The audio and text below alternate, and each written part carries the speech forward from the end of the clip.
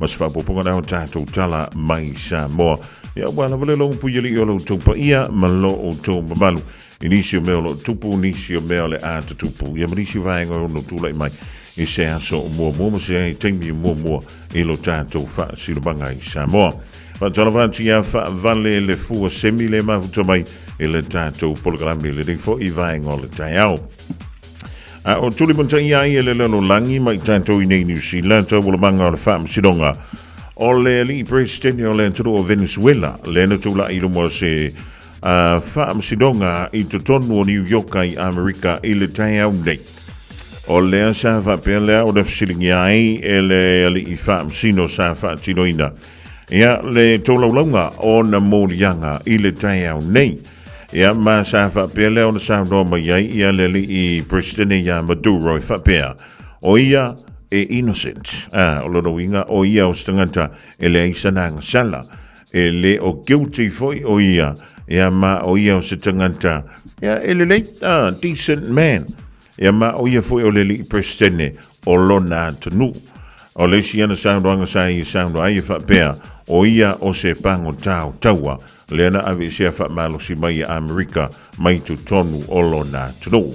O le teimi mua leo tula i eilu mo le wha msidonga i tonu a Amerika le li presidente o le tunu o Venezuela, talu ona ave se wha malo si mai tonu o lona tunu, i le whai ngola vea so na se invaya tuni lea e le militari a Amerika e tali iona mo lianga e peo tu iai.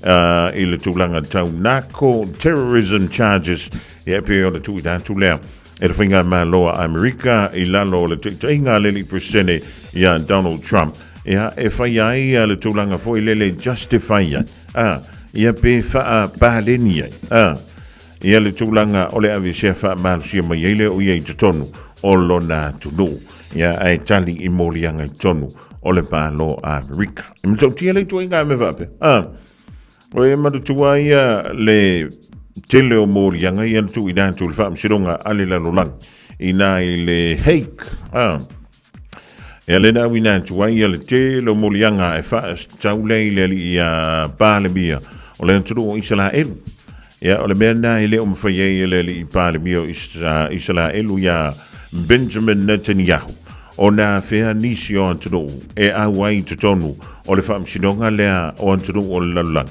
ia ona o lo ia ile warrant of arrest ala be mali o le am fina wan tuleli o palemio Israel manga isa o i Amerika ai o aso uma lava talu maile aso fitula na o tsema lua afe lus fulmale tolu le no sfai ele Hamasia le patia nisu tupulanga talava Israel aso uma o lo o me mea i eitangata i tutonu o le o ngā ele o whaingoina o Gaza.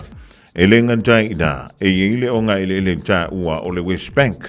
Ia le fo i tua ia i tangata Palestina o lo no fo i nā. I le tele o so whainga o lo whapele o no whaatinoina e le ngata o le amia a Israelu. A o tangata nu Israelu o lo o lātou whaoa wha malosi. I o lātou whanua e peo na lātou tā umai. I le fo i tū. O le antunu o Palestina. Ia. O mea nā o lo tutupu ile nei ia lalolang. Ia e misa ile taua o lo wha uaupea. Ile vale o Ukraine. Male malo o Lucia. O le mea e malia ile taua le ile vau Ukraine ma Lucia. O le vio i sosoni entu ile malo Amerika. E la o antu mo mea o mea tau. E wha malo sia ile lantu au tau. E whetau iei. Ia male malo o Lucia. E tantu talo no na i me tau suau. Po me yo le antunu o Venezuela o se tasi lea o antunu e pito i silio na tele i ana oil reserves. Ia po le tūlanga tau suau. E tele antu suau e mau e Venezuela na i lo le antu alapi. Ia tantu talo no le antu alapi le iei ma le aifo le leo Dubai. O le ailena so le. O te whai atu e o i leo e whewa i Lamborghini. Ka vale e kai kuaka milionga raka. Ia, o le whamai le tala. O le antunu o Venezuela. E bito silio na tele antua na suau. Ma o le mea fuilena. O le ua le vanadam na waile malo a Amerika. E toi fia o atu tutonu o Venezuela. E koe whaafu i ange i al pūlenga. O nā suau i se tasi leo kampani a Amerika le ana lato o mia mua ia le pule ina o ia suau i to tonu o Venezuela o le fusila whaamaka anga o ka kouna ai laku sesi ave whaamalosia iangi kako meko kingo kongor kako ku whaamaka ele ki ngā loloko whaamaka ele ki ngā lowanganga la sila ngonga yongo o ifo ia oe ia po ni usila fo ia e sausisia ku ngu whaamalosia kurka ko panemia la sila ngonga yo o iang kako Fika ile pese whaapaleni ai lau waalele awane ia whaatali le talofa bano ai ole tali Vaile fe'ela le ta'ame yoane I tipu ai o se fara lave lave Eva mai o e awale popole Se tu maloa le fe'e ya mole Lue, lue, o se mo I se ovae Se lue, lue, tu e lua loa I le fe'e Tu e lue, lue, ma e tene mai I le pese Tu e lue, lue, ale pipia de o le fe'e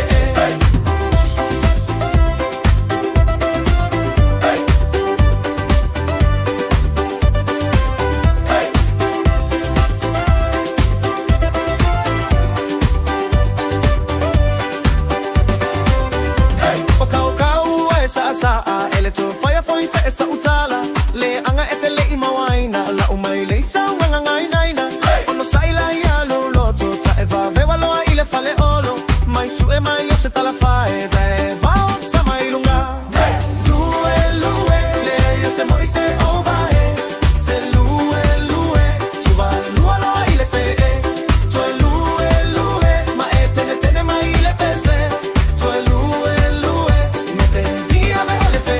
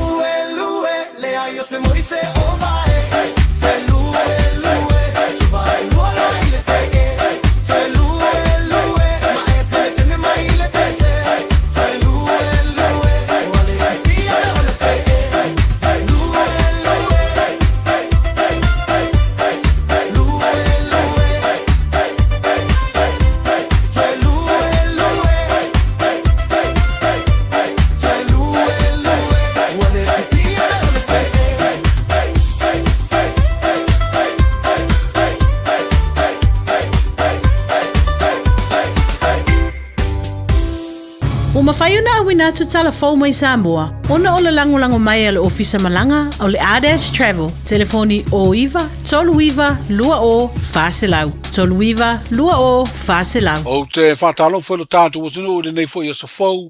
Tātou wheloa I mamafuta tau tua whai pea si mai alau whafonga. O le lango le malo Samoa I le malo Israelu le a avea I mapine o lea lango. Le whaatuina ai o se ofisa o le malo Samoa. I to tonu o lea tunu I se taimi o le a whailoa muri mai e lo tātou malo. O le saunuanga le fionga I le pandemia, sunga la uri le mani atoa le ua teo polata e wafosi, na te talai I le sunga fua le mafutanga te talo maa na pongi, anisio e kale sia kerisiano le tunu. Na ia whaino ai ma le fuanga I le whaatuina ai o se ofisa o Samoa, I to tonu o Israelu. O rof siringia pele la lolangi po fetu la ia Samoa a wafi naunga fa malo le vaitau le nei o uma na fai la declaration mo le la lolangi ato ma le tunu o Samoa e tu lai mo le nu o le tua ma e toi fa mau fa pine fa longa ina I le tatou ana pongi le ala saunei e valu vai aso to New Zealand tau failu vai to tolu masina le te probation ai femel fo mai to tolu masina fa mau per men nai lu vai e mai on sa ona e malosi lo le ia te toru la masina le fa poronga ia o mele maulo vai ai mo mori le nganga fa ftai tele talo ma tapu inga uma o mai masani ai me se foi tato ministry ese Leota ma tato pray for Israel Cruz Eric mauto uma e taia ma tato auso uma ya keriso ia le tua ono la auto fa tu ola ma loto teritonunga e tau ave ai le tato mau i le talo lele wata pena le fa moe o le tato ofisa tu tonu mo Israelu tau sanga nei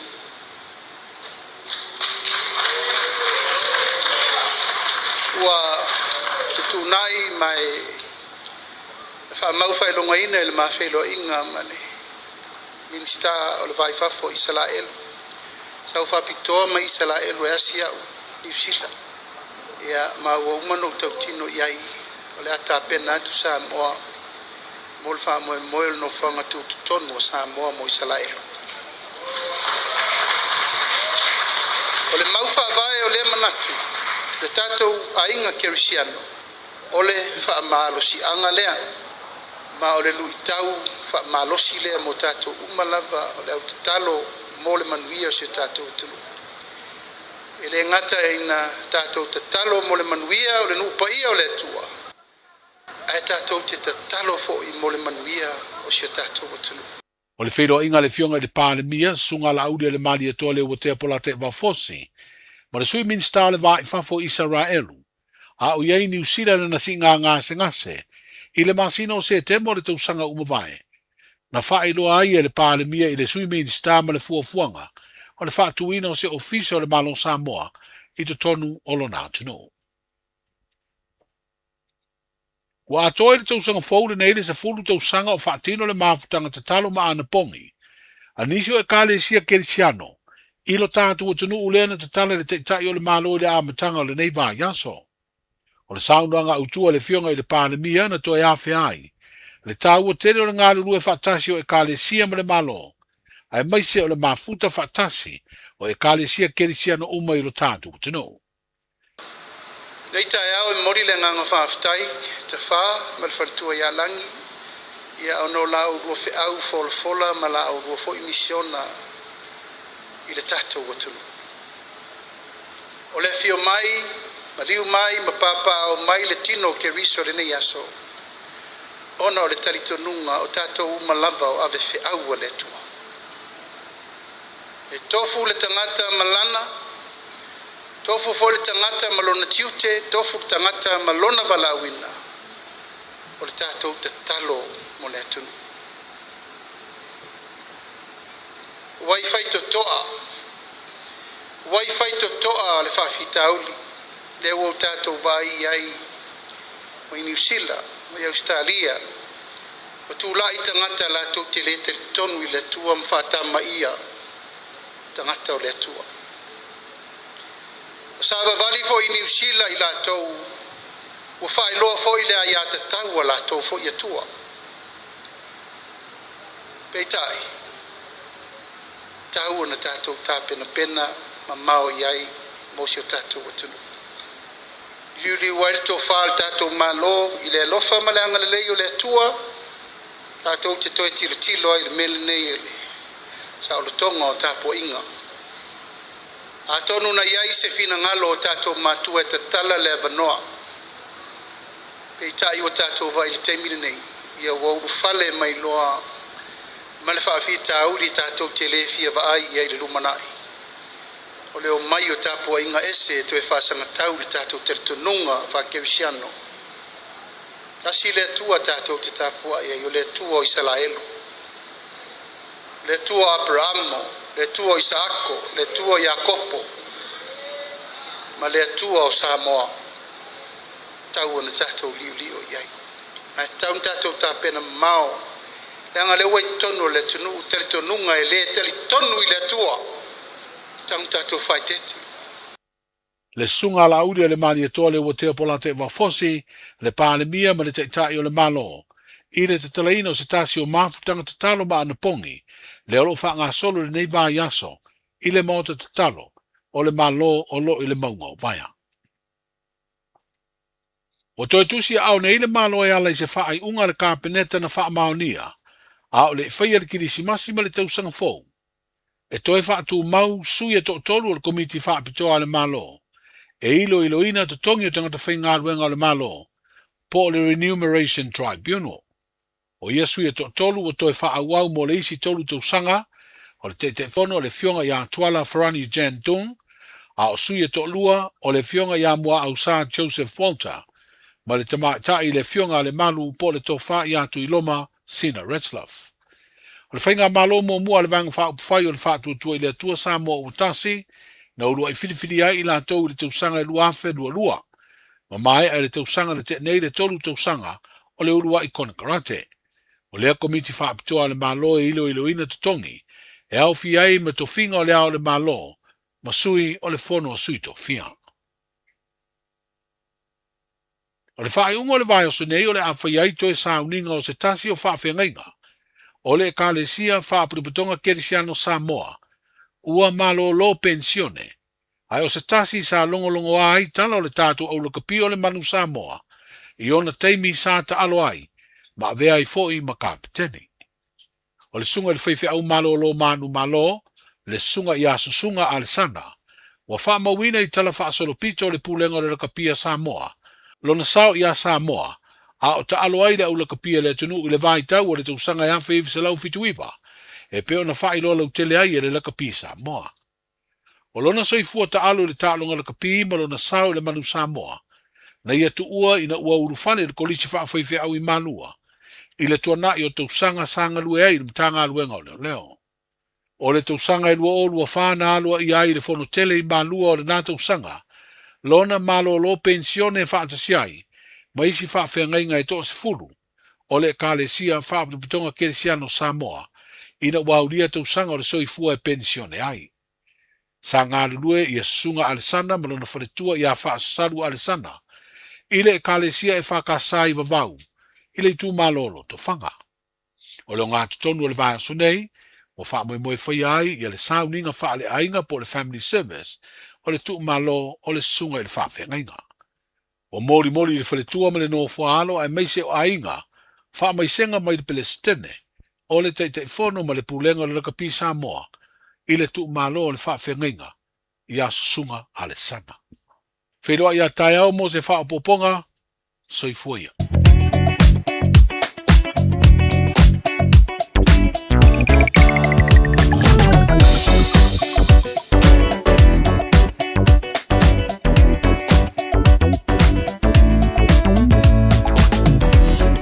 Le tanga nga fa chaile fionga yangal malabana au tanga vaya tipi au tanga vaya mo tanto tala mai Samoa pe ona sa e fa funga tile rivainga o le Taeao la fa pelona moa seisiona to au dantu ile July se fulurua ile au le so e pe ona masriai Amol tevdei fa tala fa tu ile pe ia malu ave tava le lungo tanto wala tele Anga yentu nisi whainga i whale whainga aluenga o tiutia ma whaiva alo Filipa o le so. Ilunga o le Southern Motorway. Mai au ki lani langa yentu nai Albany, luas fulu male fitu midu tolo tumau pea. E ala so longa le ringo a tātou whemalanga inga. Mai Albany i manukau nei luas fulu male ono minuti sole. Wa manga ya sole. On fasolo tuaila i lea i fea. Manukawanga yantu i te hara tu. E lua se fulu male tolo minute pea e oso antu le State Highway 1. Kolosi i tuaila i le State Highway 16. Leanga i mai te hara tu mo manukau nei i le awala lavale i tasi. E oso mai tu e le lua se fulu male valu minute. E oso antu ai le awala na i tasi le te minei mai manukau te hara tu. Luas fulu lima minute mo au whemalanga inga. Mara tua te o tila sawa le mui lau wha au tauta. Wai ane ia fuspa o lau pase se maise le whanau. Ia pe ato malanga i lunga o tātu wala te tele i le neia so lua.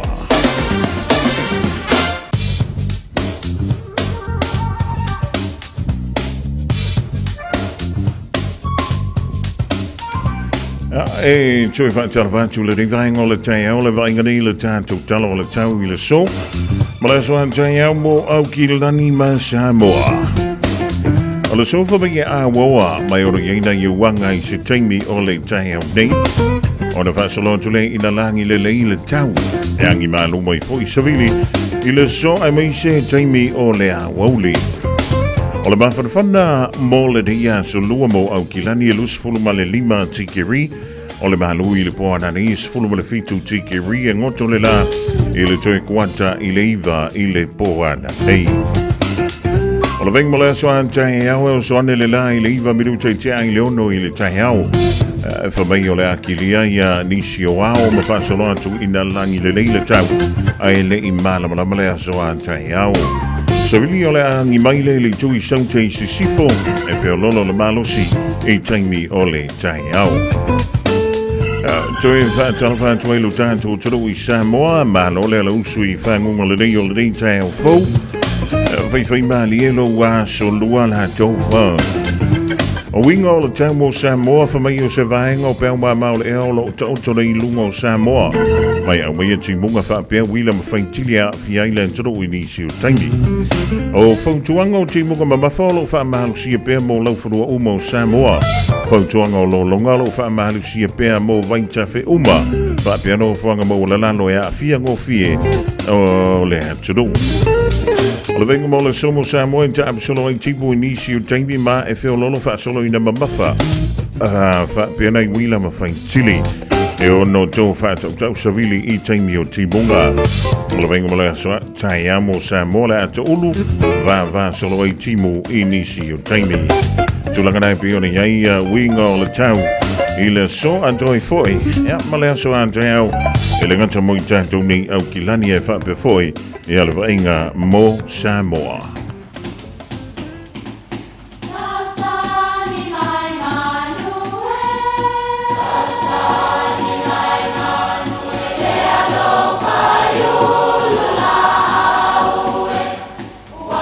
E o whanga manu I ululu o la au, awa e whawhanga I funga o la au. A o le tangata, e whawhanga I upu matala. O le mawhileo o alanga upu mamuanga ngana Samoa maona whaapongai, e a fua I lona sio mianga. O lona lea sao I le whaatufunganga o le iloa whaale aso, mai le tautua se ia o ina pule. O alanga upu mamuanga ngana, ua lantou mamanuina le tō whamanino a Samoa, mana tua fo'i, e tāo fitau muli le atunu. Ia omi whaaniu ale, e o le vau. O le mafuanga o le nei alanga upu e whapea, o le niu mumua, e tau o le niu ale. A uma o na inu le sua, o na o omi le ilima ia tae. E le langona se pa o le tae o le niu. O le upu o le vao, o lona winga moni, e te le vao e te le ilo atu, po iai se isi o le isi tu o le la au lea o lo e nofo ai. Aua le leo tele e le iloa po whaalongo mai isi tangata, ilo leo. Sole, whae te le sona, lafo upu, tau te le iloa e o le vao. O lea e whaafafonga mai le nuu o talingolingo le pō. E leilo fo'i po iai nisi e tau I le nātangata ua whai iai a tō upu. Ia manuia lau tō whaasau. Talo for Samoa o Mr. Cowboy le nei. Whaafafonga ma mai mo mai pēr I le Radio Samoa. Yeehaw!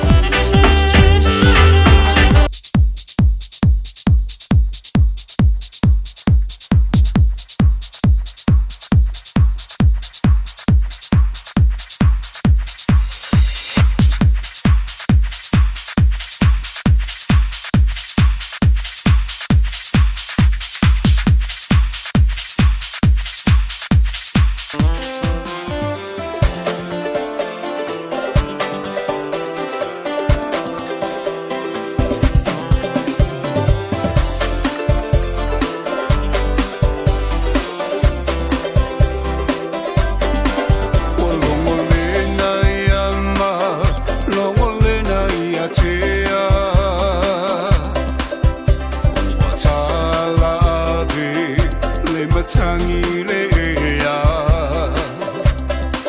Mapua ina le manongi o funga la au E o le whaaia e Samoa o tama whanau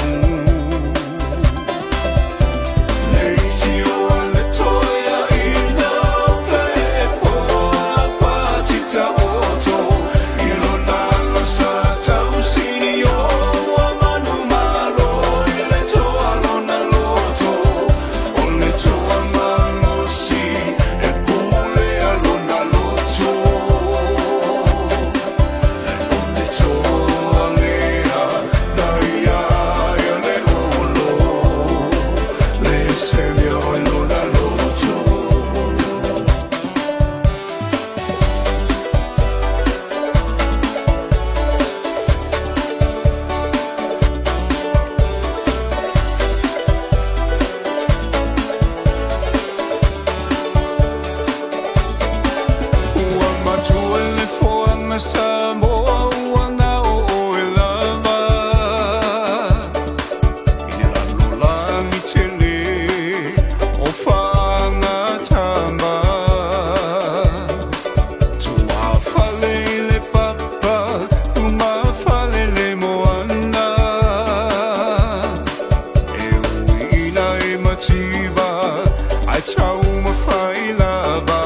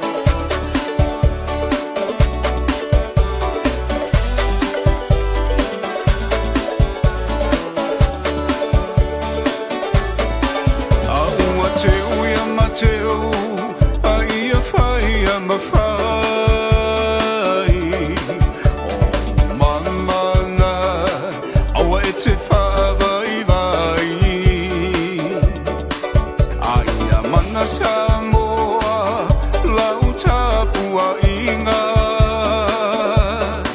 Peona talolu atuna mawhatai lo la lo whaiba O se whaiba tapua inga Le mea moni e manuia Tawina ia e mana toa lo atunu Pele male tapua inga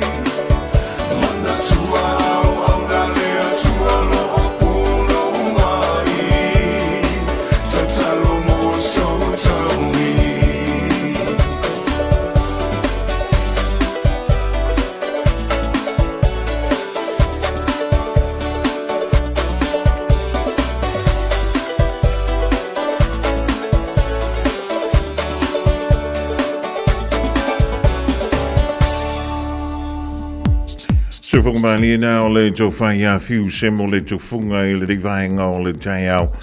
Ma le pese ua whainga ina whaivae tāpua ia ea e male manuia. Kapakaukari foi lele o longa winga. Pe o le whaiva o pe telu foi lele le ngā alu le pō ākoa. Ua whiu e lafo le upenga ua ngā pelu ai ma pe teu. Ea ae o a kulo ma le li whao le mwhaienti ei. Se koe la fokasi ale upenga. Eve menka na pekeru. Sori ya koe la foku le la vaga ka walu le po. Anga va apea la pekeru o se Samoa. Sole. O longo wina. E fiu le ri fa ola e a fu. E a poa ia kuye. Manu e fai tu le ri fa ola pekeru. Se koe la fokasi le upenga. Ai saulo male la unga. O le mga ko e li ke aru alu e sau ngi ke mi ka ya o e fa mai ko e la fo le penga o le la vaga. Ai wai o e ke fa mai. Ai ko i fo pe anga va pe o se sa mo pe ke ku sa va ya ko nga ke mi nga le va ve o por ka ya o le nga ko ki ko sa yu ko va o pe ke u e fa ya ko lo me le fa. Se ko e ave ka sira u penga i ka. O longo winga, e makua ki ngā fofonga o re ri whao.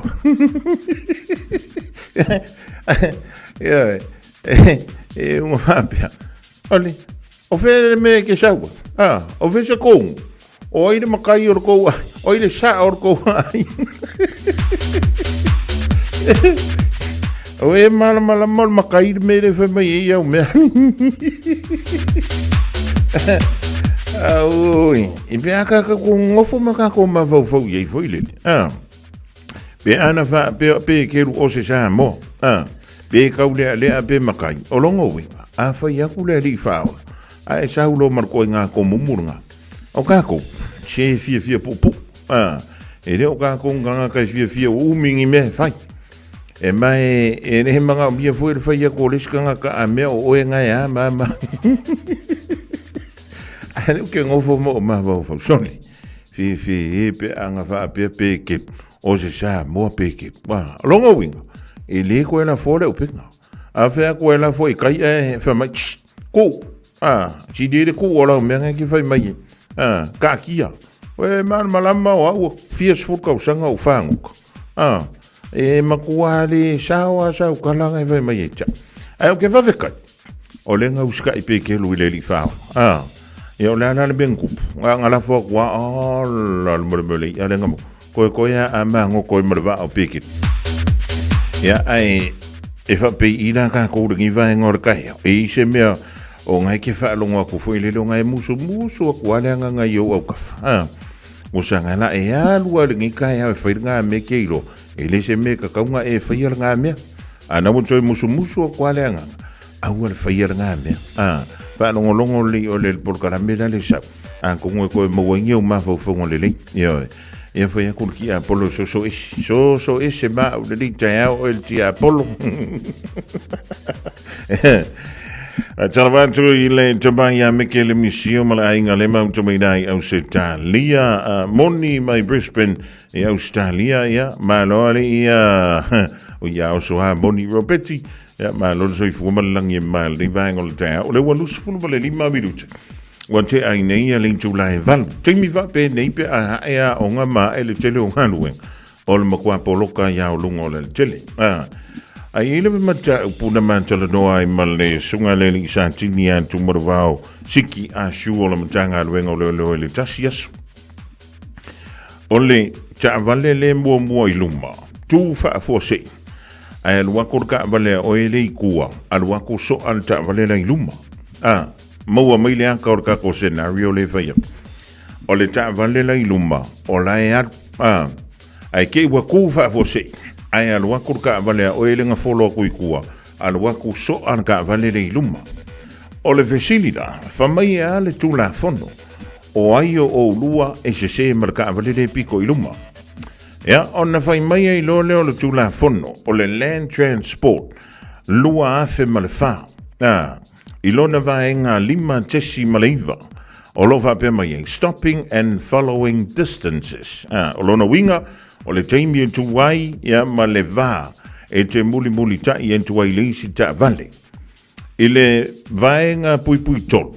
O lo va pe mai ai. A driver must not drive on a road a vehicle following behind another vehicle so that the driver cannot stop the driver's vehicle short of the vehicle ahead if the vehicle ahead stops suddenly. O le manino ia o le whaitawina o le tulafono le po le vaenga le tulafono o fe malanga inga. O le fai mai. O lau mata fai yoi lau sunga le awe ta vale. Le muli muli an kui kua ka vale le piko i luma. O le va ai fa le lei, o le va o lau ta vale. Ma le ta vale nai pito i luma. O lono winga an tu i seisi tu. A fai e kuva a fua se. Ia le ka vale le piko i luma o lau ta vale. Pe moli mu po le ale ma fua anga. E kuva a fua se iai. Ia e mautinoa. O lo o lava le va o lau ta vale. Ma le ka vale ngai piko i luma. A tu i seisi tu i le tu la fono lava le tas. O le fa mei le tu la fono. E le se le ka vale le i luma. Pe a tu fa a fua se. O le manta fai yoia, o ele avata avale, o le ka avale le piko mai kua. Ia le fai o le lua va, ia lava le va, ma le ta avale le pito i luma. O te leilo ia ante oi, be te manatua ina lo titilo le fa, anta lea ile o ngā tono lau ta avale, pe a o ngā kufa fo se ila ka avale.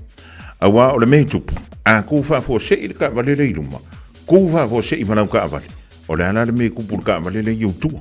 Awa o le kele o le kaini. O le alu o kākou maka, mo kākou fufonga. Ia kākou kelefonga. Ia o aso sa le in kelefonga.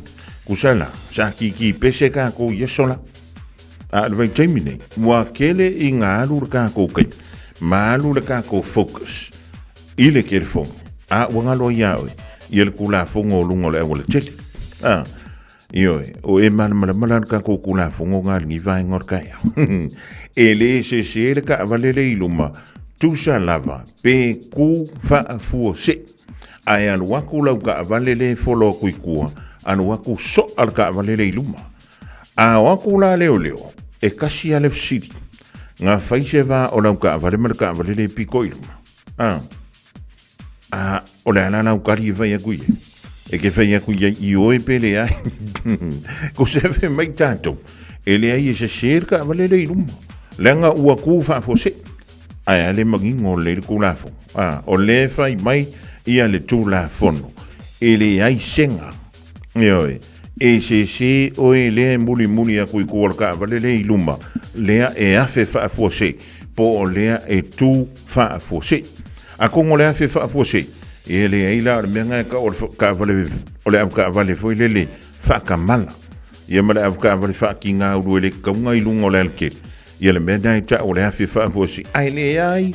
ma se emo o le sain ai awa pia e halu ana ka avale ke ia wa ku whaafuasi o longa winga e ka umaye inga e makua whakamalala usunga le avtavale le muri an tuitua le tavale ia e whapenga fu ilanga ko pas whantala vatu i le mbalua ave pas sole masalo o whaapase ia ave pasi au ke kaua ko ilunga le awala o le makua ko kele o le malu o tupu mantamali i o le tātu o turu whaletua matausi o le wanga luenga ia o le avipasi tonu lava ia o au kila neng ngā whamano antu sisila ma lo le whaatotoa fo i lunga o tātu wala tele e leo se mea whaingofi ai wha mole e voi lele e kauko masia wangosi i pasi a koe makawa i ang wako a kobo maile kongorawa whapea fo i ang kou sungari a veloti e le whapea a kere lauroti i anga e pule sa o loko i aile i lunga o kako awa i ko masia wango i a mako whamore mo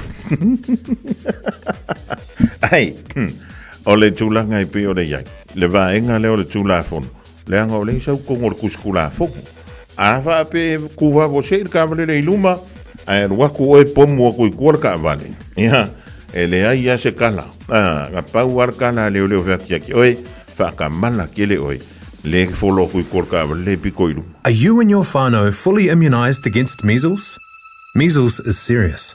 It spreads fast and can cause severe illness. Your best protection is 2 doses of the measles vaccine.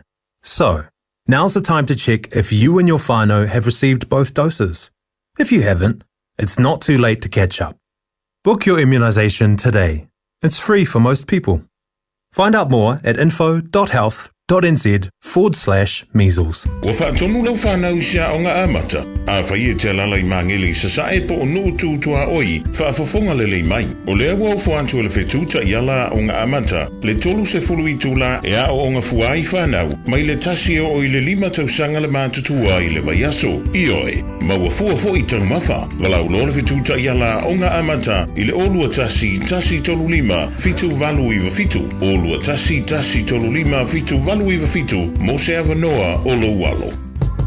Beta Drive Doctors i le taulanga whaatau i mangele whaapea manrua. O le vaenga o so ngase pe amana o mia. E whaatino e fo i matupui pui o le whanau witi. O tupui pui la COVID is fluiva mo i lato is fuluan tausanga malunga atu. Whaapea matupui pui o le flu. Wala au telefoni 255-25 mo so wanoe whaatino ai nei au nanga. O fisa fo mai i mangele i taftafane o le McDonald. Amanrewa e taftafane o le Falitusi po le Public Library. Beta Drive Doctors Clinics. O le lava vai le whanau nu whawhale le taimi o tua. Mana o mia se no fuanga i Fiafia i le ainga ato. Ta pena re ainga ato, mo se ta whaonga mata o tia i le Crystal Mountain. O matala nei le Mystery Mountain. O la hoteli ta alunga ese mo le whanau. Tanga i maleofo i le Dinosaur Gully. Titia i le Express Train. Mamatamata i le Animal Park. Masa wane le Speed Gonzales Roller Coaster. Ma awane ingalo le Crystal Mine Museum. Mata mo fiele aso mo le ainga ato. Le Crystal Mountain, Valus Fulu Candia Road, Swanson Okilani. Peasiasi i le crystalmountain.co.nz. Radio Samoa. Taslima Ivaton Amo.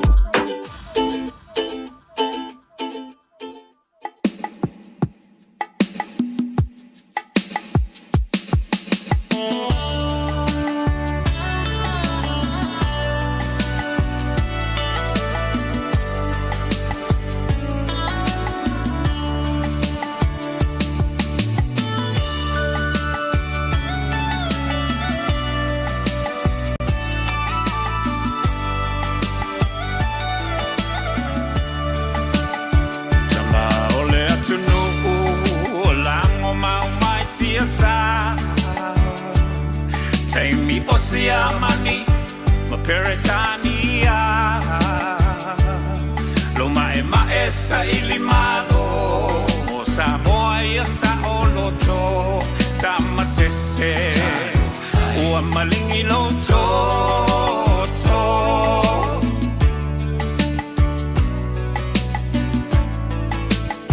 Naitina Ole Mau, Ua Aula Wina Ilau, Le Toloto Te Tele, Ele Ayo Se Fefe, E Au Sulu Le Pongisa, Ile Vao Esa Ili Otama, E Momoli, Naya Lato Tau Mafatanga,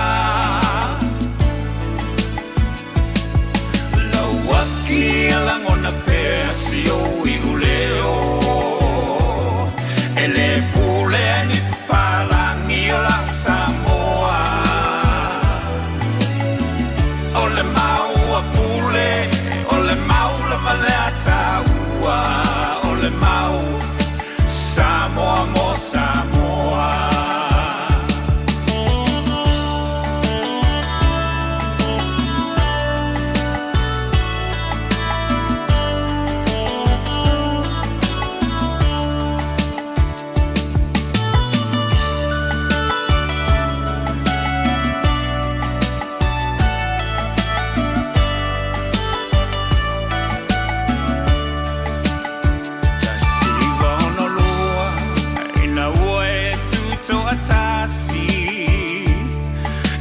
Toe pule o eni palangi tu mape mamatala ne fa bongisa o mata seiva ai le fa kolone na lava e fai tu la fono uma mai malo au fatasi se o ai ainga fai e papalangi e tele lava ina fetena I matatu manga masani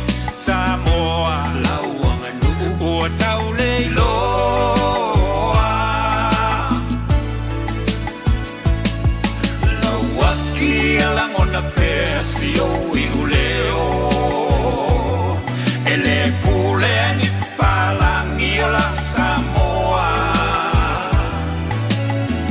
ole mau a pule ole mau la malata ua ole mau Samoa mo Samoa ele mafai e vai na tenea le alofa ele mafai ele mafai ele mafai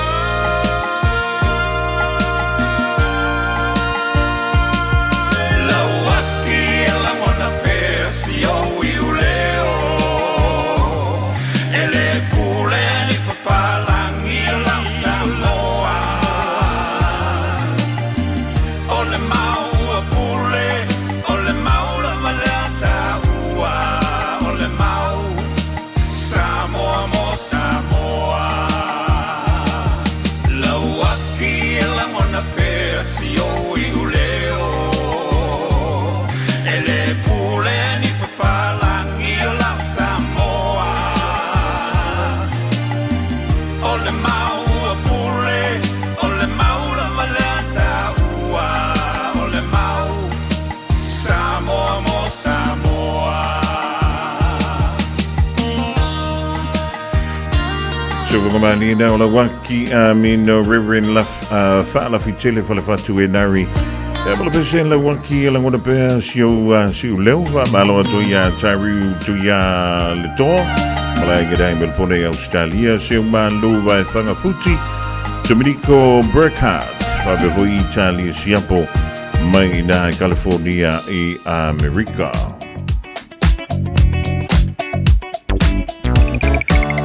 Joy Fat Talavanchu, Lily Vango, the Taeao, Lily Poti, Mai Lunga, O Antanto, Walla Tele, so Leo Jeffrey, Joy Selemana, yes, Solemale, O Shika, Yongi, Aveka, Valley Sole Lunga, Antanto, Walla Tele, Lily Vanga, Ole Taeao. Ole Utau, Fa Poponisio, Minutelanga, Yantulea. E manukawa nga i Albany ole sa lus fulfitu minute lele wotolu vanu minute yalanga yantu mai manukam ne yanga yantu i na ile yo so to lane to ile State Highway 18 sfuluono ya male luse fulu olunga la vai ole Southern Motorway manukawa na nga yantu i Albany lus fulu vanu minute le alu ya ole sa mai Albany manukam ne lus fulu male ono minute so Mai we bana fa pe o Taeao uma maso uma fa pe ia le flow o le tanto traffic. Madukam ne yanga yanto mo tata 2 e lunga o le State Highway 16. Ya ma le State Highway 1 lus ful ma fa minuti le alu ma le south. O le oso antu leng tuai i le State Highway 20. Ya ma fa solo tuai le State Highway 16. Lus ful tolo minuti le alu antu lus ful 5 minuti. Ya le sang mai tata 2 mo manukam nei. Ma le tuai le o fewa ini ya tanto trains. Le ringwing tau ona o ngā luenga wha leleia i lunga o tanto Wallanau trains. Se yo o tu lava pe umbala wala whai unga o la masi no nei u Januari. O le wha wawa tu i lava lele ma whai ona wha o ngā ina le o tanto train. O nā lai wha o ngā mo meo pasi mo whemalanga inga. A tanto ye ma saniona whemalanga i lunga o tanto no whaafi. E so se pito no lava o au kilani nei. Mana tuain te oti le sao le mu i lo faa utauta. Eva mai pea i de radio kasi lima i wakolu a mo. Au ngā tele sunga mo o he.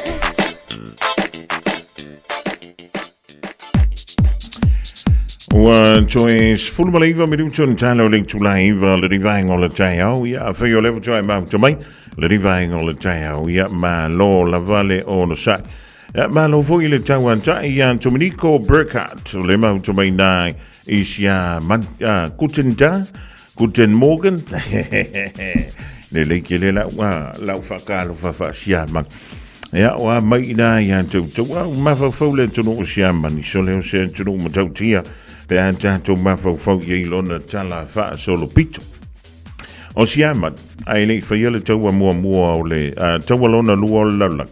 O siamani sa ile lan tau kaisa. Ia sa aula i le vaenga, fo i lele o le whamai o le vaenga le lei. Le iai ia Peritania, ia Mafarani, ia o le vaintau nai, le i te tele le alua Amerika i kongora kau o le vaintau le da. Ai na o tula i mailo na ta i matau tia le sa iai o Adolf Hitler. Sa va pele ona vea loa siamani, ma se tasi o antunu sole. E piko i silinga fefe i le kele wa kongo le langi le da foi vaita. Ai sila iai le whafanua o le tunu o i siaman. Sika mai sia mangia. Pea whaatusantu le ia Peritania, whaatusantu i le tunu o Farani, whaatusantu ia Amerika. Ia ma le tunu o lo Lucia. O loko kangaka, soli. Ia e vai, saua mai sia mangi, o a kupu le ka kou i sa mos, ala se mamau. Le mea kia, e le i taunu, ia le moe mitinga le li o itila. Na ia moe miti ai, e pu lea e sa mani le lalo langi ato. E ala no fai atu whau, ta iele i taunu lea moe mitinga. Ona, e fai tau miliona tangata, iutaia. Lena sunuina i le nei ali. Ia malana vaenga au i le na vaita. Vaita miliona ma miliona. Eoi. Man tau tia le tala wha salopito le lola. I le tala anga o le nei fo i tangata. Ia. Ai po ai lava la le ta i e fia malo ma fia ka maleanga i fia. E le ima se ka i e u le rei. Eoi. Nga le masei ia le meo o ia. Ia pena o le otia le meo o atu ia. Le anga fo i au whaatasi lo tangata. E le nganta o tangata o atu nuu ia i tinga aina i lona sawa po o le lato sawa. Ia o nga maua lo leo le tūlanga fo i le. Ua fiwa koe whaimai. Ai le aiwa i sele mela walu atu ai. Ia le langona o tangata lau tele. E whaapena fo i le mele o lo tupu le tanto lalolangi i le nei vaitang. Eo, o lea ua amata, o na tātou vava aiama tātou malama. I le ese o mea o le whai mai, o le wha te moka rasi. O na wha tātama i eile i luma o le kala foile. O le mako ki a koe whaasa o loko o kou, langa o fia kausanga o kou polonga le kou kaika. O le fisiti, o inga whaaka ngā kua o kou ki o mai e whaasa o loko mako. O le tunu o le tuto tas. E le o i lalo se pulenga seise an tunu. E pila no uwhi entu i foile. Anga wa pia lau ka kou samo. Ia wa o sola, o le sa i le vau tatou. Ia ma tatou uso ia mai tonga. Ia oi, sa fe vanta wa i samo ma tonga. Sa fa pena fo i ona fe vanta wa i samo ma fiti. Ile na fio tau sanga wotona iatu. Alwa i la ia. Ia o le anmele wo o iei tanto. E mo ia santo tupu. I le vaitau o le ono se furu, 5 se furu, ka ngu mai ngi usila, 5 se furu, 20 se furu. O le ala wa aluifo lava. O le ua pito sili atu na umile taimi tanto tele leiai. Manai un tanto uso mai ia antunu. Ia nei lo le taimi fo i tanto te fe ese iai. Ia antonu o le tanto fo le wa tanto iai. O tele ele maala malama o tanto. Awa o le kai mai maua. Ia le mea ngā kōke whewhesea i maisi tangata. Mai maua ilo nā kō kaimi, mai maua le kā kō kaimi. Ia ma a whaina atoi tātou i mei au tū la whonu. O le la vai whai atunu te tele nei. Ia wai le mo se sia waku whaalawalawe atu iei. Ia, o le na whai meitala, o le na whisotai i a Venezuela, ia ma le atunu o Saina. Ia whapena fo i le atunu o Lucia. Ia e whawhekai ai le ingi mea ke kele o kula i mai. Ai pangalia. E le aisa ia li sia kung. E arua poi fofia pule i tonu. O mea tō tino. Mala oa, mapuna oa whale nā tura. O le isi atunu. E le isia kula fongo i lau le laringi. O lo whaapea mai. Ia. E whaakanga ngā ruaku o e pai pule i o i le kungu o la whai. O le mea ngā, le kupo e ngei le vevesi o tātou. Onga o le fia pule fua o le si antunu. I le isi antunu. Ai o le ala le mea kungu ki kele i o lo whai. isi antunu o Papua. Ia po Papua isi sifo. Le pu lea Samoa e o mai le temlering. E le antunu o Indonesia. Ai, ma se mea o whai iai. Alai whai mai. Ia, leanga e kakau ngā mama. Ioi. Ngā ole ngā lua whaafua e le whati.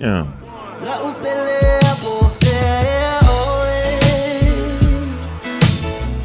Wo le whaalongo isi o le oe.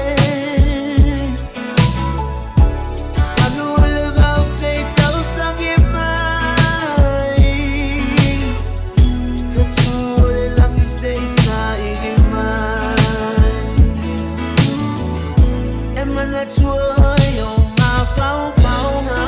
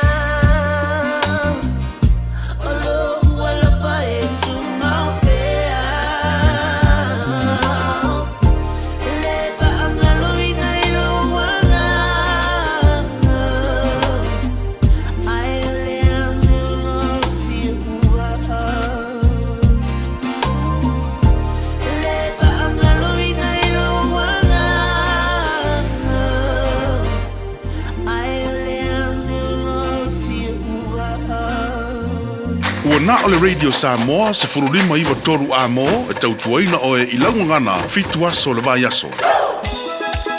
O le wā tui whalu mala whamiriu te on tāle o le tula e iwa le rivang o le Taeao tāle iwa au rātu swapu ponga o tātu tala iwa i whanua ma tala i tala wala kana Peritania o le ia solua.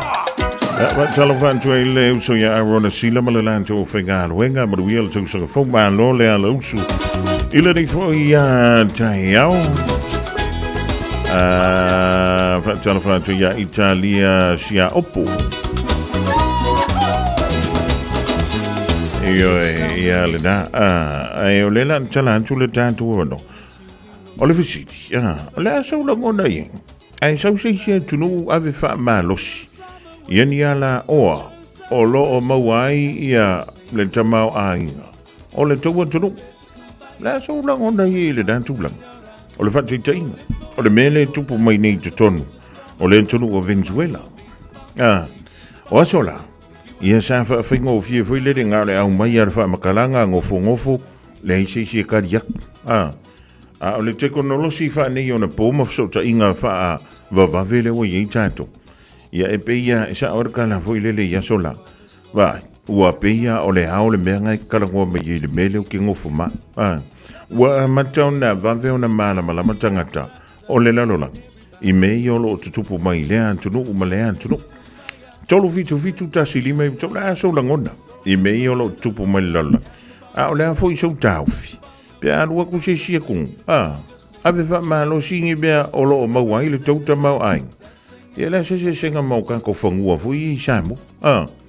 O le ka kua o le fangua o le ainga o va ku markua oi. Ia pe o le fa punga fui le lo tatu. O le si kua oi. Ia e tumu o le fa msidonga fanumu sua fa ingame.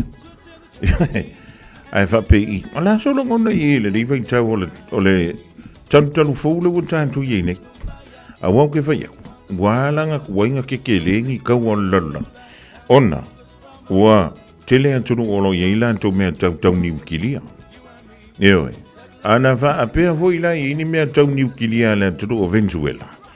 Ia antonu e peye fa fenka voilele ya Amerika. O ngaus fa ia ma tu tau fa ia ve se fa malos. Ia le teita i o le antunu. Ia wafo i e ka si ele po mua pa. O ke fa ia koe le imesa kungu e koe ngofu. Ai, fa ave taifo ina ia pom ia po ia menta wa kau Fiafia a wa ko fa ia o no fo ma fo ma tamanta tu le mele tupu mai nei i tangata nu o le a ile o kasa i dai Palestina le mole menka o le sawa o folinga o le fale banga ia sawa koea o meala nga kulanga montulanga fali ana u fa pele o ai e koi kokongia. Le fausia. O ai e to ngia le fausia ina. O ia fale. O lea le umi. Le fa karikari ai. Ai o lea foi. Lea unga tupulanga. O lea koe foi ia koe fausia ia mea. Ia wa al temilni. E silsila ia anta ia o mai o. Ile te le vaenga o le antunu amino le aile o kasa. Sole. Ua makua la mole anto. Fale fonga fale fia. Ua makua la mole. Le mea lau te whaia tua i tanganta o le ai o kasa. Umana o mai ilisi tua nga ilisi tup o mai mātu i saute. Pomu aku i sauke. Koeo i māku. Ia aku i māku. Pomu mai e inga. Ona toi foi mai foi le i saute. Oka. I so le matau tio meolo tupu i le reia na lolang. Ia ai. Ele a faina le o le mea pito sili o na tau ia o le tanto ono sa ia wa ko fanya kuanga pa e ka si le pomu ni kili e pa le tembeleri ia onga veve silo le langi anto ia fa malo antia Ramona ala timu le ma futo mai le nei Taeao e va pe foi si o kamale ia Solomon Leas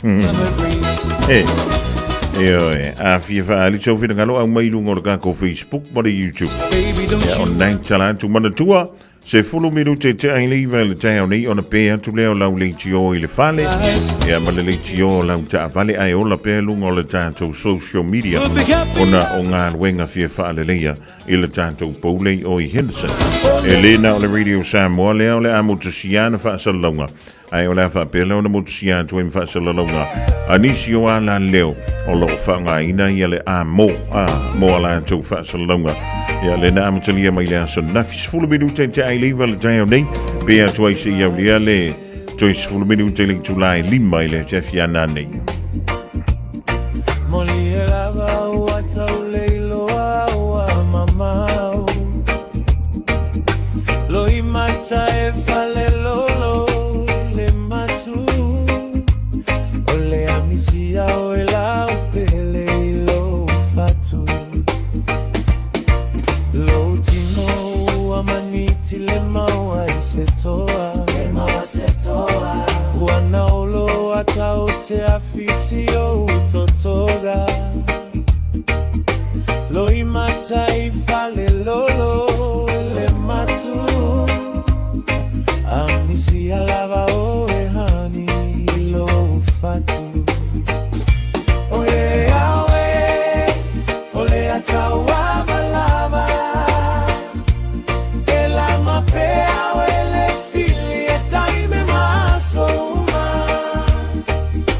O lo fama o ni awane i masei. Maya e tau tuana ia e teine lelei. O e awe o le atau avalava. E la mapea o e le fili e taime maso uma. O lo fama o ni awane i masei. Maya e tau tuana ia e teine lelei.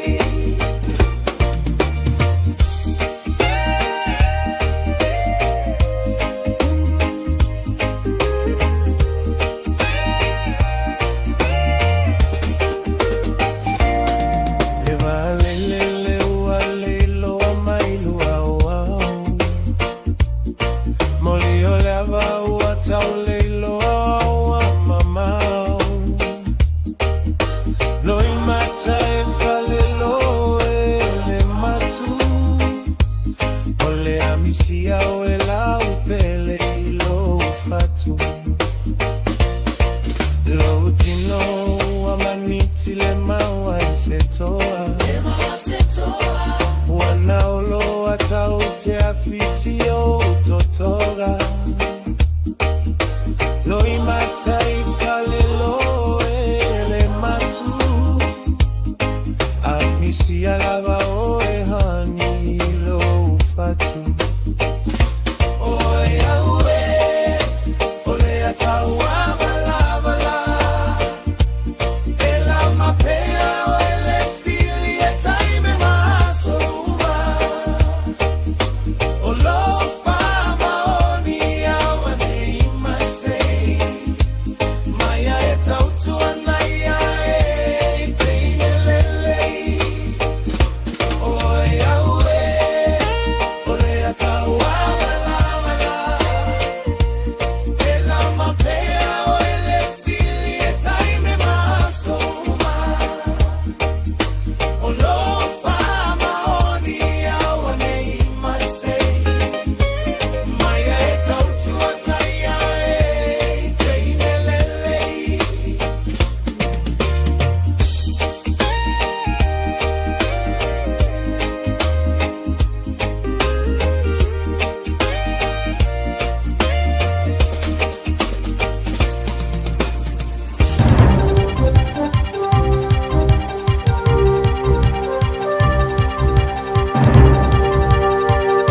In this update, a New York judge has set down a March court reappearance for deposed Venezuelan leader Nicolas Maduro. He and his wife pleaded not guilty to drug and weapon charges in a Manhattan court this morning after being captured by US forces over the weekend. Maduro is represented by Barry Pollock, the same lawyer who defended Julian Assange. One News US correspondent Logan Church says Maduro's position will likely be the core of his defence. They will likely argue that as a president or a leader of a sovereign nation, Nicolas Maduro is immune from prosecution inside of the United States of America. The Health Minister says Manage My Health should do better with keeping people informed about its cyber breach. Hackers are threatening to release more than 100,000 people's data if a ransom isn't paid by today. The privately owned health platform says this week it will start notifying affected people. Simeon Brown says there is a process to go through, but Manage My Health hasn't been as responsive as it could be. I don't believe they've been communicating as effectively as they can. It is a challenging situation for the company, but communication is key when it comes to these situations. Wellington's Aotea Quay has reopened after a large diesel spill when a tanker hit a barrier and sloshed about 4,000 litres onto the road. A northbound stretch of State Highway 51 will be closed in Napier between 9am and 3pm today for barrier repairs. Traffic will detour via Awatoto Road. A Paris court has found 10 people guilty of cyber bullying France's First Lady Brigitte Macron with false online claims about her gender and sexuality. Their sentences range from bullying awareness training to 8 months suspended prison sentences. Some of their posts suggested Macron was born a man. Others likened her 24-year age gap with her husband Emmanuel Macron to paedophilia. The posts were seen tens of thousands of times. That's news. In sport, Venus Williams and Elina Svitolina may end up being one and done as a doubles pairing. The experienced duo have been beaten in straight sets at the ASB Classic by 18-year-old Iva Jovic and 20-year-old Alex Iala. It capped off a big day for Jovic, who fought back to win her first-round singles match in 3 sets. The American is proud of how she and Iala refused to let up. We just kept telling each other that we can do this and it's not over. We just kept repeating that to ourselves, and then we were very brave, I think, on the set point, so that ended up paying off. Travis Head will resume at 91 not out, chasing a second century of the series on day 3 of the final Ashes cricket test in Sydney. Australia are 166 for 2 in reply to England's 384 all out. That's sport. I'm Jodie Gill. 24 hours a day, 7 days a week. Radio Samoa streaming live on www.radiosamoa.co.nz. MEOK with 30 ground. Let's go. Yes, you can. You call me a girl. Yes, I can. We can roll down the street if you want to, lady. 'Cause you're my baby. My baby. Yeah, we'll follow. What's our move? Sa umo for fatali male. Oh no, style. Oh my, ele umalo saluati. Ilo fia follow sa ubumai ya wehani. Ba imam, ba futanga, ba fana. Be analea ile fili ole le yoranga. Oh ulangona wa mawaluma ia usunga. Lufa walunga o ema ui aso uma. O fratu uatae uavai vai. Lefia vai, lefia bayatu ia ohani. Se upumalu, efaile amao pusulu. Nimo amolulu, iuliupulu, weta musu. Se masalo, wa emusu, yata ita. Watamu o ukufa besi, thing you still lie. Taulemu, lo ufatu ia ufainga. So for ya malolo I lo ainga.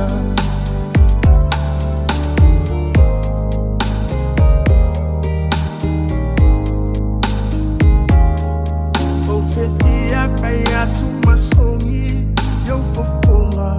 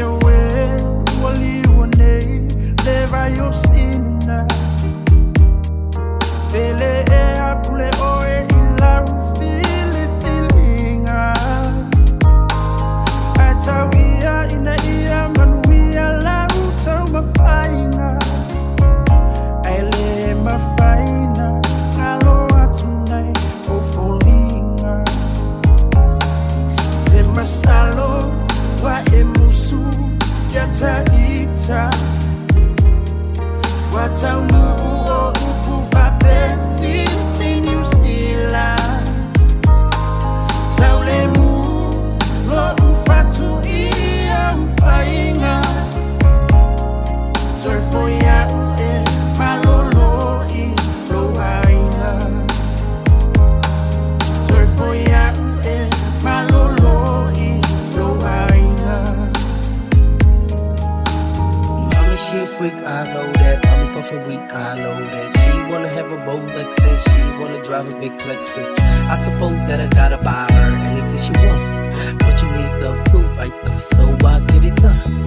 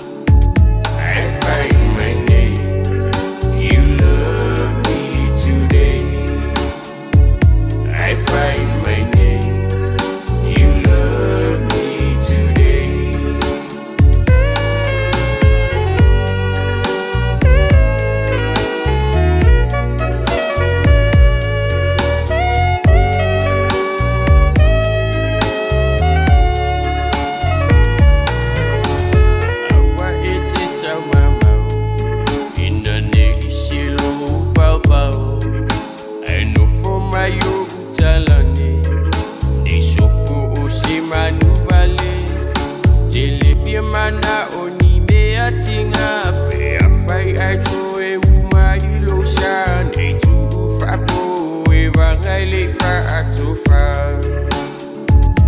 I fai my name you love me today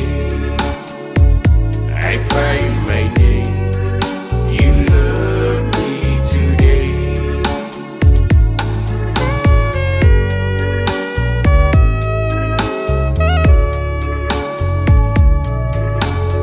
apa uso ulanguna ai ma uma wa yo se ula pe afai ai utalinga jatali iso alofa Chili tui mana o se yo o Taeao alufa mai nei ilusa umama o awa o talinga o le fili o lo tafafao I find my name you love me today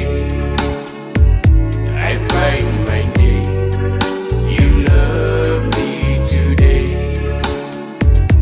I find my name you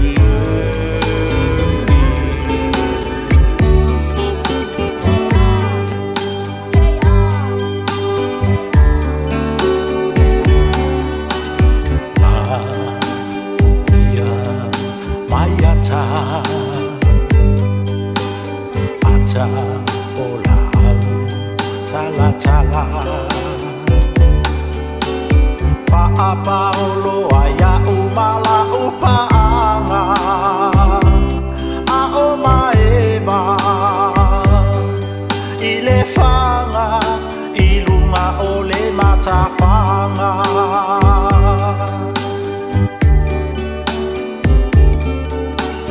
Fati papae mai ngalu aho volasia semana tu iate oele pele ilo une fatu ta umaya so walofa mo ita ai etele yalu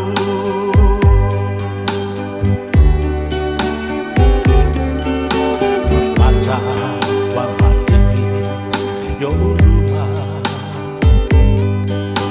itamo mai fusi atu ita e sulu mai fo ilau mama ilo une lima ma etangi lo walo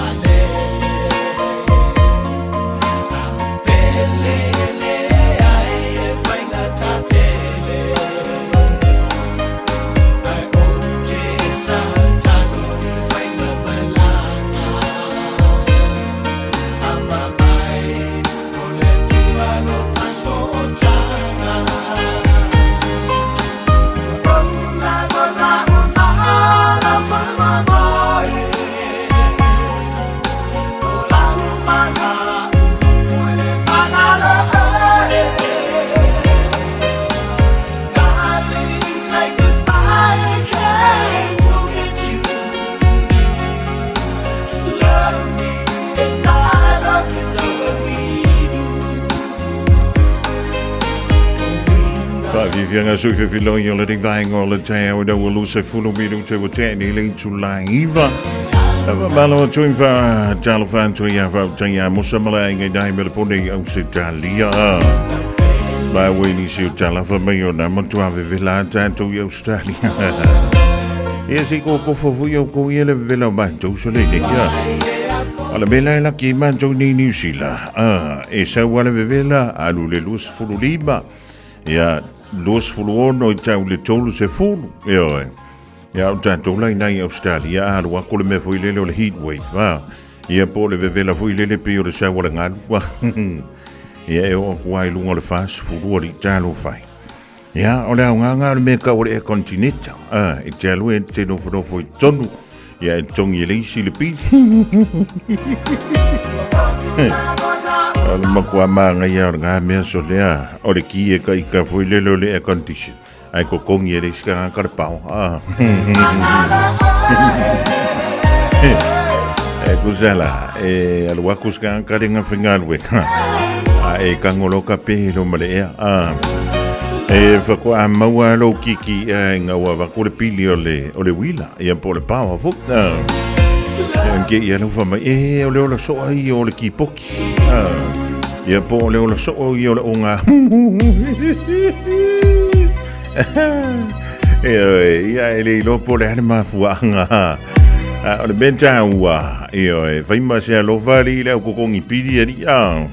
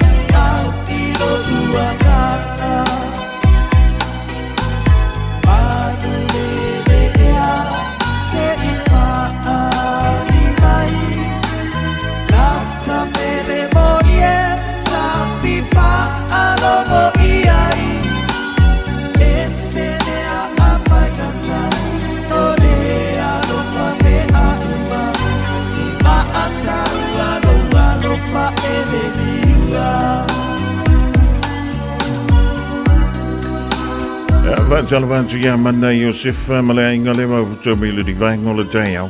I have my ear to Milico Burka, Jam, Leo Moina Shama. A -4 degrees.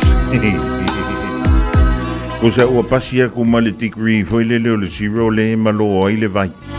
Ya le mawaile tanto isa le ku kongor pusa isa so le. Ya le bang ye fu yo le me o le manu lu so le moe a.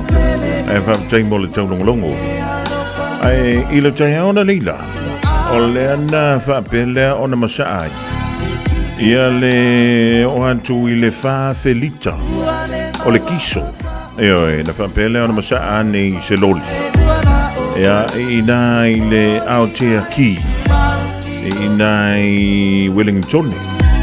O le ala wa toi tala i le awala le sa ma toi poloka i le Taeao na lila. Ia ona o le a whaalabrave pe o na tūla i mai. O le mafuli ai o le roli le na la i o na iei ma le pū. Ia le ala sa whaapele o na masaa atu e ma le kiso.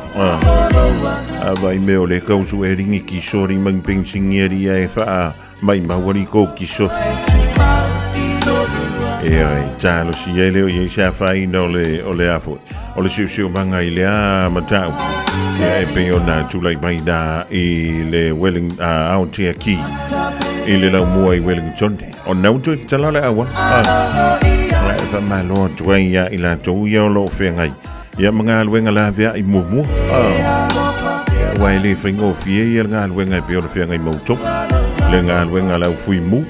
Ngā aluenga le au sosoani mua. Ia ma le ngā aluenga ana manta ngā aluenga o leo leo. Eo e kau kuku i la not whanong kakao kako. Ia ma le kele o ngā aluenga leo leo e whai. Ma kou ia au ki rangi le mako au si ka ia. Ea koe kau, pai le kou a velo li pere i. Pere i kango foi singa fuala a warkai au ngā wala i ngā mafuli le lot.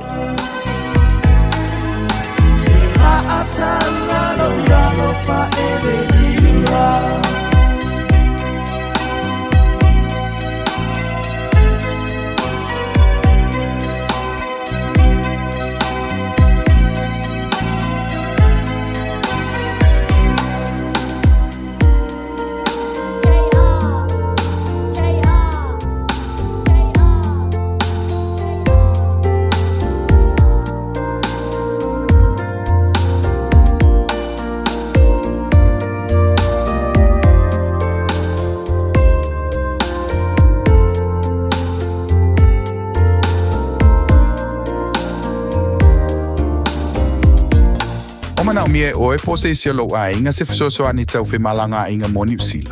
Ima ta au pue le vaita mai no whanau po ngaluenga. A whaia lau tali o le ioi, wala au loa Ken Ferniho o le Fern Immigration Services. E iaila na laisene, ma o silia ma le se funu lima tau sanga hola na tau tua. E toa tele tanga tau o fisoso ani iai Ken, ima ta au tau fe malanga inga. E awhia ima ta upu na o atu le tribunal, ma apili le minister. Tanga iana e le Facebook, ma le upenga te whailangi I molimau. Mo nisi whamtalanga, wala au mai le Fern Immigration Services. O luatasi, tasi lima tasi, o lima. O e si la fia e iwa te si ma le tolu wha miliona ta la le se leni a le UTOS ua toe whaasafua atu I ona sui whai unite I le lua o lua wha. Whai sau teo ngā tupe e teo wha whainga luenga ai lau se leni ina ia vave wha tau nuu se wha moe moe ta ua a lau a inga wha pe e ka le sia. Wha o ngā au nanga le ANZ po le talofa voucher, le M ta la, ma le My Cash e ala I le Click X. Wha afso tai mai le ono valulima lua ono iwa wha iwa, le www.utos.ws, po le emaili o le info@utos.ws, po le Facebook, le UTOS, le wha aputu ngā tupe teo wha whainga luenga o le mawaenga tausia Samoa, teo wha whainga luenga e mātau lau seleni, ai sele e oe le manuia. E te mana e maua se luma na e manuia o la wata li I polo wa whawhine. Ua se fulu nei tau sanga o whaatino le Pacific Advanced Secondary School lea au o nanga. Na whaawaile nei a onga e Sir Michael Jones. E whaonga I nai ngana le Pasifika I le NCEA. Ma ua fua o ngā toile ai ni pilia onga. I le tau sanga lua o loa whana ma ua lunga I le whainumera o alonga whana wa le pass na au sia tongi e ulu whale ai I le universite, po le university entrance I le tele o kolisi I au kilani. Ua uti awa noa mo le lua o lua ono, mo nisi whamtalanga wala au loa le pass I le ovart se lau valu o fitu lua fitu fitu. Ovart se lau valu o fitu lua fitu fitu. Ta lofa lava, o le siu fofonga le neo Samoa, le Radio Samoa. Faitauina le upo le poto no le tautua matavela linga fusi and Sons Funeral Services I mangele ma Samoa. I taimi o mawhatianga ma whaanoanoanga ona o le maliu. Mana tualingalinga Fusi and Sons malana au nanga. Ole a wha maa venga atu mo oe male a inga. Wala au ile telefoni lua fitu lima, tolu o fitu. Awa walanto fitu tatala I le seseo lanto manantu. Ua papu waso lanto wala ma ua tu mawai I le wha no noa. E leo iai fo I se vai fofo I le unga o le tangata. E leilo fo I se tasi na toi fo I mai nei se oli. O tātu tutupu ai le leai. A oaso a muli o le a ave fo I tātou. E peisa I ua le ai I tātou. A wā o le asu le mana vanga o tātou punga isu. A o lo tātou mawhawhau. O le alo yafi lea e oso I le mana vanga o tātou fatu. A o ina pēlea. O na liu lefu lea o tātou tino. E tā bea pe fo I lo tātou wanganga e pei o sina savili whaatau waa. E mawai antu lo tātou wola e pei o sina puao I titi. E tā apea peina e pei o se ao ua tulia e ave o le lama ua miti ia I lona vevela. E ngalo fo ia I tātou ingoa I aso a muli. E ye a leai fo I se tasi na te manatua an tātou ngā luenga. A wā o le mawai antu o le anta o lo tātou neiola. E lento e fo I mai o se tasi o e naoti. A wā ua wha mau wha I longa ina, ma ua le ai se tasi e toi fo I mai ai. O lea, o mai ia tātou te fiafia I mea lelei ua maua. Ia tātou wha o ngā o mea o lalo nei, ma le whilinga e pei o ni tau le lea. Ia whaatumuina I tātou I le waina an tāua. Ia uwhitia I suau u manongi le lei. Aua le tuu ia mawai ese le fua mantala o le vaitau sanga le lei. Ia whaapaleina I tātou I fua rosa, a o le I mamai. Aua le tuu se malae tasi, ma le le whai ai o tātou Fiafia. Aua nei alo ese se tasi o tātou po ula. Ia tātou tuu I mea uma o whailonga o lo tātou Fiafia. Awa lan tātou whe aule nā molo tātou tofi. O maia ia tātou whaasawa I le tangata mio tonu ua mativa. Aua le poi I le whawhine o ti lana tani. Aua foi le awa I le ulusina o le toe ina ua tele ona tausanga. Ia avealo tātou malosi matu la fono o le amio tonu.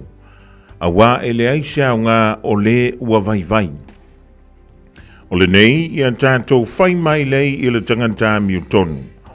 Awa e le au ngā o ia te I tātou, ma ua te ina e ia la tātou wa mio. Ua tau leanga o ia te I tātou, ona ua o tātou soli o polo inga. Ua wha maasiasi I tātou, ona ua o tātou soli o tula fono na awa o ina I tātou. Ua whai mai e ia te ua whai mai te ia le poto lentua. Ua tau foi o ia e ia o le antali I o lentua. E mawhai lava ona I tātou I le vava ai I ona manta. Awa e le tusa lona o langa malo isi tangata ua ese lava o nala. O ia tāu fifo I o tātou tangata Fiafia ula. Ua ia alo ese I o lātou wala. Ua pei lava o ni mea elea ia teia. Ua whaasilisili e ia le unga o tangata ngatonu. Ma ua ia mita I tāu lentua o lona tama.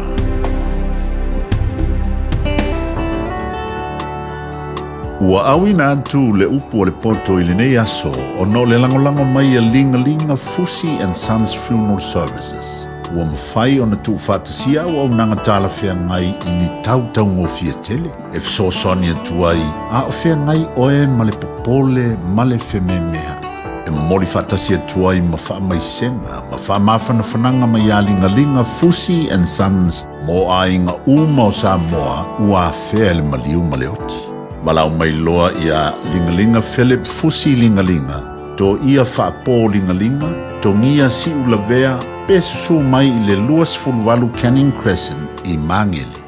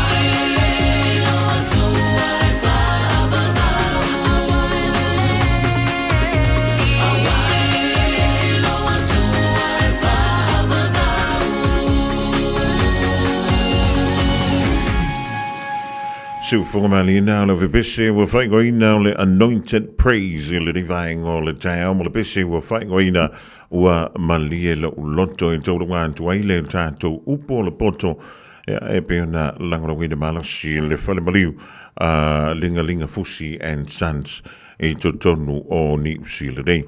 O le wan to e lus fultasi minuta o na tāle o lintu la e se fulu tāle se fulu o na wina tu leo nisi o tātou telefon. E pe o na tāpena mai eile vaenga o telefon la ngana peritania ma tala I tā longa Wala wale longa puyili o lo topa ia malo to malu suia le sema fa tasi mai le talenga yanti te malu polkalame o le Fiafia mai ia pe mai e tatu telefo o le rinfo i Taeao o e si la fia o lo ye le si tanto wafo e lua ka ko mo meo wafo ingo aso malo lo le o lo lumana eo e alena o le aso malo mo i tanto i au kilani le e leo toi mamau toi lua vai aso na tanto o lia foilia ai li fa pila via umantu i ama isi pitonu a fa ye te fa foantu au kilani ele o ko e finga luenga o ko e faia menga o fe au ma a solusu male ono la masina nei o January lewa tu mai yai ia le aso malo lo o le Auckland anniversary le famra tuina i tausanga te tashi ono le palasi le tanto aso tolu tashi i masani o le famra tuina e le aso muli ala masina January le Auckland anniversary Bijai la una lepa uan tu ile astona. O le bafu angana le uan tu mai ilo mai le aso lusu maleono o le masina o January. Ona tato wanga yantula ia le masina o February. February na palasi le aso ono o February ile aso February. Ya la stone wana le famra tu ile waitangi dei. Loro winga. O le vei aso muli na o le masina o January. O le fo ia e le tele wa o ngai lona so lus for fitu ia onisia o ngava e le si vai so yona tuatu ia po le vai so mo na le masina o February ia o le so na o le so malolo ia pe o masani i tso o ma waitangi day ia joy fa ma tu mai ia i tanto le fenga inga le na senia i le va o tanga te fenua ia male malo ia po le afo po le crown e tau la maile ia i lantou na sini ala na whenga i ngai le fia sifuru kausanga ua tuana i atu. A le maali e fui lao le whenga inga. E o mai lava le taimile o le alawe fina wai i le malo ia ma tangata whenua po tangata maut i lona faa winga ina. Fai mai le si tu ia o maa koe sa a le wha mai fui le si tu i le ia o koe peru wale iloa ala ia po ai sa ai o asoda o le lanta mai foi le mo lo si la fia fa ma wane le ka le na solus fuluono o le masino January o le tanto wa Auckland anniversary las malolo aso for Riley yona tuatu ia po le so no na le masino February ia o le tanto wa somalo lo na o le waitangi te ia nga ka kia kula va ia wa ka ia ai pula o ia po au fika po au me fa ia nga so e pequeno we vele la vau pequeno we fanya fe au nga va tana va tu ninta ya but we al tau sanga fo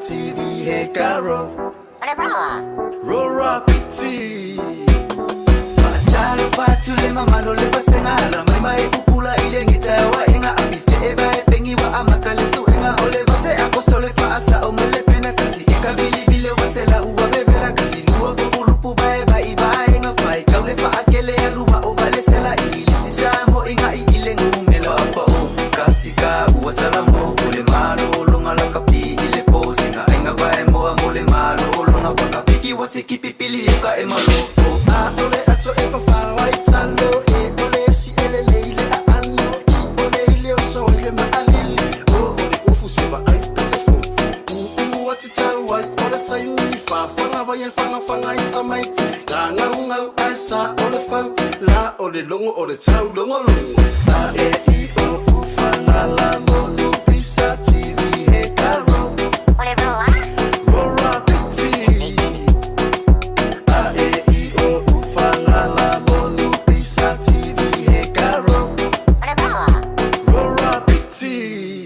chala lelo chala la cappuccino assassino fa meglio le fa aquele a ola le guangimo tum saho pule lava oe pe ama kamele oh hey si I'm sorry I'm not to see us in a rock to the eva I own me along mana and a papa and I sing a song 5 4 children and so sing along I sing a ra I sing a ra I sing a ra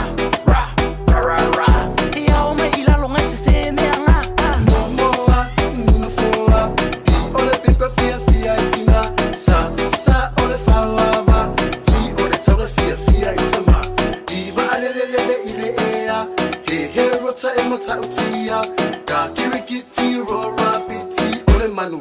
if I don't love it, o fa la la monu pisa TV he caro.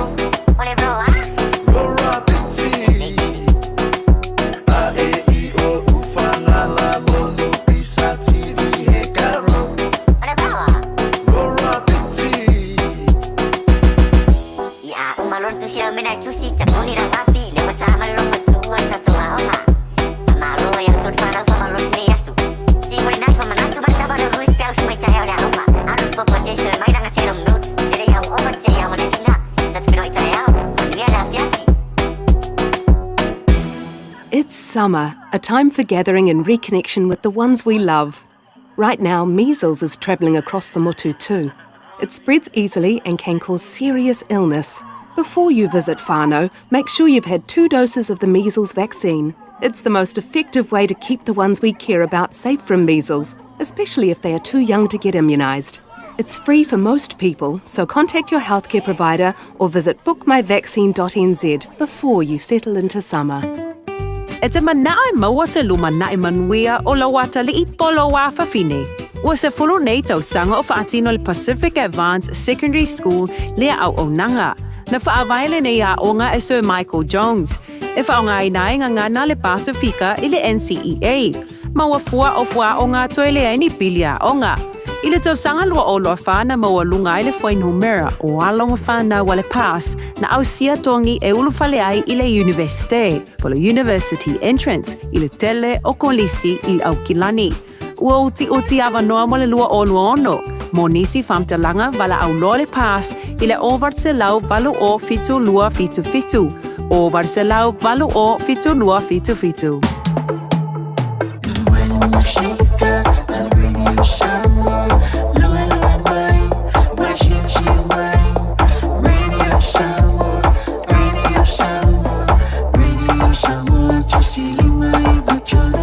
Radio Samoa.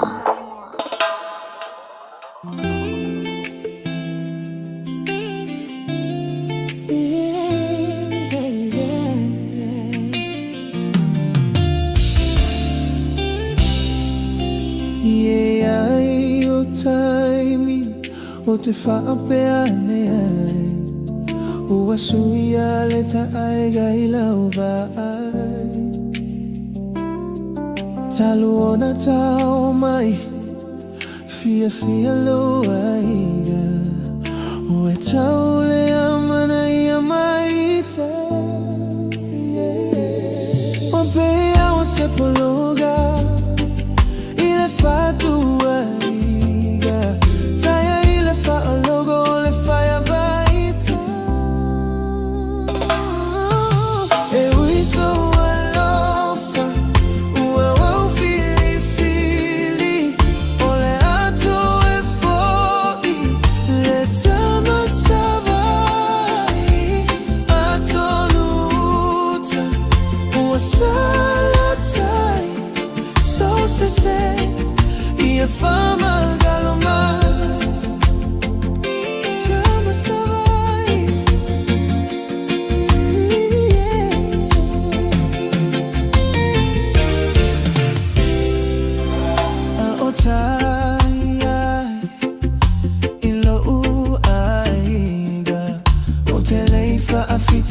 tau sia ina o sale I tau ina oe o se whawhine no fontane ua o la upele o la uma a taimane pe ai se aea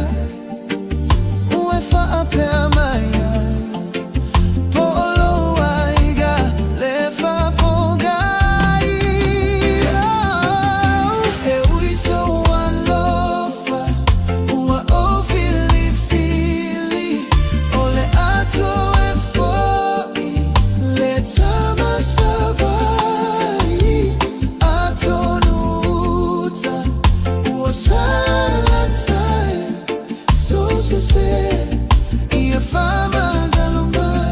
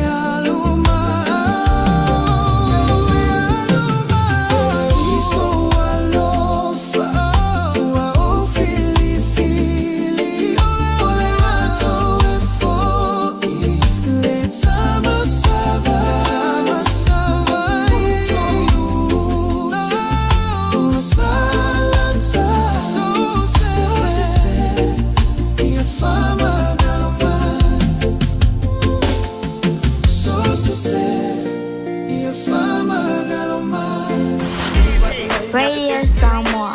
Taslima Ivatomi. Ama.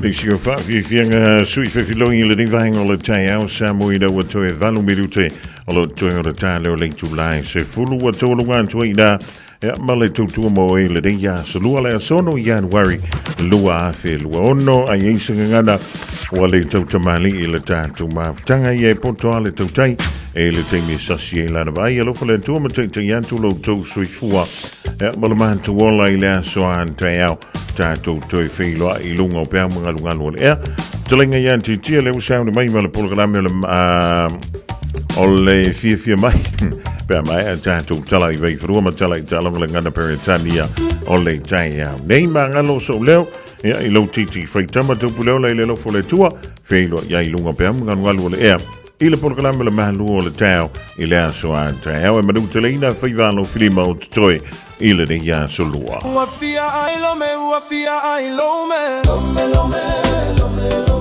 Eulupo lo me, eulupo lo me. Efusu foi lo me, efusu foi lo me. Sawa sawa lo me, sawa sawa lo me. Tafa mayata leva veau, olo me ua alue tafa ova ai se tagata ua vela oseti, e inua I sana iputi, aole matai ua tilo tilo mai, fea e aluia ile taule ale afa alogo mai, le asemeana e sawai, lauto fa se fa amole mole, o italene iolome, sina fa lawa se italiane ai, lo tamanava ua mole, sole sole lo me se ua auga tete, foliga pe io se panikeke, e sa umua muave o ua fuvae, toi ave mau se vae, e mastala lo me ua mastala lo me, e lo tu foi lo me, lo tu foi lo me, e mativa lo me, mativa lo me,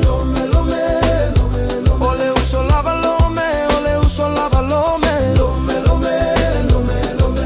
mali e lo to telemo e tolo, o lo melene e ulupo, e ai le si lo me e no foi uta, o lo me tonu la valena, lei atali la uva ai, ole ana e sauai, tagi fa lululuga ole mago, a o fai la utatalo, le ai toina fa ataliea, ua e sasiea, awa te vave au fika ga e fai, te ai pole si ai, tata ulava na iloa, lo me mai au te alo, e ai le lo me Samoa, o lo otagi peisemo, ua mawane lo me, ua mawane lo me, e ulupo lo me, e ulupo lo me, e fusu foi lo me, fusu foi lo me, e sawa sawa lo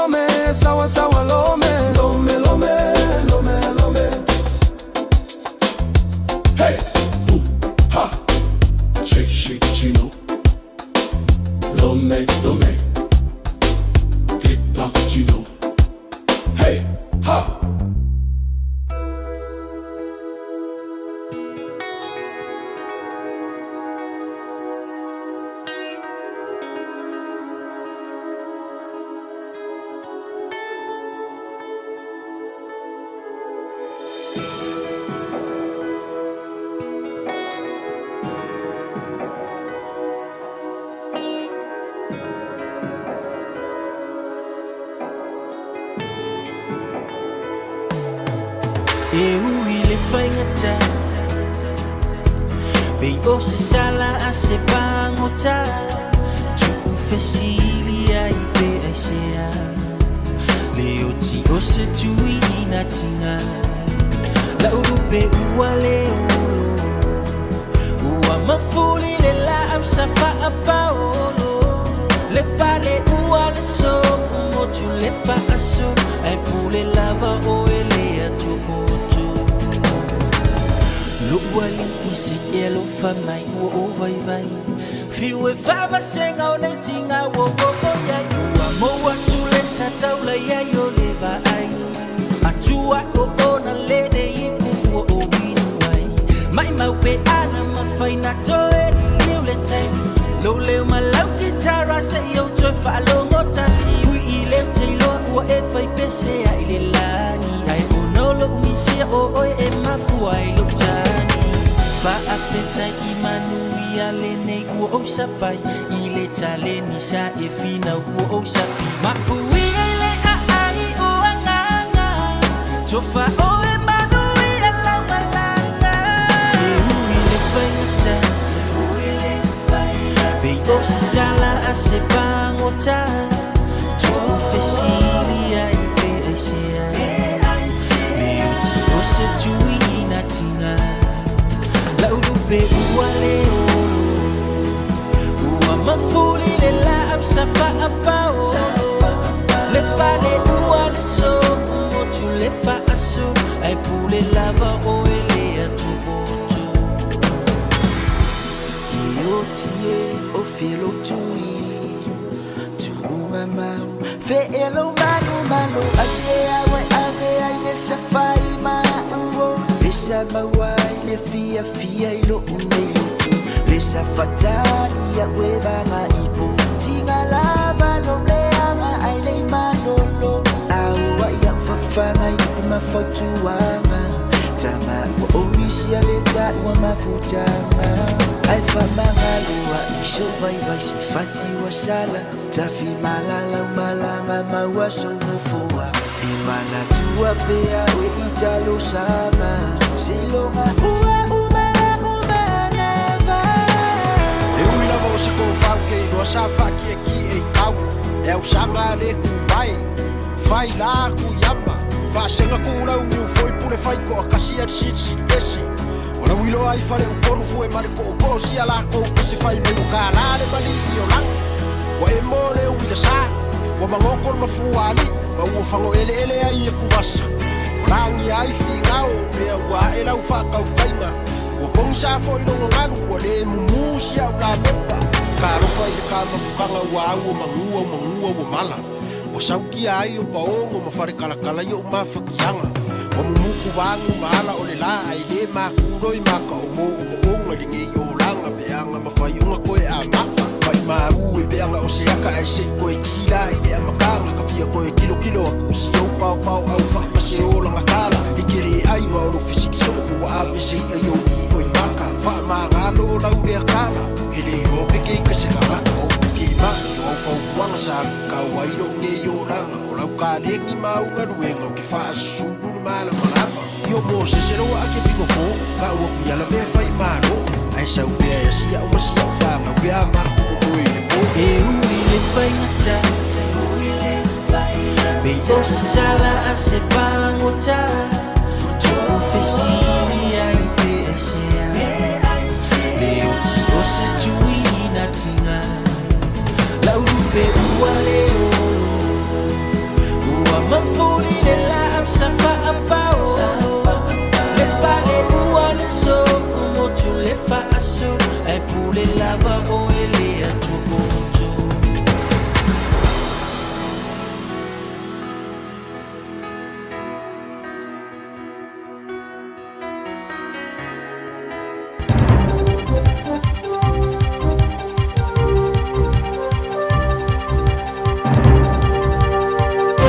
In this update, Venezuela's Vice President Delcy Rodriguez has been formally sworn in as acting leader.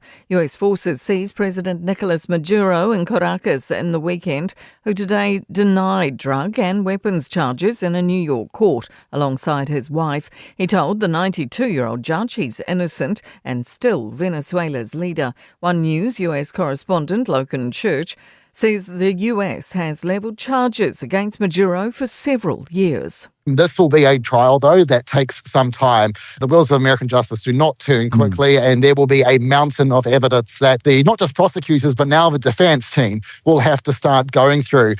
After the US attack in Venezuela, President Donald Trump, speaking from Air Force One, has reaffirmed his aspirations for Greenland. It's so strategic.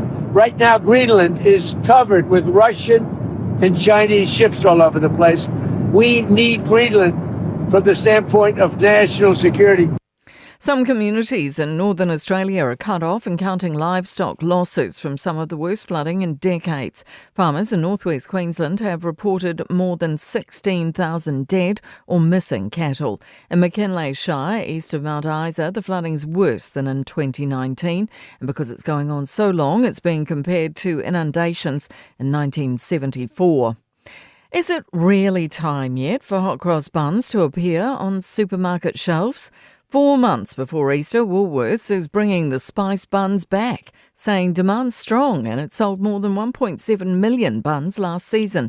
It's giving 5 cents from every pack sold to charity Kids Care. Otago University research affiliate Reverend Steve Taylor says eating hot cross buns should be encouraged any day of the year, regardless of their link to Easter. It's the shape of the cross, which invites me to think about Jesus. And I think to think about the spices in there, which link to the spices that were used in the tomb. That's news. In sport, Manchester United are on the hunt for a new manager again. They've dismissed Ruben Amorim 14 months into his 3-year contract after a strained relationship with the club's officials. Amorim took aim at United's hierarchy yesterday following a 1-1 draw at Leeds, claiming the club had become too sensitive to scrutiny. Former United defender Gary Neville has been among the chief critics. He says he isn't surprised to see United's owners move quickly. We always enjoyed his press conferences, but the reality of it is when you turn on your bosses, doesn't matter whether you're at a football club or you work in Morrison's, if you turn on your bosses, you're not going to keep your job very long. Novak Djokovic has pulled out of an Australian Open warm-up event at Adelaide next week. In a statement, the 38-year-old says he's not quite physically ready to compete. That's sport. I'm Jodie Gill. Hey, hey!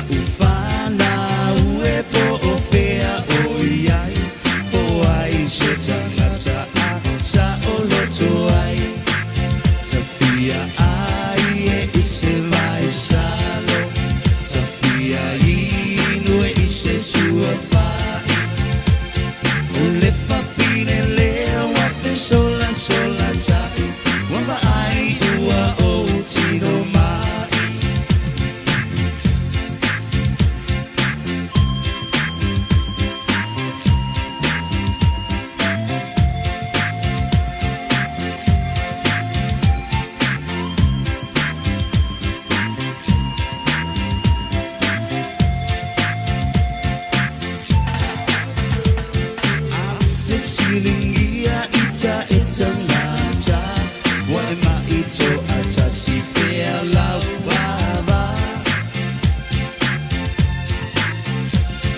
ai utali pupuni atu itangata lepa fine ai atu pai lau fala Sofia ai e ise vai salo Sofia inue ise sua pa o le papine le waka sola sola tai wama ai ua o tino mai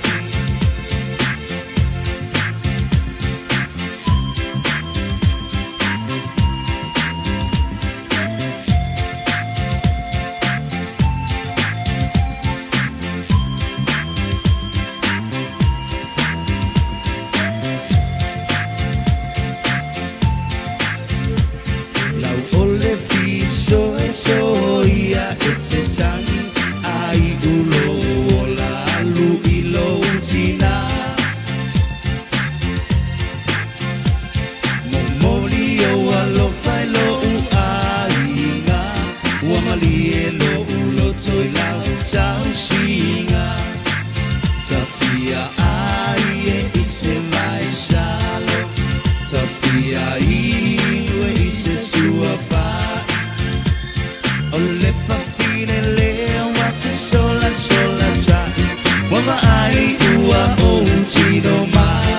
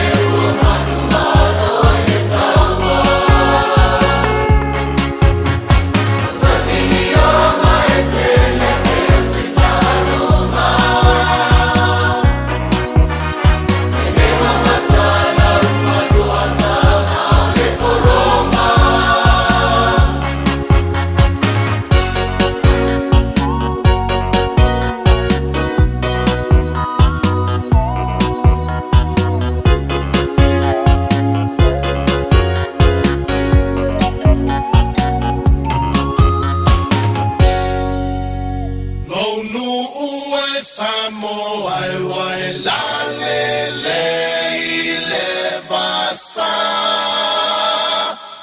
la le oe inu ole vasa.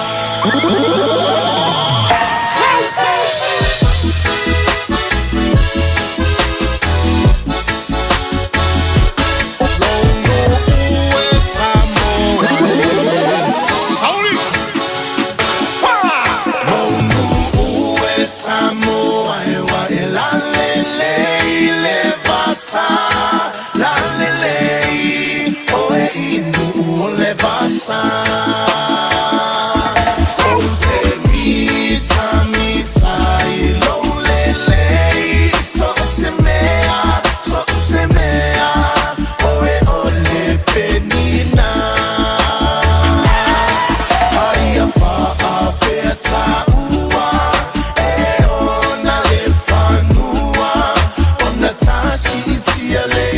Samoa potasa loia oi tu pulanga e o te ole e Fiafia Europa na via e mawale koto sili awane ia ona olo ia sili loloto.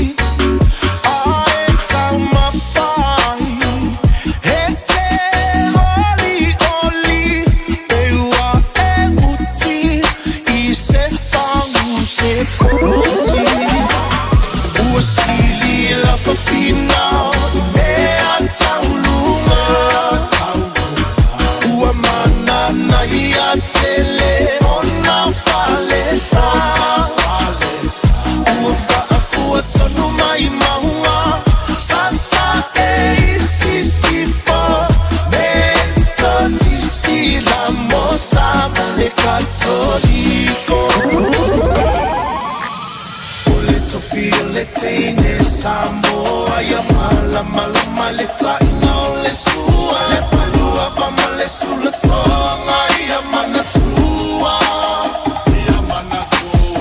o tukula ngatala voine ya so se mana ufa ali malu ai tile fa Samoa wana ole nanu fa mole so te filo malu.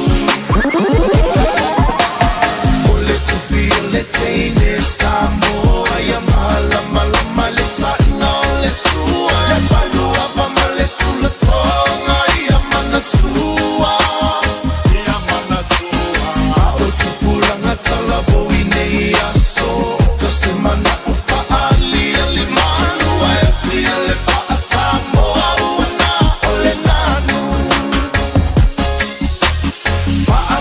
mole so te filo malu now ya e mawale poto sili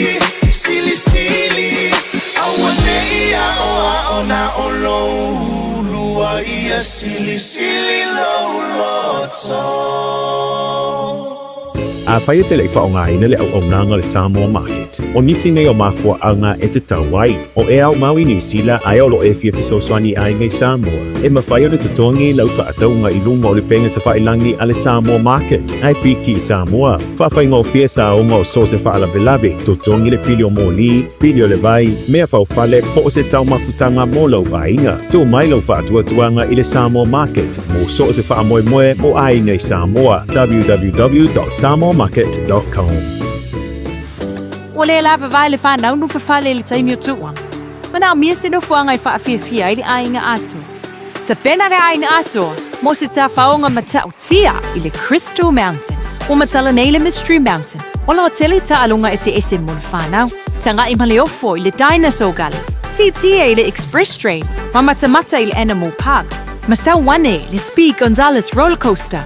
Ma awane i ngalo le Crystal Mine Museum. Ma te mo fiele aso mo le ainga ato. Le Crystal Mountain, Valus Fulu, Candia Road, Swanson, Okilani. Peasiasi i le crystalmountain.co.nz. A whaiwa umala dei tau sangai tele i malanga i Samoa. Ua saunia nei ala Judicial se awanoa i te ono manumalo ai i se pepa malanga matoifo i mai i Samoa ma le 5 se lautala Amerika le tupe te tawhau ai. Na ona whau ngā lavo le ClickX e lafo ai lau 5 se lautala New Zealand po le 5 se lautala Australia pe silia tufoi i le mai cash o le tuka inga i Samoa. O le mawale o le awanoa i le se i le aso mua te sema ma le se i munumuli le aso 5 Januari. E mawhaifoi o le e angawaa i le se i pe a lafo se top up tolus tala New Zealand, po le tolu se tala Australia pe silia te foi, molo a inga i Samoa, e ia inga o le nei whabitoa. Marui e tele aso Fiafia i ainga umo Samoa. Taeao for Samoa, o Mr. Cowboy le nei, whaafafonga ma mai mo mai bea i le Radio Samoa. Yeehaw!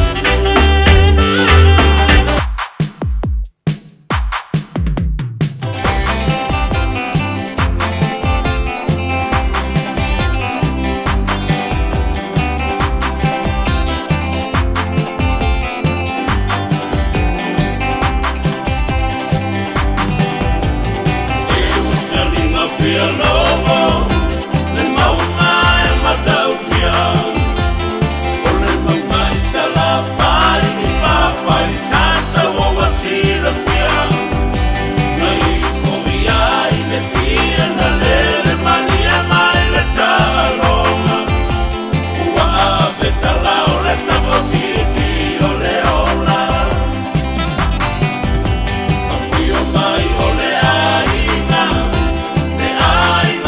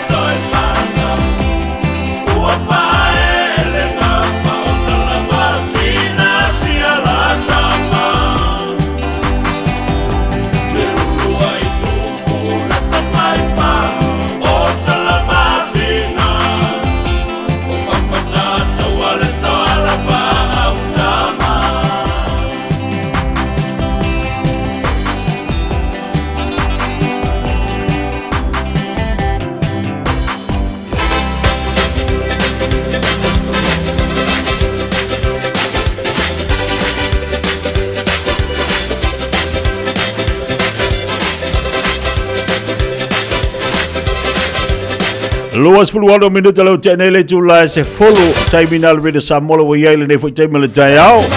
I le mafutamai le tātou tunu i lunga le tautuma lau ranga le Fiafia mai. Pei ona iai le nei Taeao fōma nei aso mātango fia le aso ono nei fai masina.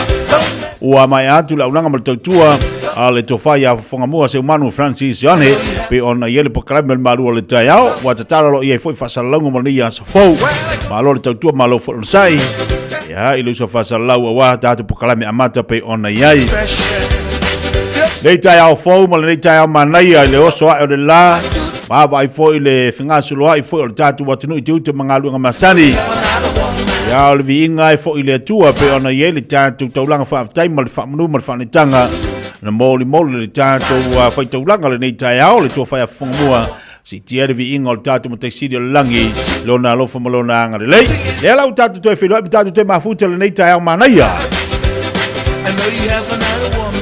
le wa fu fo va mala o tatu patpatia va manu I de lo fo malanga lei o tatu te pa si de langi pa fitai le li lona lo fo malona ngare lei pa fitai le tu la pui pui ngam tausinga pa fitai le tu la fa malo longa I lo o to se fu ma so matu wola leo mafuai no tatu te mafuta ma tatu te silafai le Taeao fo lungo pe ngalu le le tau tupu ranga si fonga radio Samoa tasi lima iva tolu amo patalo fatu balanga Fiafia le Taeao fo ma lo se fo paruia ma lo fo lang mama ile malai fo mai na tatu tamam tira matu mo to malawa ia wa pe fo le mafuta mai ma fatasi mai o le finga luanga tofi le tua I sunga fa fenga mo to tua a fionga patele to mate sa o la to vala wina ngaluanga le tua fa talo fatu po kala le Taeao ma lo se fu laude lei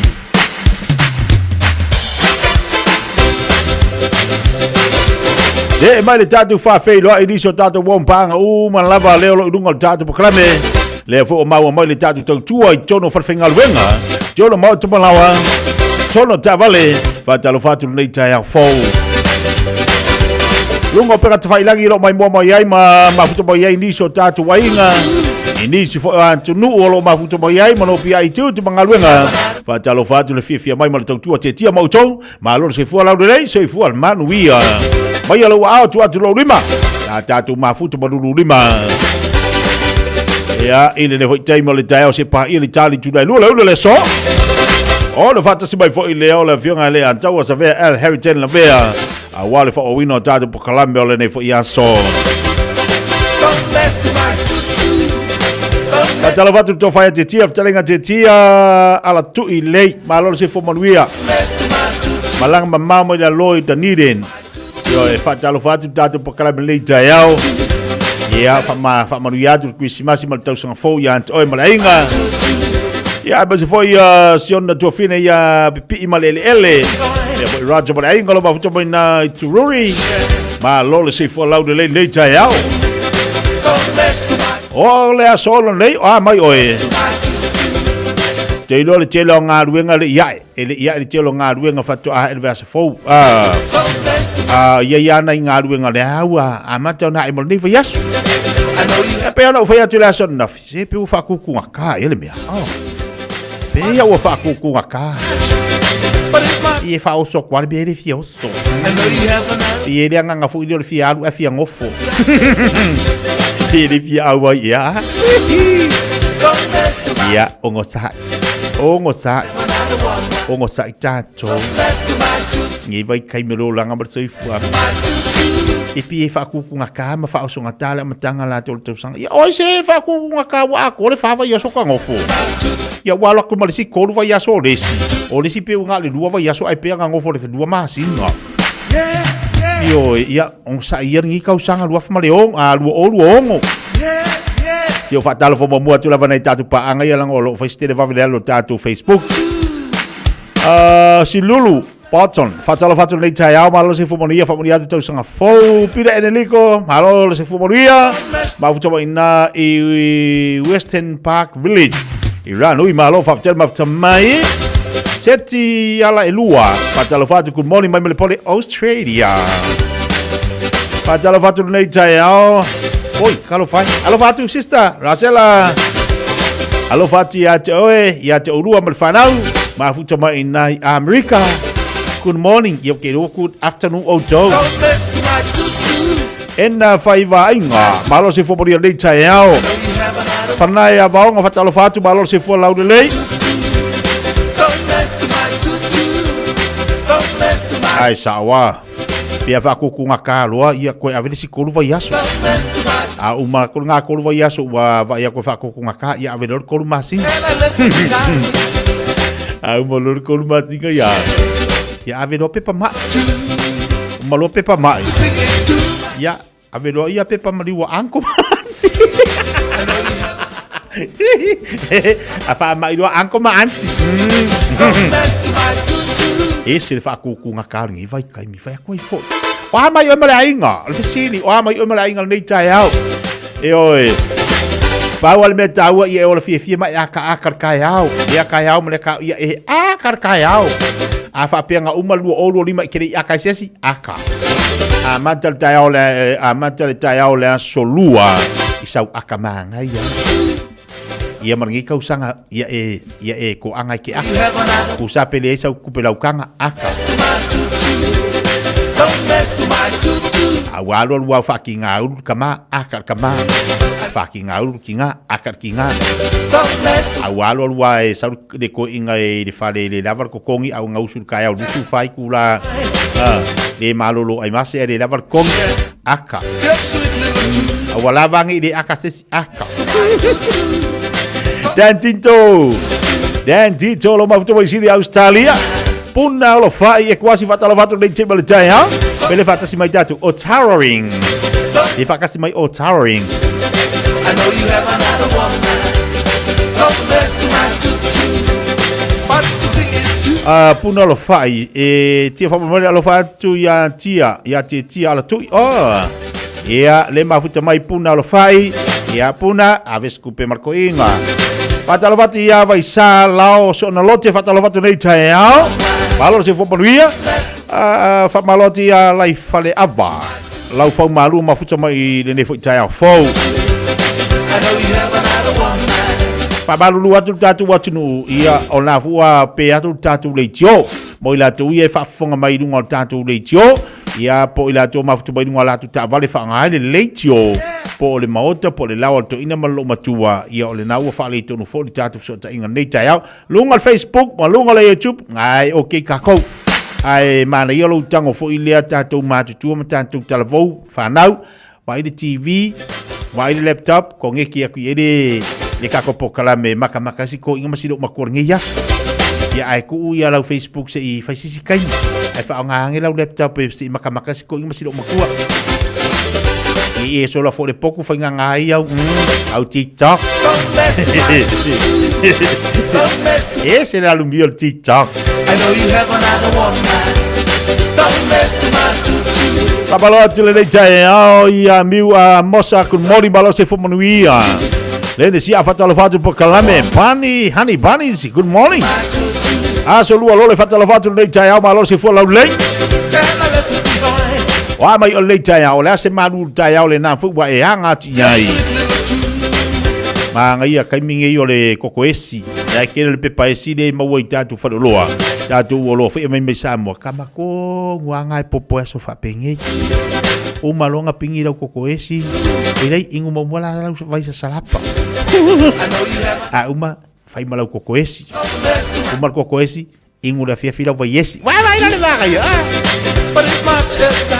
vai sa salapa Taeao kokoesi de auri ai vai esi de Fiafia ale ingu vai esi lo makua ingu ko ingal vai pa me fianga bota jole Taeao lunga to jole bena Samoa to siniba jole amo to luas fu limba pelita jalo le tu las fu maltasi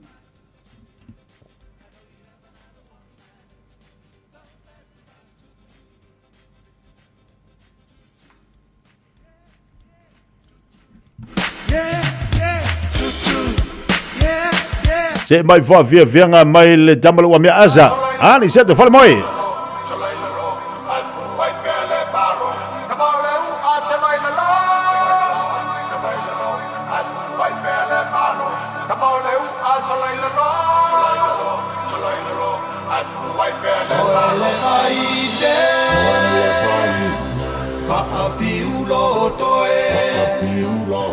Ua tau mafitia Letia polo Oele baine Paafi uloto Tei sau e tuli atu Letia polo Ua pai balanga Dei o sui o palauni Fei loa I bale Kovana sili sili Olo na fina ngalo E mua mua ole pai pa Ai lo topa lauli Ia bae lua pea ia Sapa tula pai Tula I sautao Ua sia Nei ole malo O pai lo palauli ole mala e fono Ole mala e fono Pule e oto Sapa tula pai Tula I sautao Ua sia Nei ole malo O pai lo palauli ole mala e fono Ole mala e fono Pule e oto Tama ole lai fani e file mua e aurele Aotio unuku e talibano e talilele Tuku amapule usule fono I le nule Ai fa amalu tio ubailu me wa elele Tama ole lai fani e file mua e aurele Aotio unuku e talibano e talilele Tuku amapule usule fono I le nule Ai fa amalu tio ubailu me wa elele Sapa tula pai Tula I sautao Ua sia Nei ole malo O pai lo Radio Samoa Tasimai Batolu Amo Radio Samoa. Tasilimai tu. Amo.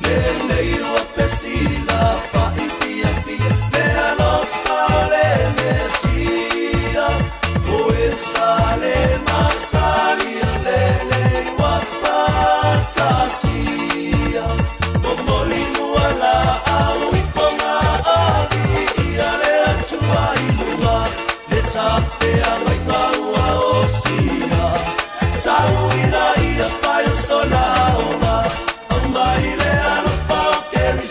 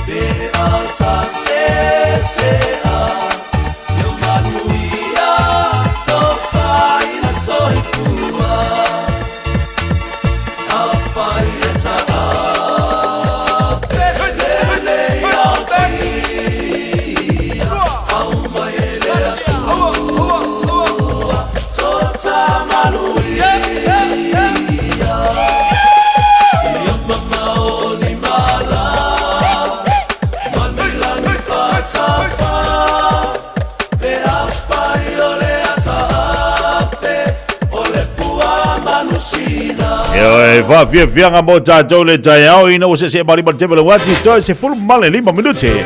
O le tale o le tula se full male tasi. O tele ni sol tātou le wa mafuta bai tono la to falfenga luenga. Beta vale. Ai li saunga le mo tawana ye tātou lunga la tele pau tau le lo sa. E malanga i lunga la wala. Ia ngā luenga masani pe ona usua ia di Taeao. O ila tole na fuanga ia tu mo fataunga pe ona ia ne yaso. O tu alalo la bol po kalame Fiafia mai. Ma ai lo saunga le mo tau ti lo sawa. Ti saunga le mo lo fa tauta. Papalo atu nisi de o tatu paanga lo mafutu bai lunga tatu tau nei Taeao. Talo vati Christina talo vasa malo se fuala udelei. Pauten mafutu mai malainga nei Melipoli Australia Khalifa and Alieta Committee. Talo fatu nei Taeao fou. Lele sia o solo fatu maria nga luenga lo fenga yai. Aso lua lole fatalo fatu nei Taeao seti ala lua. Malo se fu manuia. E aí esse aqui é coco esse aqui é coco esse. Ya coco esse cai coco esse do. Lei coco esse de Malu Taeao. Aí ngula vai esse de Fiafia.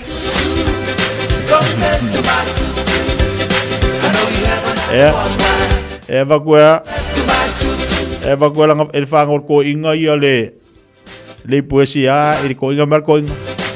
Or fuia le mea. Aí você fui aí esse fuia. Mas ela vai dizer aqui só ela faz isso, Maria foi engado, eu ela fica aí mandei vai ao Taeao. Você vai tato fa filho nunca tato YouTube ona lo jo vai tu telefone lá tolo ma futu bai aí. Pa malo anti roof liu fa tolo fatu nei Taeao fo. Malo se fu a Vitolinda, malo fa tel ma futu mai. Pa tolo fati fa fetai a mosa good morning. Malo se fu laudelei. Tomino. Se fu monia nei Taeao wat se bai nei mangele. Banga ia fa e mo mai pola la Maduro le Taeao ngai fa. Na la Maduro le Taeao. Wa o telo tato nei atu no ifa. Pato a mata le tato i puti o le Taeao po se fulu. A fa se fulu o kai mi e kala. E le pio Samoa e fiala e ai kai. Ia ngo kwa le fa li puki le kai o la kwa sa we se do ia lo modi nga po. Ia a mo dola ia sa mar ka nga ko koi. O le puki nga kai o. Ako ngi di ai la. Di ai ma se ko ai me fa fanga fe se puki. Fuamo, ole fuamo. Go. Toast. Wa yanga. La Malu Taeao. Ya o fe fa la tunu na e te mafuto mo yai. Italia sia opo. Mafuto mo na is Palo Alto, California, USA.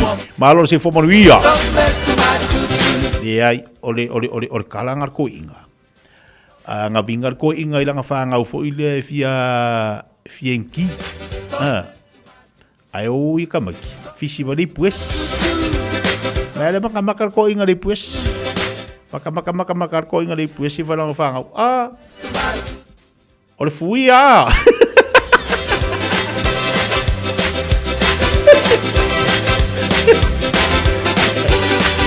Awa man ko ka ko Samoa eri do pa me feri buki paula le me la kala kange au ka for fale wa fo ia ese ku ku au ka for fale ya o lo ka me ki ko ri me ese fisi au mai mari pues ko in la ngo fo for ko in mama ka maka ilanga i pues e ba ko in sorry nga le fu ia usua iris le wa va ve au mai la buki la fa pala ulang ko in Fuia. Ya man ko fuia fa la kare. Ya o fe si me nga wa ele. I know you have another woman. Se mai ilunga tatu YouTube California lo fata si mai ia ma ele. Toi lolo fa mai o le ua to sful tolu le tula lua le udi ala to. Terminal la tu le ina i California. Alaya.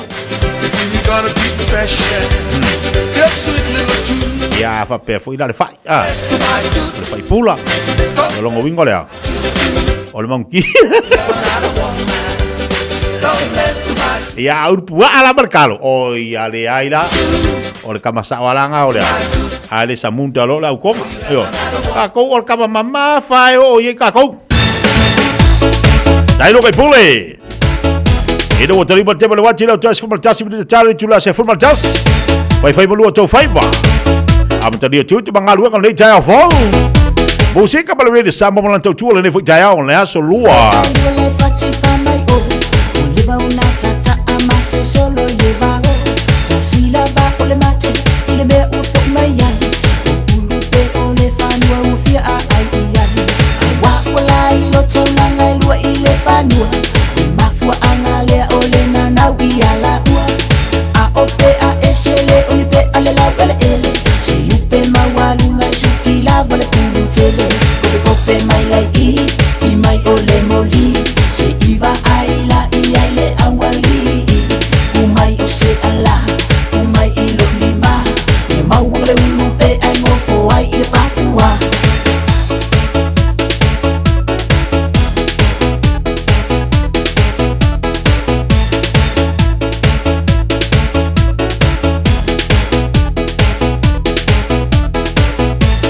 o vale so sopo o maftangi si so ele a ay lele i ulupe ya lololo a ai fo manele fuate mo ke batasi le futi polo mai ole si pe a mo maule apa au wa pi olo na va ilona ola sa sa a ole si pe a wala file la ulu mo molu ito tongu no pata yo mai lo mangu kope mai lai i mai ole moli se iva ai la i ai le awali umai o se ala umai ilo lima ye mau le lumpe ai no fo ai le pakua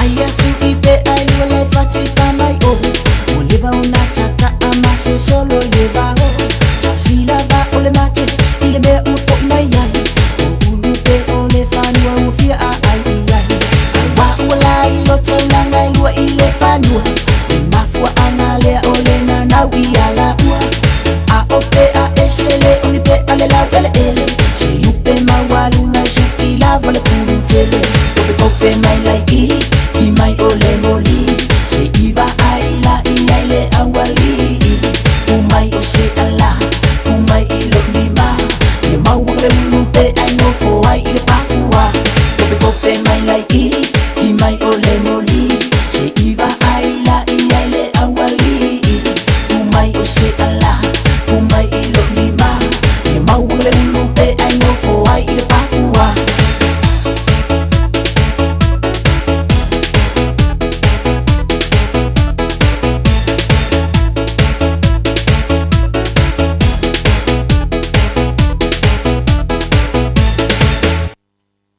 ia fa masino lo fa pe o le fa masino le nei o se ali e le sona talinga e le sona talinga a to ni ona talinga ia o lo la sona na le si fa amsinonga la o le tamaonga ina wana soli tu la fono i me fo ni o vai la o fa saina tu ro la tama le lu mole o le pole vai nga fo ni o le poto le fa amsinonga pe le fa amsin sole fai sau fa makalanga le bele mo le la le me o e fa ngai nei vai la au fa sai ngai kongo la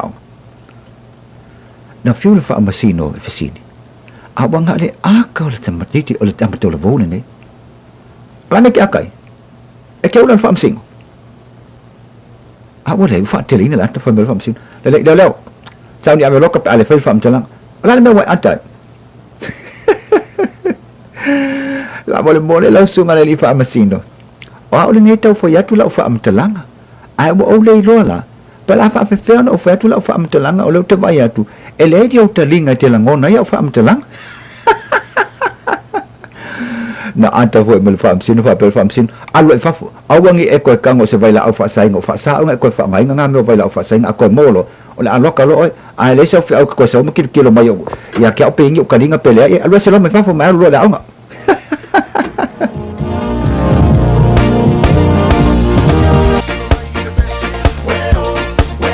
Taeao bini ta jala le jula se football tasi.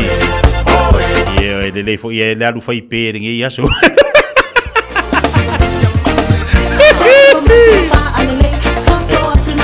E mari e foi alu ngi ya so alu longo ngoa ya fa pe nga pe wa la kulol fai me ai le si ainga.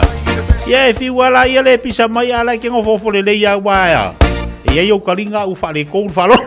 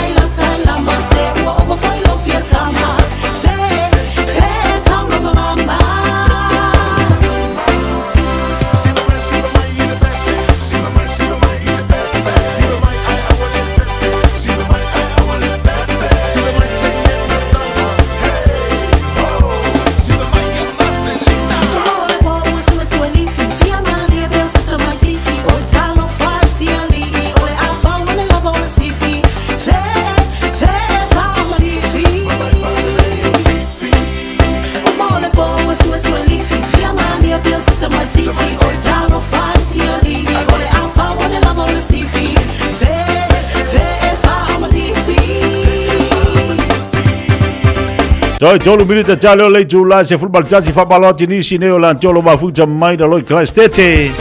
Ma lo fa fitai de mafto ba idung tatu poklabe.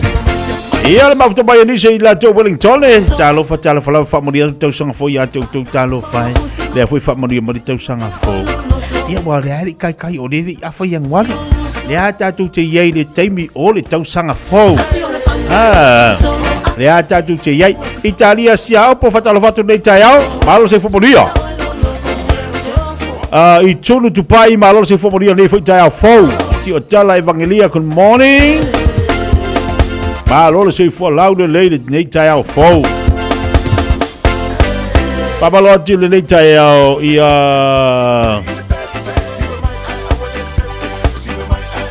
ia kopo lungo tatu YouTube yango lungo YouTube tati fiera ku pie ka kipi fu ni maka ikusi ka kasi ama ia isu ia ia kom foi fale watu to swafa e vai vanga tatu le nei foi Taeao fo ia pale nei foi ia so man ia ma nga yo le lungo le tele pe na baba ia tuai o songo de Taeao e fale pisi de Taeao la se kise ki de Taeao ma nei yo lungo le awala ia on ai ona ele I tele na e ia le telo ngalwenga Fata sei de mana ia onga nei tamaiti ya ola manga ia le Taeao la ko Sina pati ave soti fatalovatu mafutuma ina ile foi Taeao I hemi tole ma lolo se fomoria fatalova Christina talovasa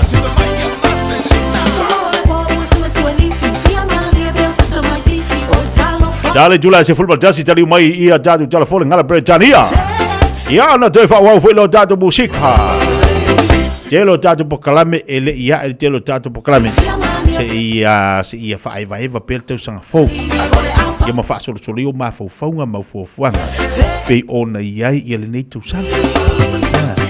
Ia mai le ia mo mitinga ma fo fuanga nga sa ia kau o nga fa tau no mo nei tu sanga.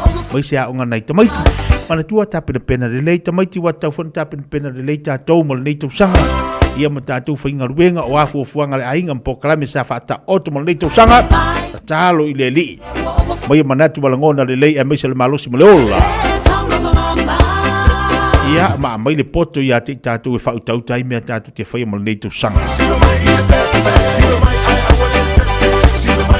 Italia sia opo fai mai o leu ato e tasi minute le tula elua ia lantu i nai California, Amerika.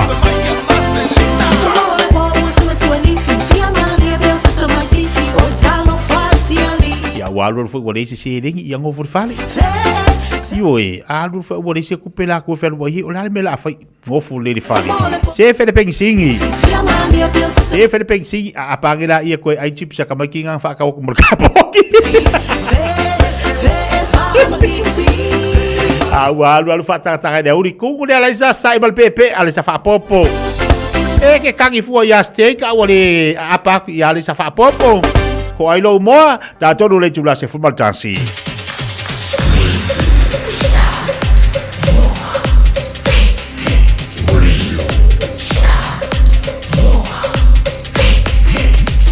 Tasilimo ivotu amo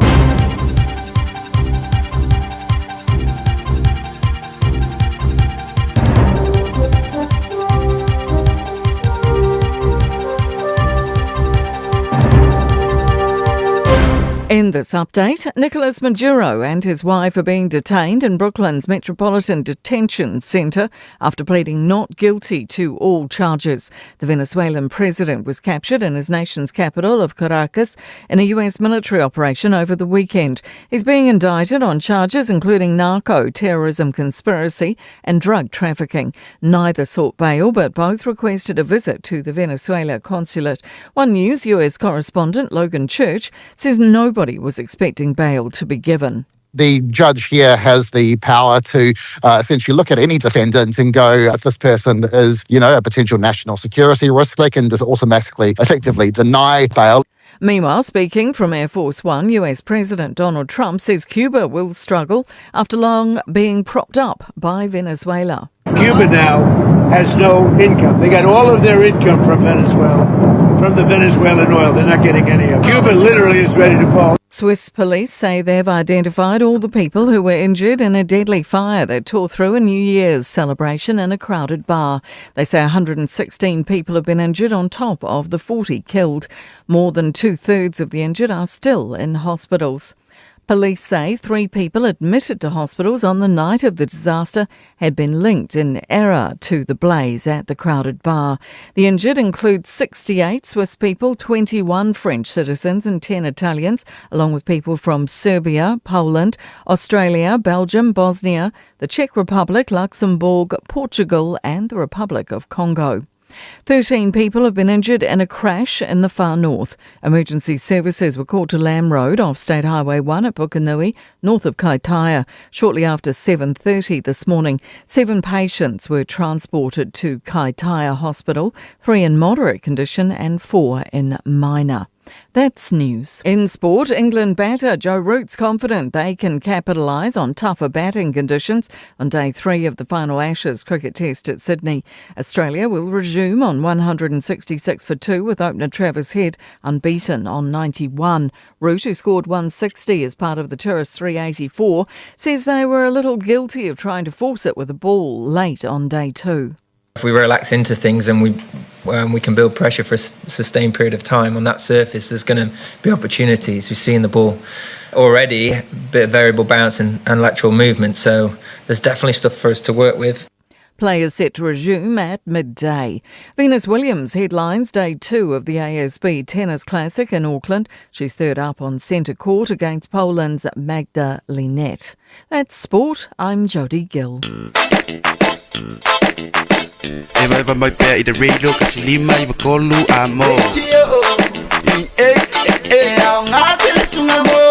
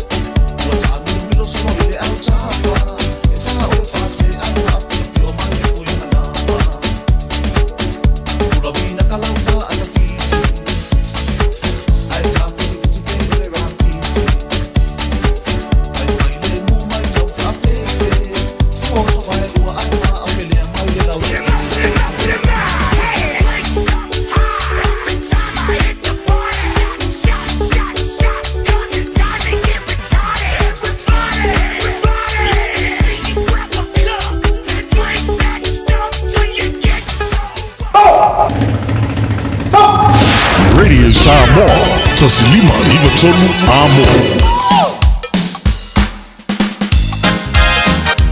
Yeah, man.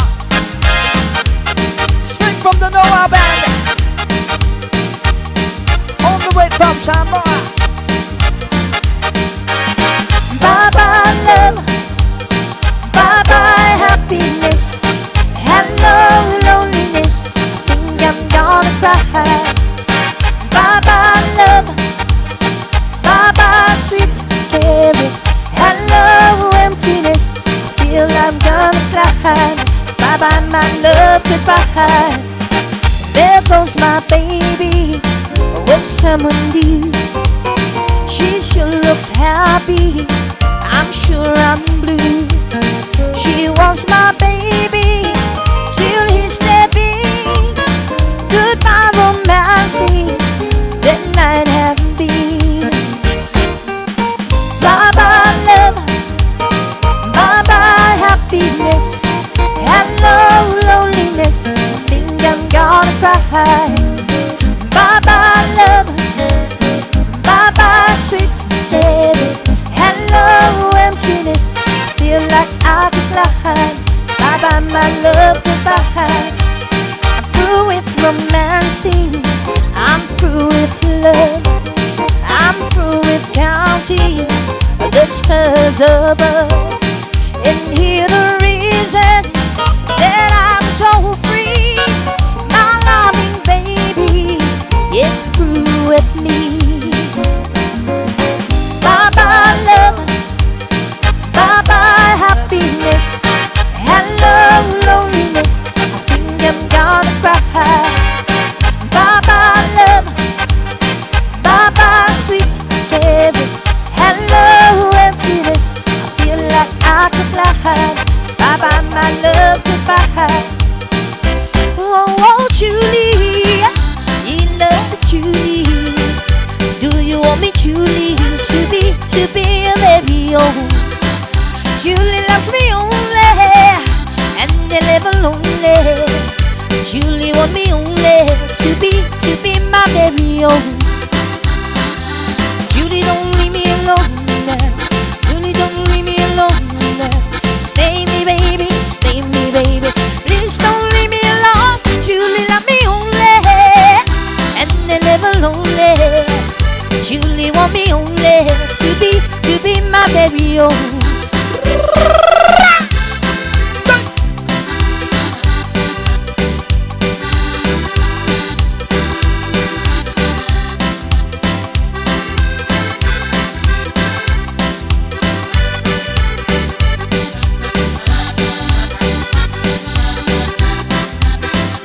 Oh, Julie, it be love Julie.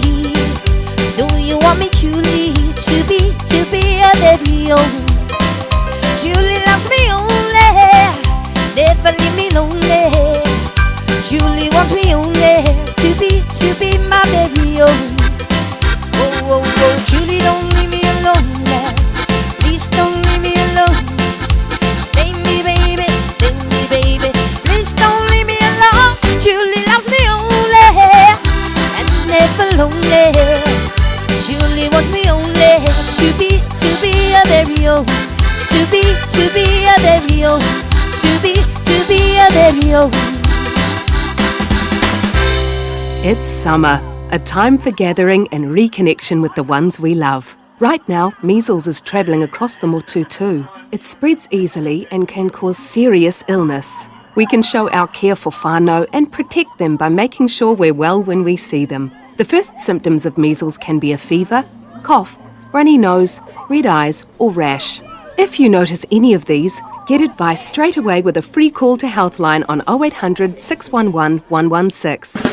Sunga o whenga whākau e lo kāwale fō maunga Max Ila. Senga o ka amilo e o kilangi. Mo koe fōi mai lawa i o Tara i le Taeao World and Auto Limited. Lea e mau aiso skoi ngā meg ma pa o kāwale. A ole me piko sidi. E ngā le lua lima ka alalwa ia so le kokongi. Le Taeao World and Auto Limited e te mawai ta wale ma pa o tau ngōwhia ia New Zealand antoa. Mo fo i se ti mag wheels mo so se i tu ainga ta wale ma le telo isi au unanga. Warren Up Fitness i le na ole se fulu tala pia i wha i lo i eina e wha afafonga le Radio Samoa i nei wha abitoa.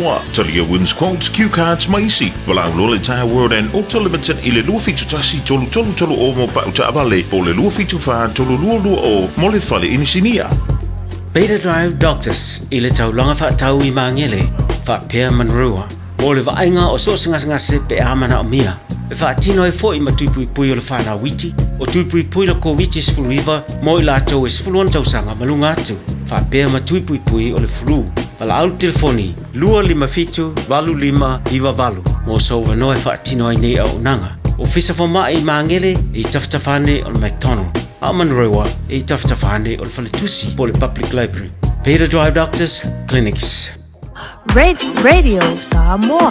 Taslima Ivatolu Amo.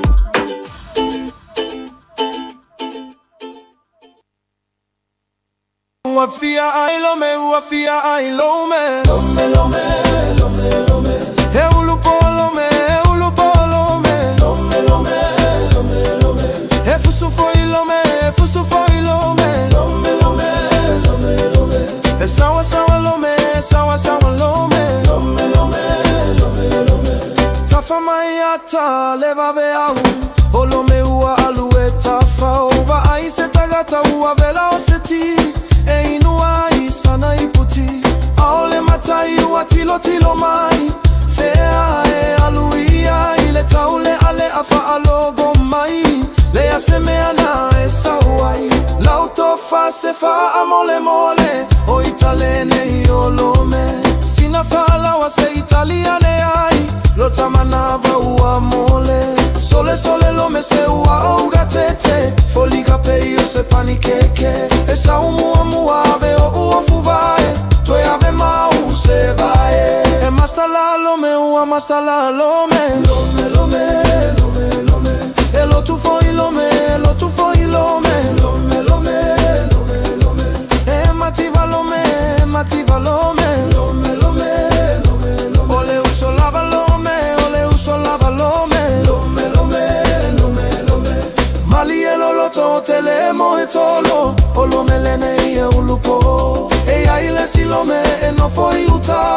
Olo me tonu la valena Lei atali la uva ai Oleana e sauai Tagi fa lululuga ole mago A o fai la utatalo Le ai toina fa ataliea Ua e sasiea Awa te vave au fika ga e fai Te ai pole si ai Tata ulava na iloa Lome mai au te alo E ai le lome Samoa Olo otagi peisemo Ua mawa nei lome Lome lome lome lome E ulupo lome Lome lome lome lome E fusu foi lome Lome lome lome lome E sawa sawa lome Lome lome lome Hey, ha, chino Ia ele lei mana ia semua orang militer channel le July se football Chelsea. Pele fa fonga bali chacho wa jino. Ia ele sau ale ku wanga lome. Ele foi mai al fa nga krisimasi mal fa nga kausanga fo lome. E po vese me ola ngo foi do me a o que fia foi mai kamai. Malu atu tatu ono motsi atu tatu Facebook na utal wat. Auto an atu tatu Facebook. Ya pa anga umala mai me tatu weba. Ilung atu tatu tu ole nei fo iaso. Ya ila tu le sama to mai lungo tatu Facebook. Ya ke I fo au va ko mo. Ya va pe ai ole Facebook e wo rupo olo. Dia yo ngau ko la ku. Halo ko so aku ka ko. Patala vatia tasi Taeao Patel bafte bai lunga jatu YouTube le foi Taeao Tamalo atu Lulu malo se fu bolia Patel mafte mai fafte folo sai mai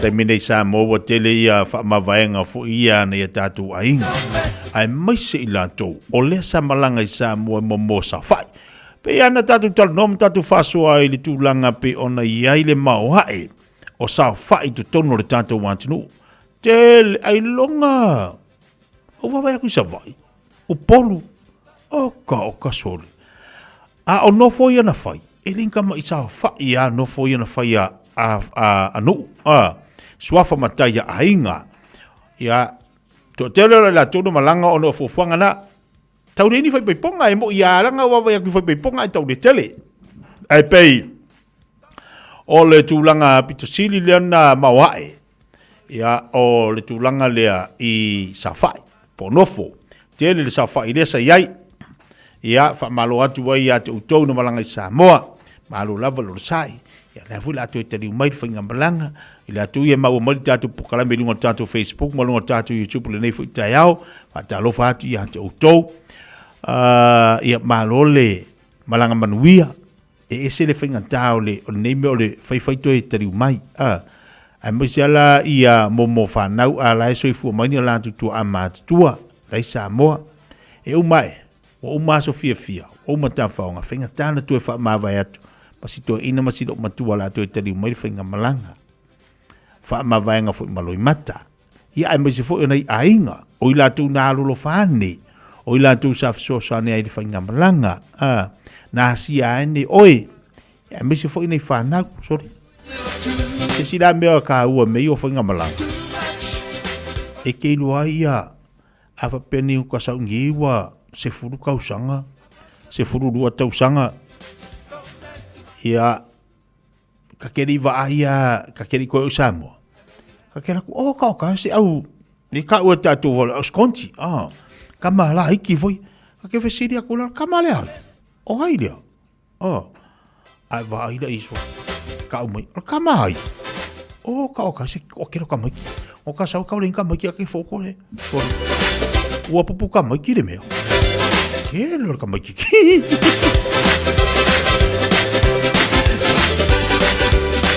e tawar ko mo le sifa fingi ngofo kangen. Ko mo la fingi ngofo kangen. Ko mo ka ma kiola ko ai ngai Samoa. Malanga tu dole la to malanga ini.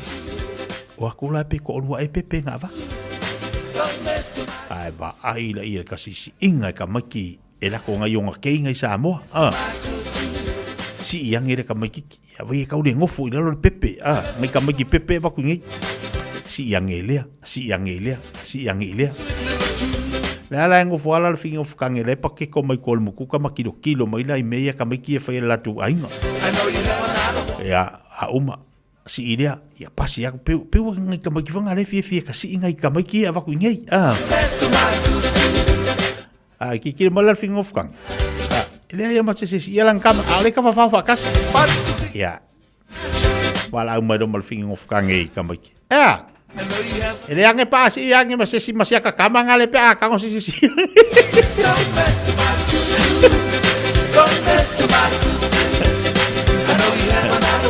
Ya, ele mafayang akang sisi masih kakama ngale. Uzala la kilo mo le fing. Si finging of kan.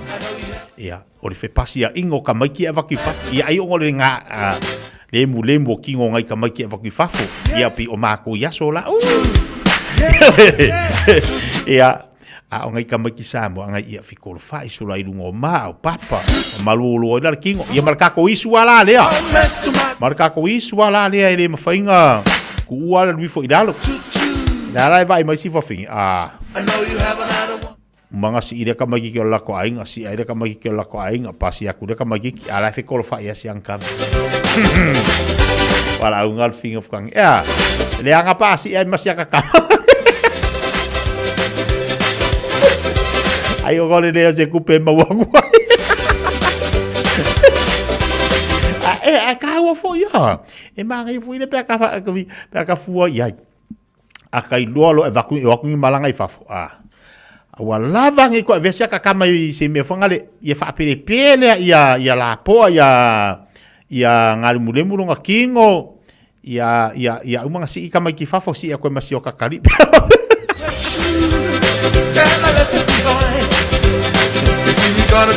Fiafia kere ka maki ka koi fia pepe kwa maka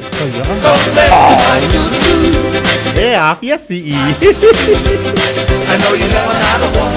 agora fia si duas foram no minuto de ele Judicial Madasi vai baloto jato o tudo nem foi vai olha Taeao tua lofa Malu filho moia fofanga nem foi yaso ya fenga yo tu mangalu nga tono lo moto mo lawa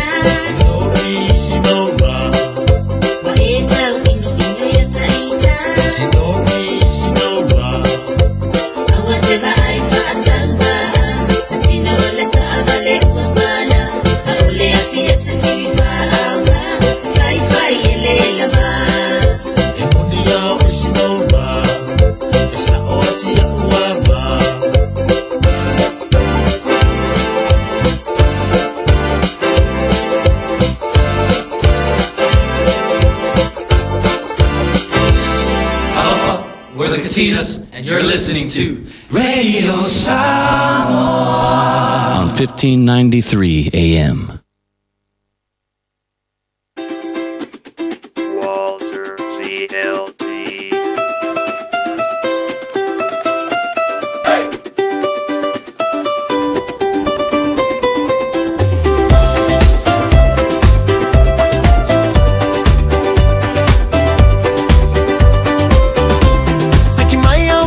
Pese fa apaleni ai lauva alele awane ie fa atali le talofa banno ai le tali va ele fe ela le tami yo ane itipu ai yo se fa la lave e va mai yo e wale popole se tu malo ale fe e amole lue yo se mo ise ova se lue tu ai lue lo ile fe tu lue ma tene mai ile pese tu lue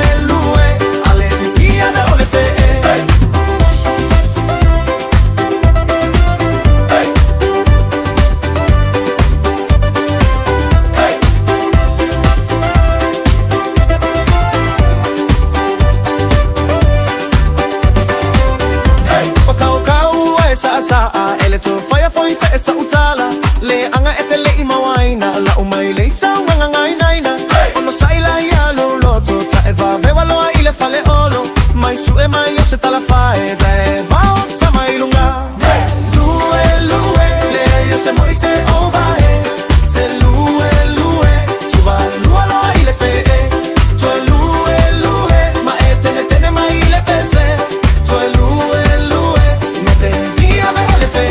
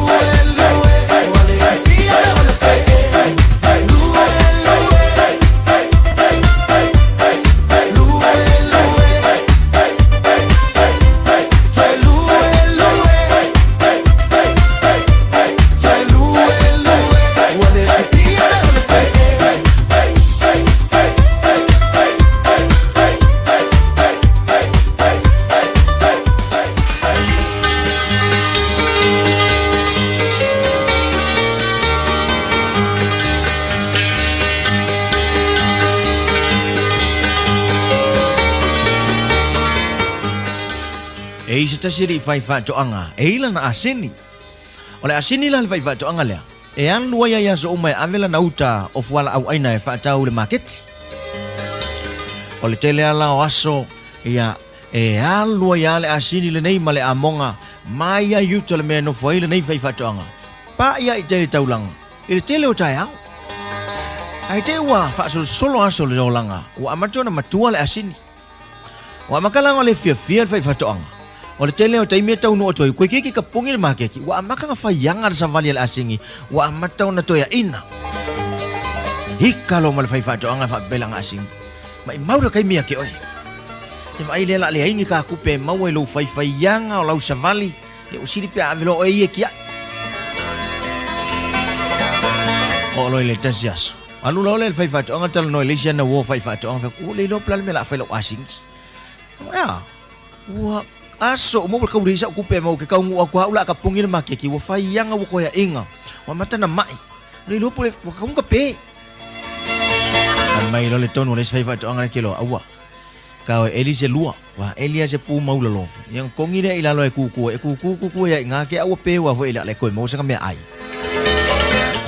sa ola manga ya lo gong kau manga ya lo gong la lo la uli dia matua eli le mau lo ya tongi lo ye lo masi asin alwa tulale asini o tutua ila lo le lua na me lo la uli ia aso umma fai merga kongu ko angai la umai la pisi kongu ole pula ya vavenga ngo miel asing ya mape ku ai la le me mali ni tupu ile tonga fiti la uli ole maya o tangata ile aso sa saat la to la pisi tono le pu o atuana la pisi pa ulung le papa tu ole asingi ya kangol asingi lulu ese o tot lulu umai lalo la pisi ya ko ulu lalo ya ku lunga vai ole asingi ya tu dia tangata sa aku la ko la pisi ko ulu le ku ole asingi ya kangol asingi lulu ese lo natua ya to ulu lalo matua ya lunga ole tele ala la pisi sa saat tangata ilunga le asini e lulu ilalo le asini ia mauso ilunga le asini wa tua ilunga la pisi ma mata ya le ona ea ilunga le asini awoi wake ia le faifa ko angai le siaso e vai akunga o ko sa vali mai lang asing malela ko le pu awo wa to mo ilunga le pu le lapis ia ole ava no to no alea na to e mafaina sa mai ilunga le asini o le kele o lapis e lulu i kongu ia lulu e se le asingi ia o so ilunga le asini tu ilunga lapis ia fa popo singa ma wolunga sa ia o ai no o mai ilunga le asini ma to sa wa lo e fa le pu e fa pena umale soi fuanga nei kele yo kai me ko ka kau eli le lua kongi ka ko yai ya pe a o le kai me le Fiafia ia te oi o le tau ai atu fa fita uli ma le tele o la pisi ma fai tionga ia te oi kilo oi fai le mela fai la sing ngale ko ulu ko fai kionga lulu lo kingo ia ko ulu e ku vai lua ilunga o le tele ala o fa fita uli ma la pisi tau ai atu ia te oi o le ke le fo le na o le fa ai ino o le tua o wa fo langa la o si le fia le tua e fa maula lolo loto ia afa ya ko e kau ai ku ngila pisi e ko ele liu mai fo o ko e kau ai au la pisi ia ke lo e ngale fusu angale meso ai mana ia le fa tai tai ngana fa ia le asin na lulu esa ia so ku vai luai lunga te ia le fa ai ina ia le mena lo mana o Yesu ke riso ya ita tau mawale loto maula lo a lulu watu e tangata ia te o ni me leanga mani fa fita hauli ia ave ese tu e lunga vai ai fa ai oe e Yesu ke riso Yo le tale na lo fa tale mai ile tua ya te tato. Pe fai tato te maua le nganga fa mangalo ai. Male loto maulalo.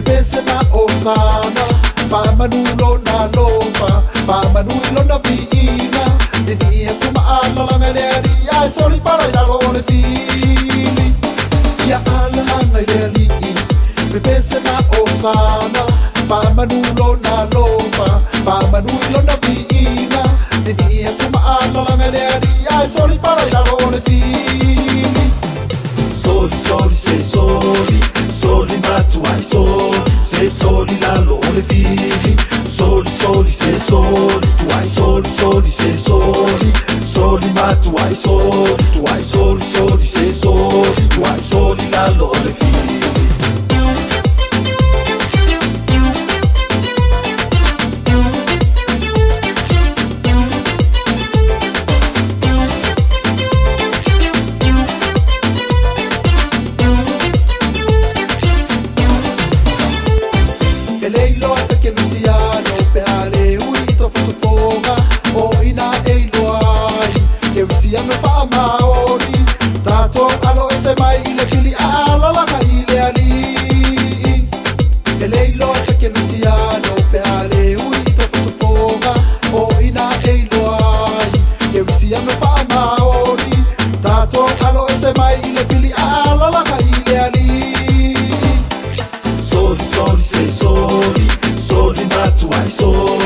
soli la lo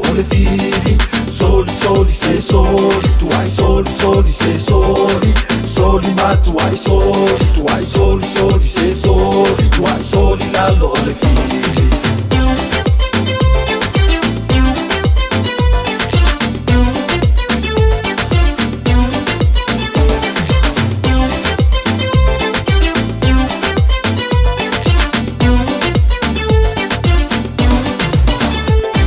Ya pepe stato uma, pepe sei le fale anganga, fa manu lo na lopa, fa manu ilo na suapa, tato bidia tu ele ali, ai soli para la lo le fili. Ya pepe stato uma, pepe sei le fale anganga, fa manu lo na lopa, fa manu ilo na suapa, tato bidia tu ele ali, ai soli para la lo le fili. Soli, soli, sei soli, soli ma tu hai soli, sei soli la lole fili. Soli, soli, sei soli, tu hai soli, soli, sei soli, soli ma tu hai soli, tu hai soli, soli, sei soli, tu hai soli la lole fili.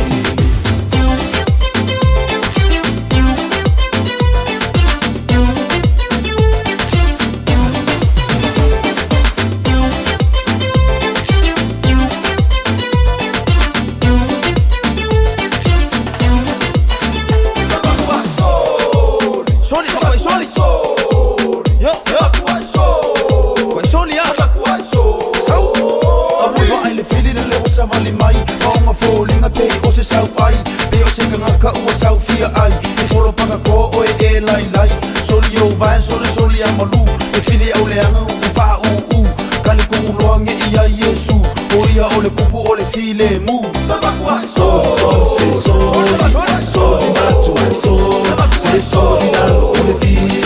Soli soli se soli, ai soli soli se soli, soli matu ai soli, soli soli se soli, ai soli la ole file.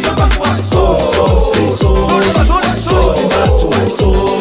Soli la lole fili, soli soli se soli, tu hai soli soli se soli, soli ma tu hai soli, tu hai soli soli se soli, tu hai soli la lole fili. Se for cavaleiro, se ganhar dela bom, mas eu se for o seu soli la lole fili. O matu de lá teu sangue, o iatu de lua olo lima lá o alwatu, o an me sa tu pululu ilalo. Ani fale tonu makwalulu ilalo. Amata le tu sanga lu aso no nei ai ni fale tonu sa ye la so mo mo la so lima lulu ilalo. Yo engar kau ai kwa malulu ilalo me fale tonu. O me file te lu ile tu ya ngai lo savalinga le tu sanga lu olu. O me la sa tu tupu lu olu lima o ko ma fa fa. Ke ma ngi fa mar. Kwa mai lulu ilalo. Kwa lulu ilalo. Ai lulu ilalo ai ku no le ulu si me lulu. La ngai amatal tau sanga te lo e amatal tau sanga yai la tu amatal tau sanga malu tau le fo launga yai ni si ia po yai fu tatu ia wa amata ona e amatal tau sanga o ilu tau lo savalinga tu tau po le pole la matanga tau sanga ia fati tainga pe wo yai ni me wa po ani me tono le ainga la amata ona tau fali tono ia po le pensionga po le pengifiki me va pena le ala u amata la tau sanga u amata na ia tu i tau o le savalinga ia o le tau sanga ia mana tua la mana ia la fa malosi le motanto ia tatu tanga felulu ila lo ia lu tau o mena luanga ia o te popole ai au te popole ila ngo me amata na lu ia lo savalinga le fatu amata le wa sono malos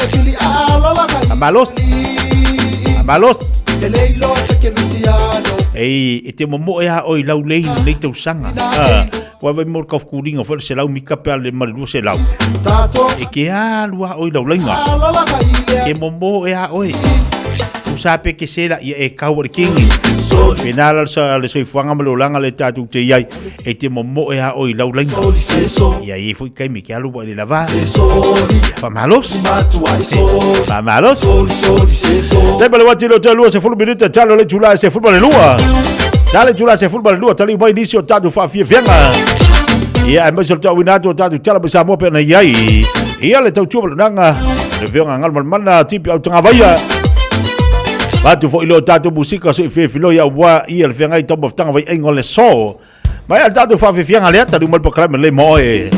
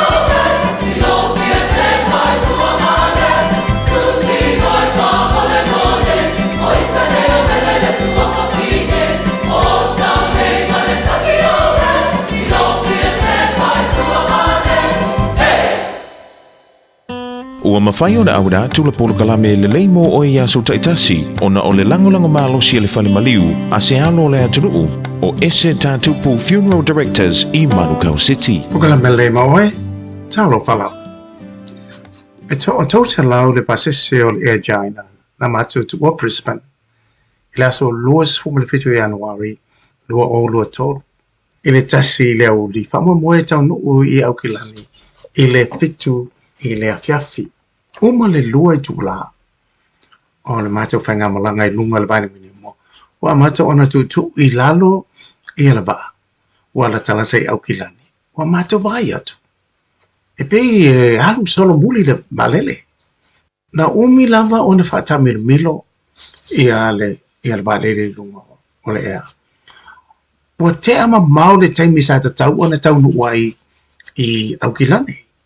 Ai walau mai loa le kapteni. Ua le mawhai o na matutu lau le.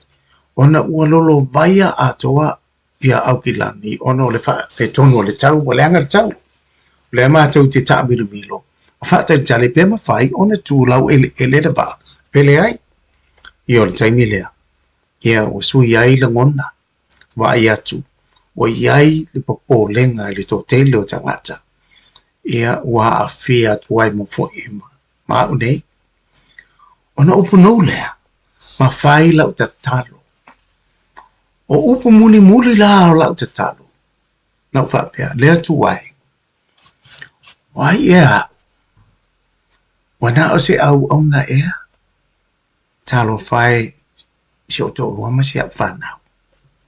Ai o whalongo atu whapea le whamatalanga ale to ina palangi sa mana nofo fatasi i lungo le Mato whainga malanga. This time you need a friend in high places. Na te ilawa ua o pese loa, I am a friend of God. O a ua le woa le tua. Ia kopo lua wha ipo lua sama le toru. Whai mai na wha tua tua Abrahamo I le tua, ona ta ua ilo o ia, o le woa le tua. Ia o inga o le tali na o lau te talo. Na o pese ai lava lea. O hau o le woa le tua le taimi atua na mato yei lunga. O le vani madimo na o pese, I am a friend of God. Na le liu le mato vaanga I Christ tete, na mato tula wa ele manuia. O le alava la o te pese pese o hau o le woa le tua. Ia pese roa. O oio le woa le tua. Ma mani tua, ele lei mo oe. O le ese tatupu funeral directors o se fale maliu Samoa o le tali foilea o taimi whengata ona o le malanga al maliu ma le oti e mawhaifoi ona latu awina atu ma awina mai tino maliu o e pene mai so o se atu nuo lalolangi wala auno le ese tatupu funeral directors I le lua ono lua tolu fitu o pea fiu ane ele se fulu ma le balu Norman Spencer Drive Manuko City.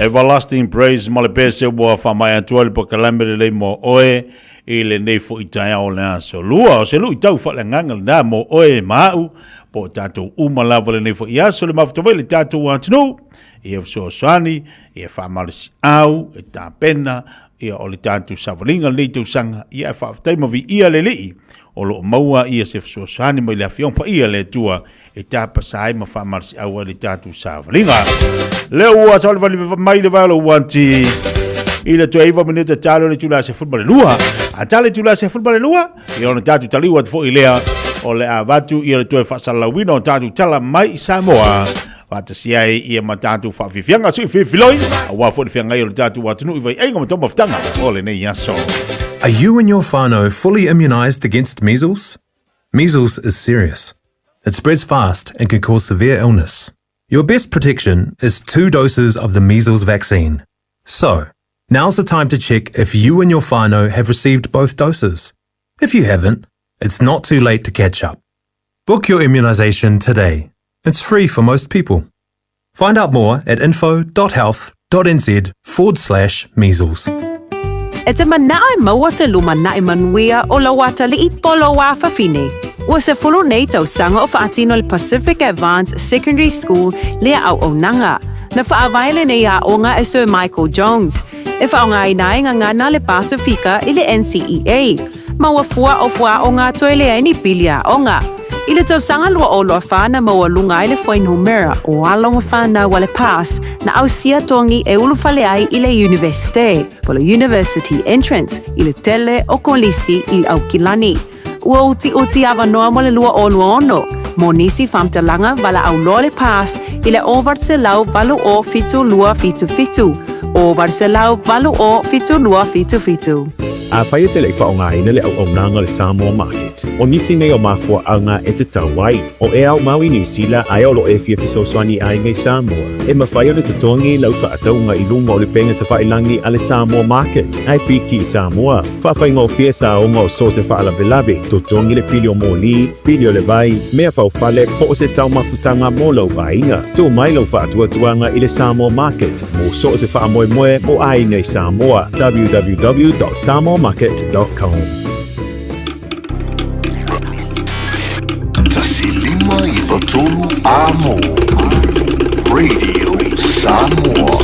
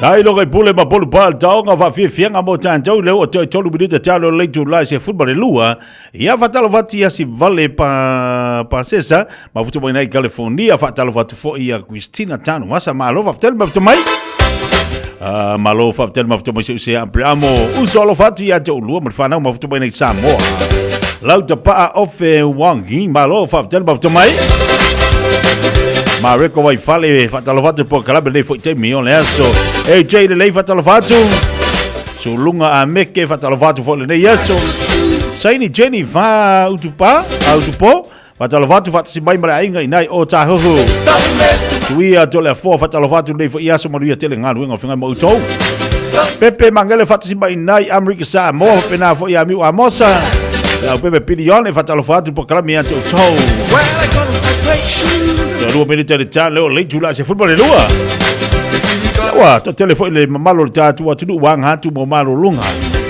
La tu wa le fu wa tapina tu mo tau of tang ole ne fu yaso. Malo lo mai tu bangalu nga lu swa ile Taeao. Yo va pe fu na to mama le tinai mo to malawa. Lo tatu wa tudu lo fenga pe tu bangalu nga le so. Fa malo ati ate to malo lava fa malo lo si malo lo to tele. Tu te bangalu nga pe ona fenga ile ne fu ya oli. Ya ma fa malo ati ate to. Ia lo mafuto mai ile nei fo ia uli ina ile tanto afia ile city o ina ile mele ye mo mo vati tele lungo le wafu fatalo fatu po kala biate to malo lo mafuto mai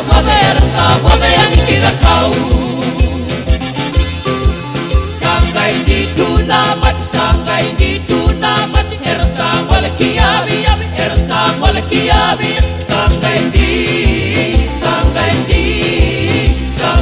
sangai di tuna mati Topo de lesta lei wadu Sakau be my now Sakau be my now Sakau be my now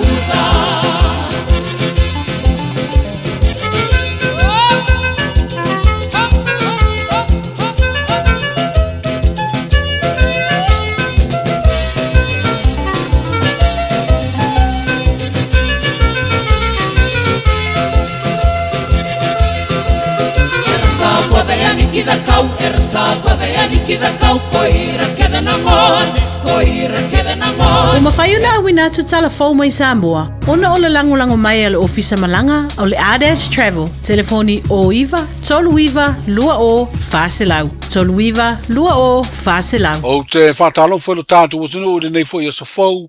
Tātou wheloa i mamafuta, tau tua whai pēa, si mai alau whonga. O le lango le malo Samoa i le malo Israelu le a avea i mapine o lea lango. Le whatuina ai o se ofisa o le malo Samoa. I to tonu o lea atunu i se taimi o le a whailoa muri mai e lo tātou malo. O le saunuanga le fionga i le pānemia, sunga la uri le mani atoa le ua teo polata e wafosi. Na te talai i le sunga fua le mafutanga te talo maa na pongi. Anisio e kale sia keri siano i le atunu. Na ia whaino ai ma le fuafuanga i le whatuina ai o se ofisa o Samoa i to tonu o Israelu. O rof siringia pele la lolangi po fetu la ia Samoa a wafi naunga fa malo le vaitau le nei o uma na fai la declaration mo le la lolangi ato ma le tunu o Samoa e tu lai mo le nu o le tua ma e toi fa mau fa pine fa longa ina i le tatou ana pongi le ala saunei e valu vai aso to New Zealand tau failu vai to tolu masina le te probation ai femel fo mai to tolu masina fa mau per men nai lu vai e mai on sa ona e malo silo le ia to tolu la masina le fa poronga ia mele mau lu vai ai mo mori le nganga fa tele talo per tapu inga uma o mai masani e me se foi tato ministry ese Leota, Maltato pray for Israel, Cruz, Eric, Mauto Uma, Etaya, Maltato Auso Uma Yakeriso, Pia le tua ono la auto fatu tuola, Maloto Teltonunga e tau ave ai le tato mau, ile talo lele. Ua tapena le whaamoemoe o le tātou ofisa tūtutonu mo Israelu tausaga nei.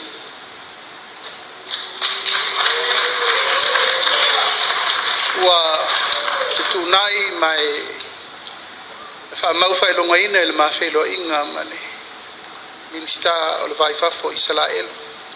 Sau whapitoa mai Israelu e asia o New Zealand. Ia maua umano tautino iai o le ata pena atu Samoa mo le whaamoemoe no whanga tūtutonu o Samoa mo Israelu.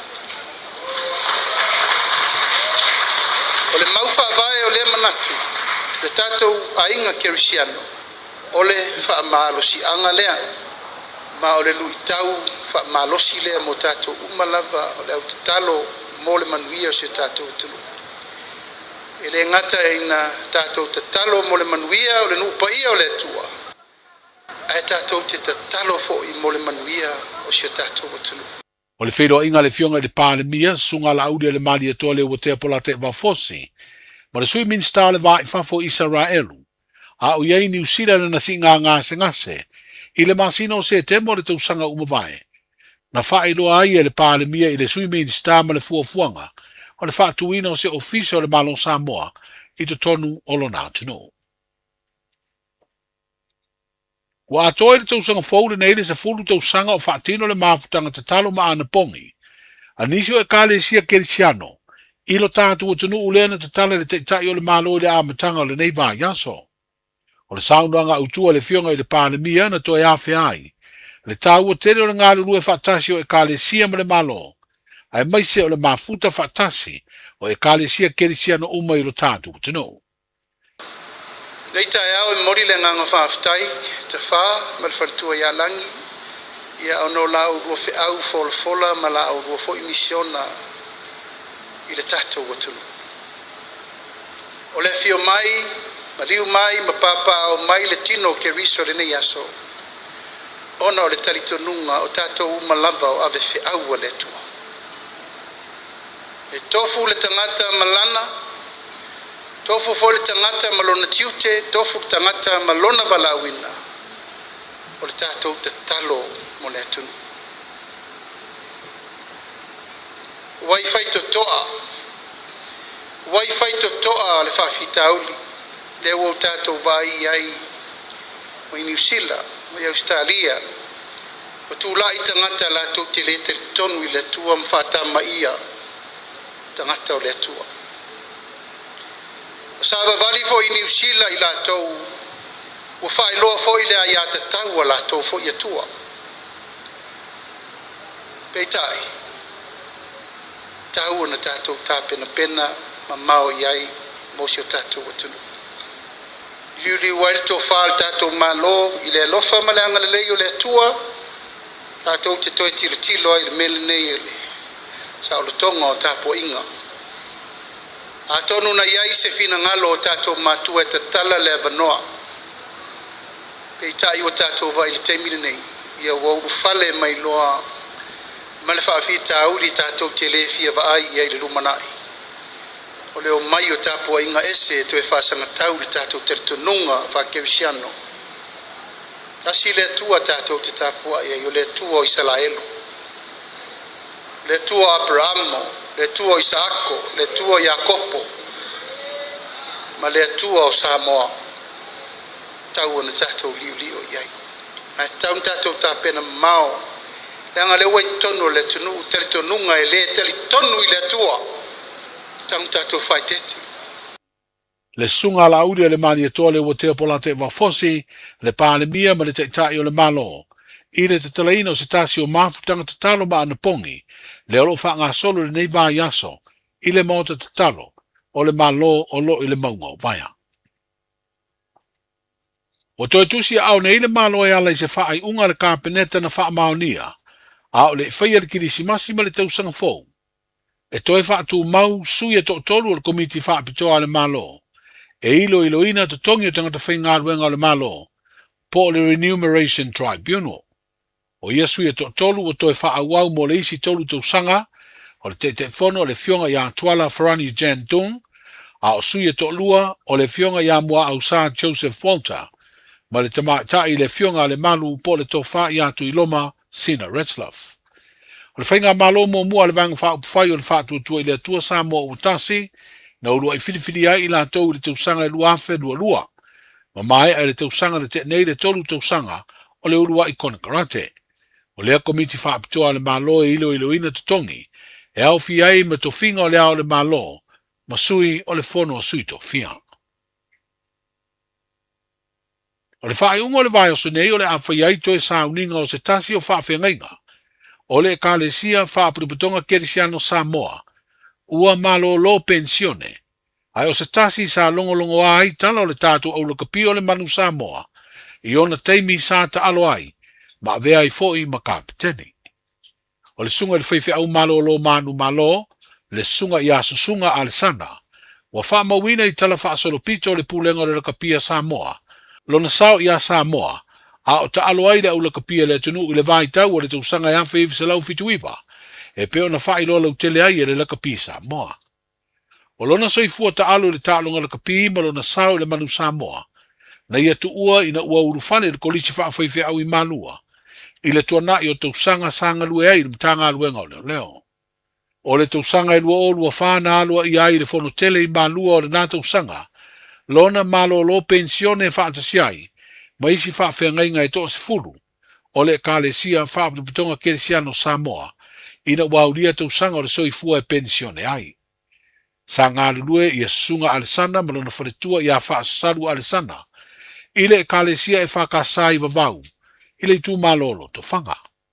O le ngā tutonu o le vai aso nei, o wha moe whai ai i le sauninga wha le ainga po le family service, o le tu malo o le sunga i le whawhengainga. O mori le whaletua ma le no whaalo ai meise o ainga, wha mai senga mai le Palestine, o le teitai whono ma le pulenga le lakapi Samoa, i le tu malo o le whawhengainga, i aso sunga a le sana.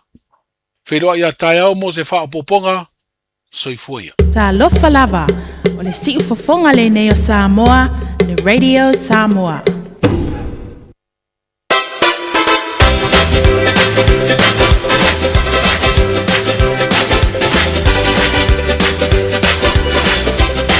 Ia no whafonga tātou wa tunu le tau whasalawina o tātou tala mai Samoa pe ona iai.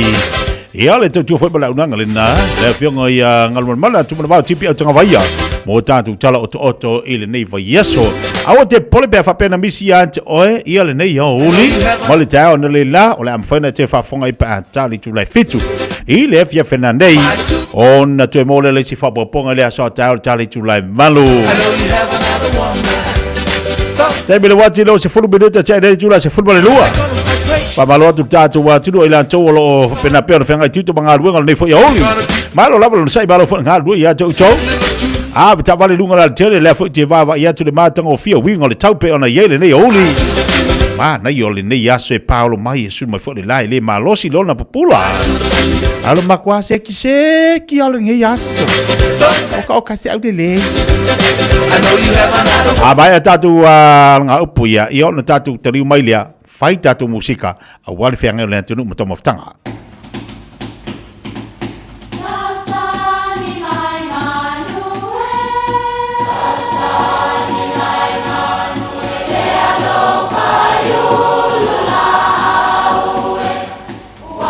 E o whanga manu i ululu o la au, awa e whawhanga i funga o la au. A o le tangata e whawhanga i upu matala. O le mawhileo o alanga upu mamuanga ngana Samoa maona whaapongai e a fua i lona sio mianga. O lona lea sao i le whaatufunganga o le iloa whaale aso mai le tautua se ia o ina pule. O alanga upu mamuanga ngana ua lanto mamanuina le tō whamanino a Samoa mana tua foi e tāo fitau muli le atunu. Ia omi whaaniu ale e o le vau. O le mafuanga o le nei ala ngā upu e whapea o le niu mumua e tau o le niu ale. A uma o na inu le sua o na o omi le ilima ia tae. E le langona se pa o le tae o le niu.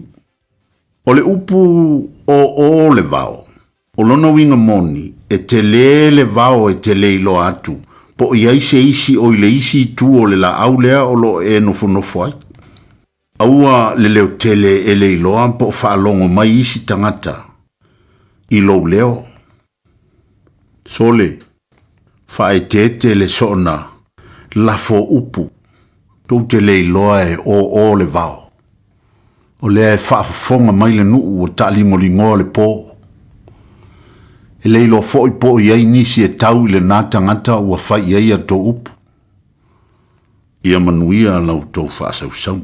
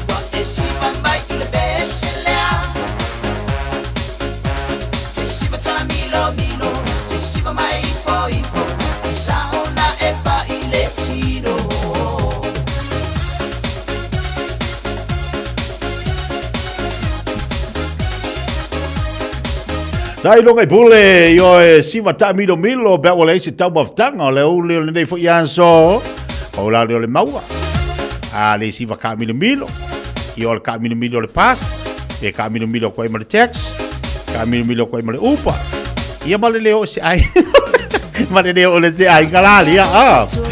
O au ngā mo le sering i le kanga. Papalo atu lau ngā sese malau kuka i la tolo whengai mala ngā senga o topa whtanga. I te tonu voi o whale ainga ese tono le tātu watu no. Au kuka malau ngā sese i tono mauta malawa. O lau kuka malau ngā sese i tono whale mai. Papalo atu i ate au tau. Ia warakasi le mtanga luenga ese le makua pisi fo. Me o tono whale mai. Ia manatua fo i o i la tolo o whengai male kuka inga la leo me ai. Ia awa ia le fonga tau mafo i la tolo whengai mamai o tino. Ia ora whainga luenga, ia wa pēla le whare mai au kilani, milo mo, ka o kaingi whare mai. Ia wha malo atu ala le tātou pokalami a te utau. O le mau atu tu suafa, a o le nao lo pisi o tau i kukaingo me ai, malo ale ongo sa, malo le wha malosi. A ore ngali atu, oe le tātou tau tua, i lunga le tātou Facebook, ma lunga le tātou YouTube, wha soa i le tātou pokalami. Se ma le tātou whatalofa, i la unga se i male valele. Wa tasi lea mtanga tasi lea unanga matautua o ila tu o lea o lo pisi fo le nei yaso o lo fianga ia o ile nga ngeila o so uma pisi ila tu ile kukaingo tau maftanga po le kukaingo me ila le avidu ngal valele me ile avidu ngal valele ka ko ye ke sa fa ilo vaku pasi aku malau ka maftanga fo o ila male valele la foi to tele foi tatu Samoa leo lo ngalu due ai I lea foi au nanga mo lea tau tua. Wha malo ati a tau tau umala e mantuala ese ia vaenga. Ia ese lau kuka, ese lau koso mea ai. Ese lau vaenga fui e lako ke vaia momo whala au ainga. Ese ila tu e lako ke vaia momo mea ai ese. Oronga winga makua pisi ala, pisi. Wanga lea ringo le kampangi le I male vale. Ia o la tūna o lo whengai male ngā marukanga o mea ai. O la se kampangi. La foi to tele tatu Samoa la foi o lo ngā rurue ai. Nai tina o nai tama o nai whanau tupulanga talavou. Wha malo atua le tatu pokrame. Malo se o le mea kaua o le ngā ioi. Mea kaua o le ngā ioi. Ia mantua foi la mea o whale mea ai. E whaile leia la I au gloves. Whaile me ka vailo ulu. O mea umanga. Ngi keua pa u se laulu. Se laulu la lea. Ngi keua kofu aku ko konga ngā mea ai. Ia ona te lea ilo lea whai. O le pui ngā hui lea mo le saunga le muma le o le fonga tau mafo le tatu watunu. Ia ma ila tō le whea irunga le wālele. Ma ila tō hui e whioha I wai pasipasi akwala ko ka mafukanga ngai pāralangi. Pa balo tua ila ia te utau yolo ngā lua manai male wālele. Nai ave pasi fo male wālele. Ia o ila tō lo whengai mga lua ngā ave taxi. Pa wai makau ki o ngā lua kako. O le si pe manga ku whakau ai ngā lua ia kero ngā lua ia. Pa ko kama ia le malolo. Yo umanga lua malolo o kama ia le malolo. Ia malolo le whengai wālele. E mga au mi o le kau mafutanga. E pisi la ila to fia la wa pisi ai pisi ko makako la le fia e o markirisi markau sanga fo makua seki ali account oe wole se me ka o se ka fa so he ta fa ngalo mo le manga mo le usu ese le manga mo le usu le Taeao manga mo le to anga fe ngaruenga e kango ku fo ia le kala ko e ngare kwa ko fiki mai ska se fulungu me le ko kong de se fulu e ka se fulu ia fa malo tini so tatu pa u bala lungo dato Facebook le fo yaso fa malo ati atu to fa pe ole se koma fkanga e vai musika si filo le Samoa le fo yaoli pa talo fati li no mano malo se fo molia Helen ula fa talo fatu tatu proclame mai pole Australia Maria Michael fa talo fatu si vale a paseta fatalo fatu fo de vai ngaleso lunga dato YouTube ko kelo la kolo e vai makalo fa ia lo fatela tu lava mo auto ia lo lunga dato YouTube le fo yaso Michael alo fatu so ya Michael I love you o lo mafuta mai so ya Michael ina Fiafia ma Wellington Michael ko so pang ka o marka ke po eres ko nga okay poli fatalo fati manna Josefa fatalo fatu le fo yaso malor se fo manuia Des fatalo fatu tatu pokalambe vai atu bala tu te vale fatalo fatu nei vai ngo leso John Petelo fatalo fatu balo se fo maluia fa balo atu le nei fo ia oli i le mafto mai ia lewa ko kiki anga lu so ia tasi alo fatu i sunga mal fatua le mafto mai mala ina Glen Innes ono le totelo la jo le lo mafto mai o lea o ele o mawai tatu so ta inga lunga tatu le tio ia ai manga ia lo we vai mai lunga tatu face tapu kako fafsanga i kako foringa kilo mai o va ia kako o wi fo ia oli o yo kele lang selengi o ai le se mea o le si mea vai o hinga le ke o le kako pamping sing ngale wa amakangaru dunga kero e maka o kier kulanga wele kaunga kale pingsing e ai ala pa mo pe o so coffee pi o po aso lulanga le coffee e tau ngofi mai le pingsing e kau ngofi mai longo winga ia e la mar kama la mal po la coffee e la mal po la so lulu la mal pingsing ai o kero e la mai o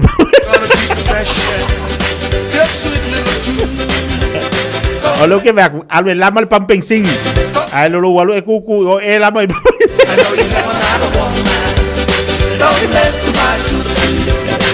e uvale le kuala ka vale ai fica mo e ai so lai foi le polasa con finale a duas for tolo minuto tele tu la suma lua se vai fa Fiafia ka se fi loi le oli e job lo ranga se fonga le Samoa te slipa tolo amo fai ma le lo tau maftanga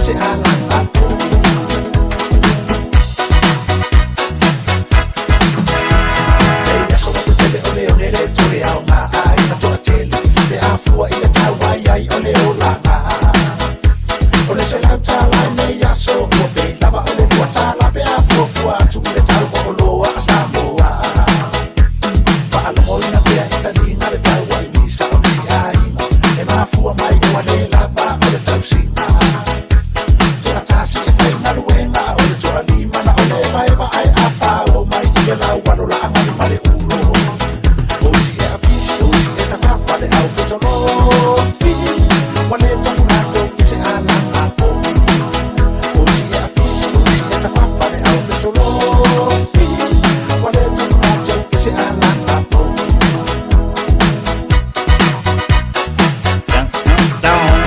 a fai fo tua tua tele ia e to si male fa le pele a wa o ia e ta lo se o se aso a fai ua le a o ma ia la to lo a le fa o la ia la mai ai manu ia ai le e fa au so so ma ale le na mai le so so ma a mai le to a o le a fai ana pong ia Samoa e tano sia o ma tu ai ma u ani o la masa o na fai a wa ua la to le lo a la to me sa fai o si e a fisi o si e ta fa fa le au fito lo fi wa le to na to se ala a po o si e a fisi o si e ta fa fa le au fito lo fi wa le to na to se ala a po Luas pulu valu video tele channel le chulas malua. Ba vuto vai so sia vai malo yo pula pepe wo ka fiola wo ola ka mai Samoa malo ta lo fa vai malo. Kalo vai so malo malanga mangu ese de va o mala. Ngo vai aku e ali auskari. Pia ngo vai aku la fi vai olo ba ale vai ho Samoa. Malo so. Malu ta sang fau. Le o ngai ki felo i lau pensionga. E me agade de yo que cala la pension ka mai fer wa ya ba ve sa ngai ke o polo ka pension e vai de polo ka ngaku la pension ka pa talo va tso se ya eli lo ta masanga uzo alo fatia jo mal fatu no fa lo mario fa tau sanga fo pa malo tu la vai a te tu ia le lo ma puta melini pa ya malo lo sa le vai va mai na le tau nga fa tau o taro ka i le o ko wa ko me nga fa ngai o taro e ko ya malo sen bel fa talo fa talo nga ba tu tatu fa engol sen bel sungal fa fenga nga ya san ia mo se fo tatu tu fa malo tu nga ba tu Evelina malo fa malo si o to tu bangaluenga leu to mala unanga ba tu pe ona yai ele tatu fa ngai na i Avondale fa tasi ma o ta ho Pabalo tu le avião em Samoa, mas tu ya lis, mal tu Samoa. Kalau mau coba lihat tu flying na Avondale, mal lihat tu flying na Manhattan ni Marasco.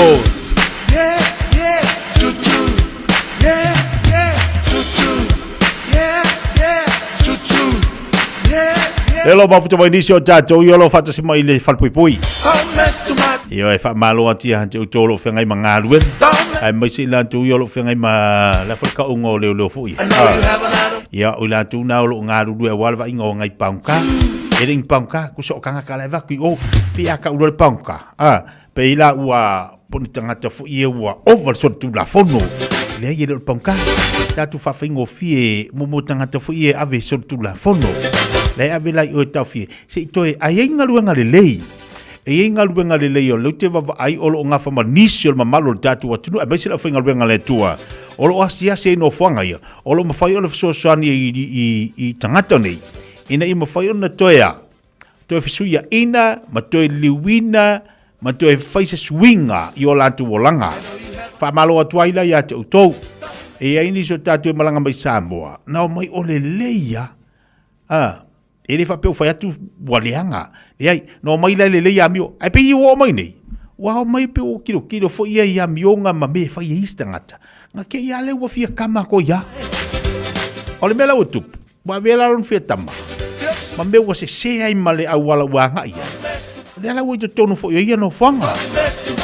Ia ai fa le tonu fa le fa na o niso i la to.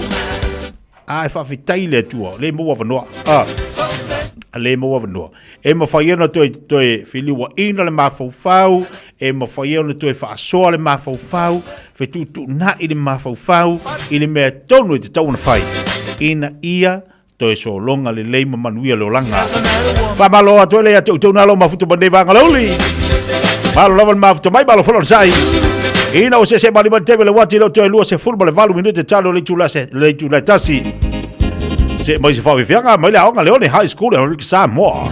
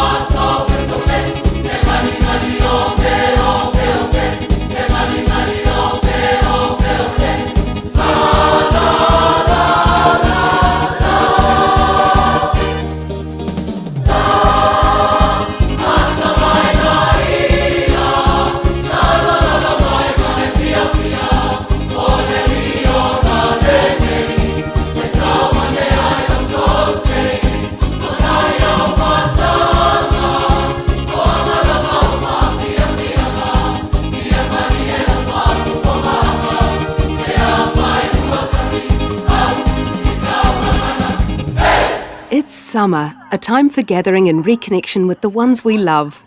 Right now, measles is travelling across the motu too. It spreads easily and can cause serious illness.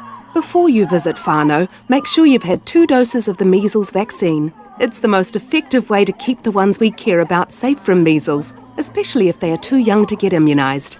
It's free for most people, so contact your healthcare provider or visit bookmyvaccine.nz before you settle into summer. O le lava vai le whanau no whawhale le taimi o tuang. Mana o mia se no fuanga I Fiafia I le ainga atu. Ta pena re ainga atu, mo se ta whaonga mata o tia I le Crystal Mountain. O matala nei le Mystery Mountain. O la hoteli ta alunga ese mo le whanau. Tanga I male ofo I le Dinosaur Gully. Titia I le Express Train. Mamatamata I le Animal Park. Masau wane le Speed Gonzales Roller Coaster. Ma awane ingalo le Crystal Mine Museum. Mata mo fiele aso mo le ainga atoa. Le Crystal Mountain, Valusfulu, Candia Road, Swanson, Okilani. PSIasi, ile crystalmountain.co.nz. mo tupe fa mo moli Samoa mana tua lo le Pacific Easy o lo fa wau pe le tatu fa bitoa e na le $5 le tongi pe ai fa ngai na le Pacific Easy app e fa tino yo tupe fa mo moli mai lau telefoni febe ai o lo ava no fo le tatu direct transfer ti posi mai ai yo tupe le tatu account ma fa moli ina facility lu telefoni ma fa tino la fo ina lo tupe ai nga fa bitoa mo le tongi no video le bai mo li tunga tupe so se fa le tupe Samoa pe te tongi ni no nga tupe le no pi fa Samoa House Corporation po le Samoa Land ma so se au nanga Samoa o lo ma fa na fa tino o ma ile tatu au nanga le Easy Pay mana tua wa fa so polia so se va henga o ni sila yo tatu lala o lo no fo yo tatu visa yo tara mabangele pe fa nga le Pacific Easy app po le direct transfer e fa sa o no taimi I see do na fa sa o ina yo tupe o tanga tale benesini mo ni se fa talanga bala au le telefoni o va se lau o tasiono no po no bera masani au kilani o le lua fitu ono fitu wiva fitu fa ma le lua fitu ono fitu wiva va fa Pacific Easy o lo ba anga mo tupe fa mo moli Samoa 24 hours a day, 7 days a week. Radio Samoa streaming live on www.radiosamoa.co.nz.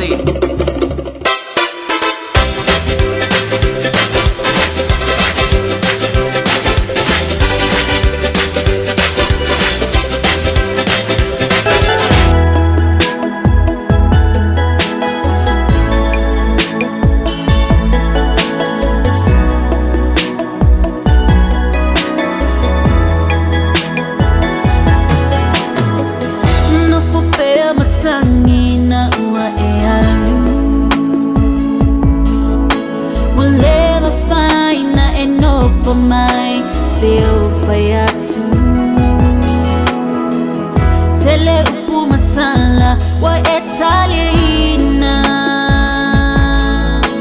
Usolo ilo vale maputanga aoe maita o elo maye Bolonga le mapupa To feel my foot to my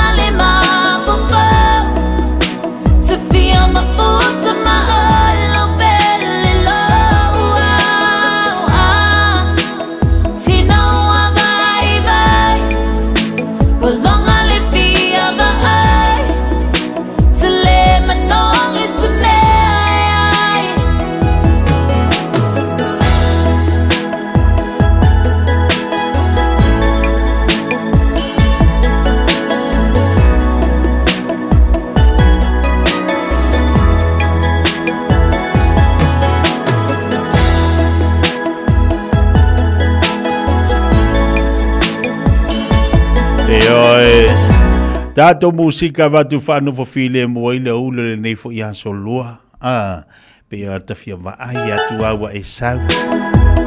Sina mea ai wawa ulangona lo fia va ai ma lo fia ai. Kama fuila le fa pela ke fenga luenga. Langa e usule Taeao. Lenda e tope ona ua faisi tuai o lo usu. Le langa e alua I afa pele te wha moe malitina e latu ma le mea aia. Le la wakalo break. Wakalo si moko fo ile ale wai ngofo mai kuku mai pipi ile. Mai pipi ile pou o lo whalwhainga luenga. Peke pi ile masingi lo whalwhainga luenga mai kilo mai. Mai vai mai lo fia vai. Ia ilanga ka avale ua paka aku. Ia la wa e kuku ringi aso ua umaya le koe rua mingu ke le awhai kula.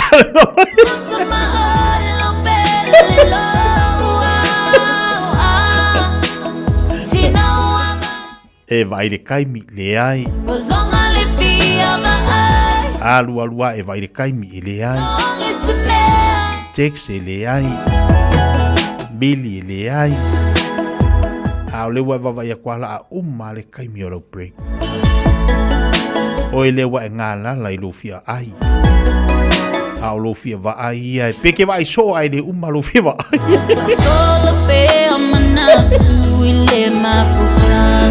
Alfesili la, alfesili. Ava pengei la wa la lunch. Le kaimi o le lunch ai le yo o kwa. Le ala so la ngonga. La so la ngonga.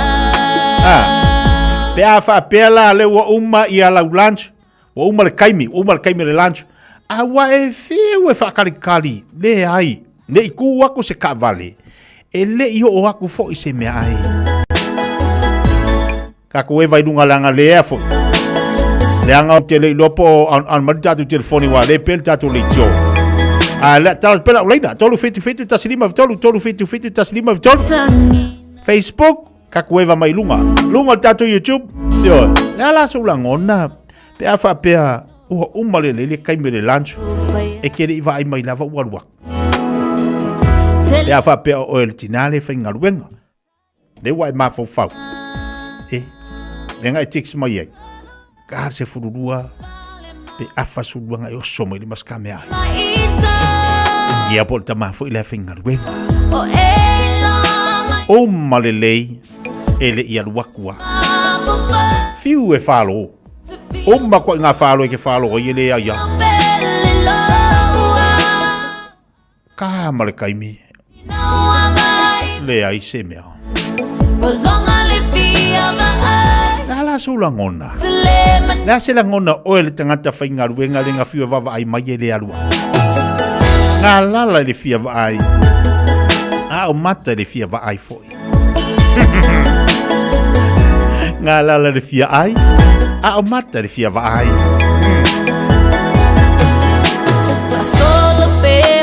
Liso ta.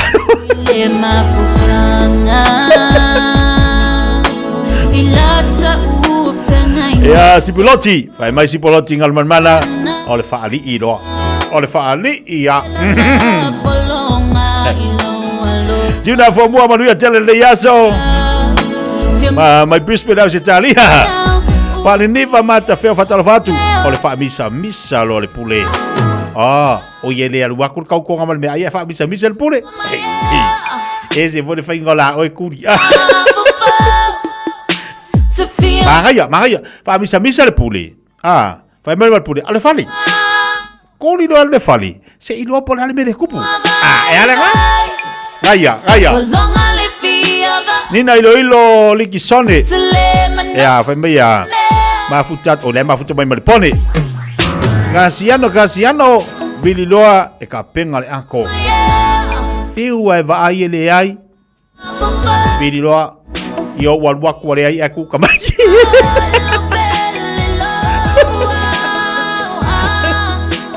Vale diva mata feo o le manga valoa kai milenga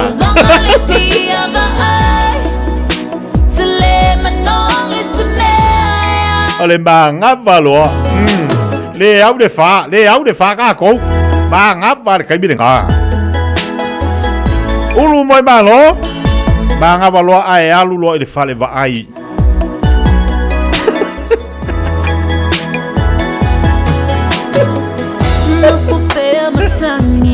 Le manga va le vale pove la fa ku polo cari.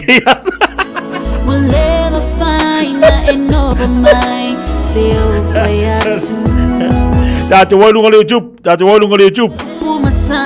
Leanga ole ke fiu ka kari wa e o kilo fi ai e o kwa. Tone fa mai ia ongo sai loa, ongo sai yop. Ne ala sai me ongo sai yop. E a Michael ole pai do.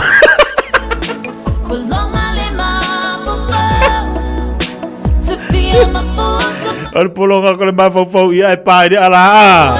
Te malo mai. Lata fatalo fatu le mafuto bai nai Amerika Samoa. Alor se fo bolia.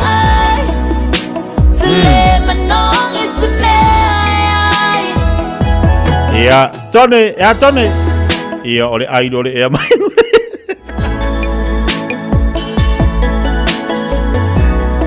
Ngala le fia vai. Oi lea o fa ngaluenga na e usu le Taeao. Ai pe tai wa e vivesi ama e wa kwedi a vesa lunch. Lea langa e text me lo tautonga lofa babe. A kaartse frudua oso mai ma se ta lunch fa mo le molo. Lea la wa uma le kaimi o le lunch. Ele yo kwale babe. Lea la se la ngona oile. Lea su la ngona. Wa e fiu te tali mai ma mafo ngaluenga. A o lea sa e fiu e whalo mai. Po o whea se mea ua pakailan ta vale sa vali atu. Misi a koa. A talavati a piri la pepe. Nina e ilo whai mai o le kipi lo ngakau koa.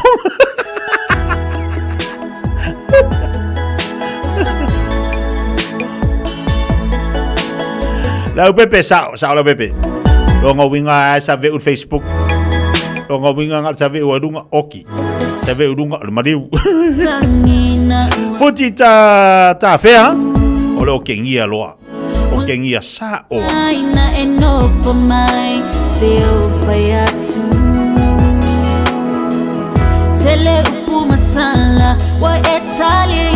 Ya le fe mesi uso ya pele. A fali fa mai. Ai si do le lancio lesi. Ai si do le lancio la winki. Ke ia ai kale fe ua. Ai kale fe loa. Se folu fa mai. O i lor se po vai sa. Ya ai fa mai ala ukamo Joe Roberts. Fa mai o le kangi do le kangi kwa.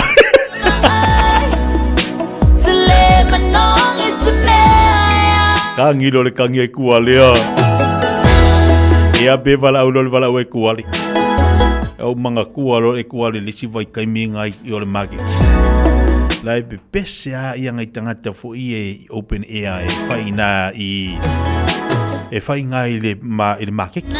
Ake le i lo ko mau ke le toi o Samoa nei vai taimi. Au ke le ulo po fisi me i skamo e kua. Ai ke lo e ke manga kuanga skoanga. E kulo e kuale. Aba yoso ela ka mau sangi langa lau sangi la uole leia ange sangi kuli nange rola sangi kuli ai fa bela ka mai kwale pepelo mako ku je vala uno va penga sangi kanga ka ya kwale kanga ka elo okulo ka mau sangi patala pati ya Filipina Alesi happy new year malol se fo malia mai nai barakai patala pati fo ya antolu mareko malol se fo laudelei au ole fa misa ai sui de tolua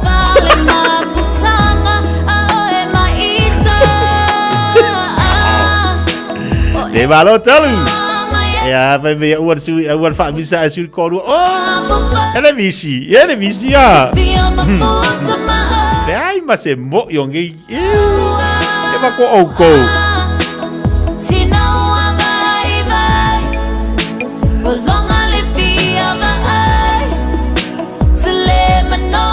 Iba minuta jalo le Julai tasi.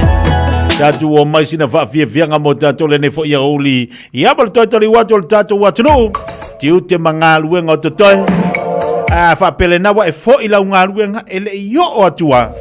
Au te fai meita. Ya fa pele na wa to fo ila ngalu nga ele yo atu lava lau tonga po lau pei. Ia male tau maftanga le uli. O le me te tau ona e whaia au e te whai meita e fo e wha umalinga ruenga. Ma e maa fau ma e mana tunatu. Po sata miti ea po sata moe vale. Ina wau te iane o le a mate na nofo ma whawhine nof tane.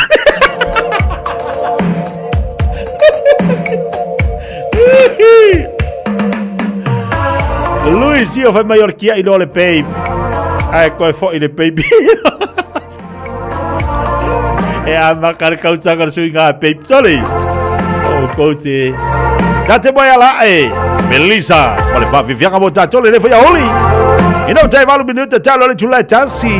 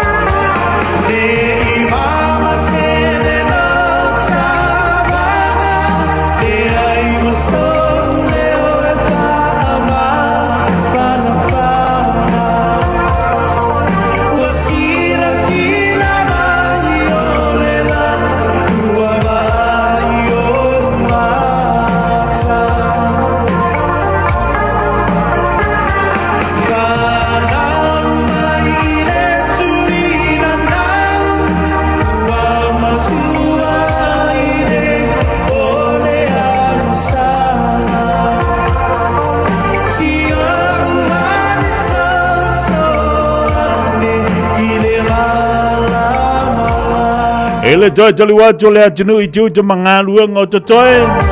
Ka malo atu ya te utou malo le pale malo le sai. Ia manu te leina ngalu ngo le atu e whengai ma le atinu. Mai se la tu na utapena atu mo ngalu nga I le Fiafia. Tapa inga mau whanai tātu tamam tira mātua mo te malawa te whatalo whati po kalami atu tau.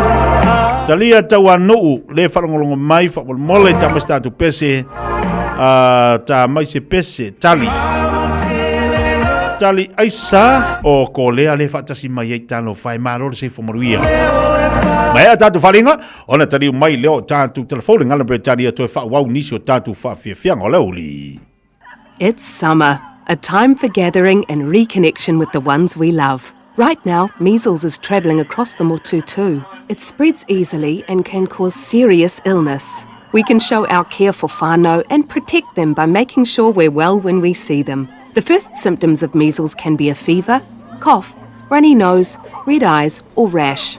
If you notice any of these, get advice straight away with a free call to Healthline on 0800 611 116. A whaiwa umala nei tau sangai te le malanga I Samoa. Ua saunia nei ala Judicial se awanoa I te ono manu malo ai I se pepa malanga matoi fo I mai I Samoa ma le 5 se lautala Amerika le tupe te tawhau ai. Na ona whao ngā lavo le ClickX e lafo ai lau 5 se lautala New Zealand po le 5 se lautala Australia pe silia tu foi I le mai cash o le tu ainga I Samoa. O le mawale o le awanoa I le se I le anso mua te sema ma le se I muli le anso 5 Januari. E ma whaifoi o le e angava ai le se I pe a lafa se top up tolus tala New Zealand, po le tolu se tala Australia pe silia te foi, molo a inga I Samoa, e ia inga o le nei whabitoa. Marui e tele aso Fiafia I inga umo Samoa. O fia maua sau ta vale po sau piki apu, ai tong ta iwa yaso, lua va yaso, pe ta imasina, o le sleek cars o le a maua ai le fsoswani. Ua ta pena le au whainga luenga a le sleek cars, mo oi malo a inga.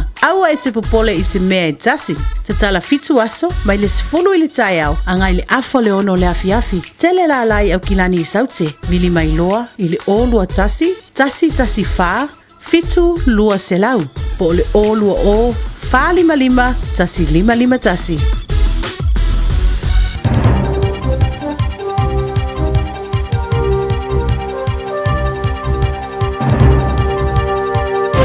In this update, Manage My Health expects to start notifying people hit by its data breach this week. Hackers are holding the health platform to ransom, threatening to release more information from more than 100,000 people. Health New Zealand's Jason Power says they're moving carefully before informing clients. We're wanting this to be done as soon as possible, but we also want to make sure that it is accurate and concise and that the verifications has been done, because we do not want to create any more distress. Deposed Venezuelan leader Nicolas Maduro is being returned to a New York detention centre after pleading not guilty to drug and weapon charges. He and his wife have appeared in a Manhattan court wearing prison scrubs and khaki pants after being captured by US forces over the weekend. Neither sought bail. Police are door-knocking in Lower Hutt after a child wearing just a nappy and singlet was found wandering on a busy suburban road. The boy, who's around 3 or 4 years old, was found on High Street in the suburb of Taita this morning. In a social media post, a member of the public's urging the boy's family to contact police. Diesel has spilt into Wellington Harbour and stormwater drains after this morning's spill in Aotea Quay. Emergency services were called to the scene around 3 a.m. A fuel tanker hit a barrier, spilling about 4,000 litres of diesel onto the road. Hot cross buns are on supermarket shelves 4 months before Easter Sunday. Woolworths is going early, saying demand is strong. It's giving 5 cents from every pack it sells to the Kids Can charity. Otago University research affiliate Reverend Steve Taylor says it's never too early to have a mindful munch on a hot cross bun. I think anything that helps us think about sharing, about sacrifice, about love, about giving is well worth pondering. I'm Kay Gregory, and that's news. In sport, Australian opener Travis Heads brought up his third century of the Ashes series. The free-scoring left-hander raised his ton off just 105 balls as Aussie eats into England's lead in the final test in Sydney. New Zealand's sole representative is next up on centre court at the ASB Tennis Classic in Auckland, with Lulu Sun having to withdraw with a wrist injury. 23-year-old Monique Barry is embracing the chance to be her country's only hope. It wouldn't be pressure, but it would be like more honoured to do that and be there to be representing New Zealand. Obviously there's going to be nerves, like I'm definitely nervous, but I want to try and enjoy it as most as I can. And sacked Manchester United football manager Ruben Amorim has collected a £10 million payoff through being dumped after 14 months in charge at Old Trafford. That's sport. Hey, hey! Oh.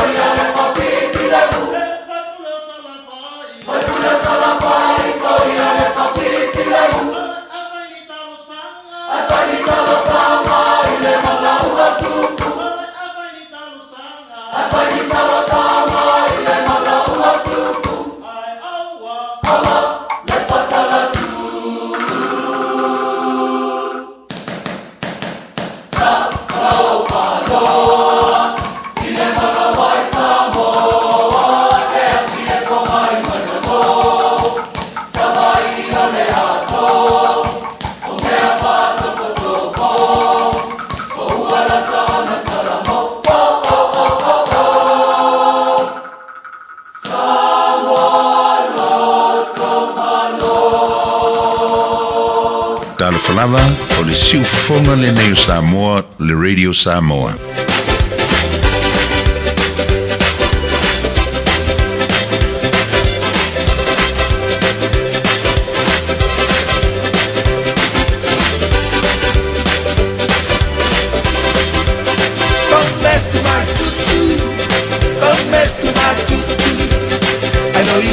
another woman. Don't mess to my tutu. Don't mess to my tutu. Don't mess to my tutu. I know you have another woman. Don't mess to my tutu.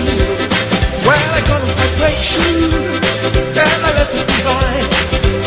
You see, you gotta keep the fashion. Your sweet little tune. Don't mess to my tutu. Don't mess to my tutu. I know you have another woman. Don't mess to my tutu. Don't mess to my tutu. Don't mess to my tutu. I know you have another woman. Don't mess to my tutu. But the thing is too much. But it's much as that. I know you have another woman. Don't slip your face. Sfulu bidu talo tenei a leitu lai tasi le nau whawhonga tātou wā tino. E tātou telefone ngala Britania o tātou telefone tāloka pēla tūne atu mo oe. E le nei au holi. Le tau tua whawau pēle nei a le siu whonga Radio Samoa tasi ni bau tolo a mo. E le maftamai le tātou wā tino. E ni so tātou pānga le fisiri mai po le mea leo o la tātou leiti o le Samoa. Ea e sa mane fisiri. Au te lua ele o mawhai ona o la tātou leiti o le Samoa. Ona le fwoi whale tonu tātou leiti o le nei. La fwoi le whalongo mai tātou pānga i amika Samoa ma Samoa. I lunga tātou Facebook ma lunga tātou YouTube. A ole mea, leu ana tātou leiti o le tasi o ono whamo. Tasi o ono whamo, leu o lai, langa lena o le vasun tātou nei. Ai sa ma fai ona so tai mai ni so tātou ainga mai Samoa. Lai ki lia le ina i tafua tai. Ia le alan te fisiri mai o la tātou leiti o. Ia mole vai aso atoala nei, whalongolongo me tātou ainga ma tātou pānga Samoa.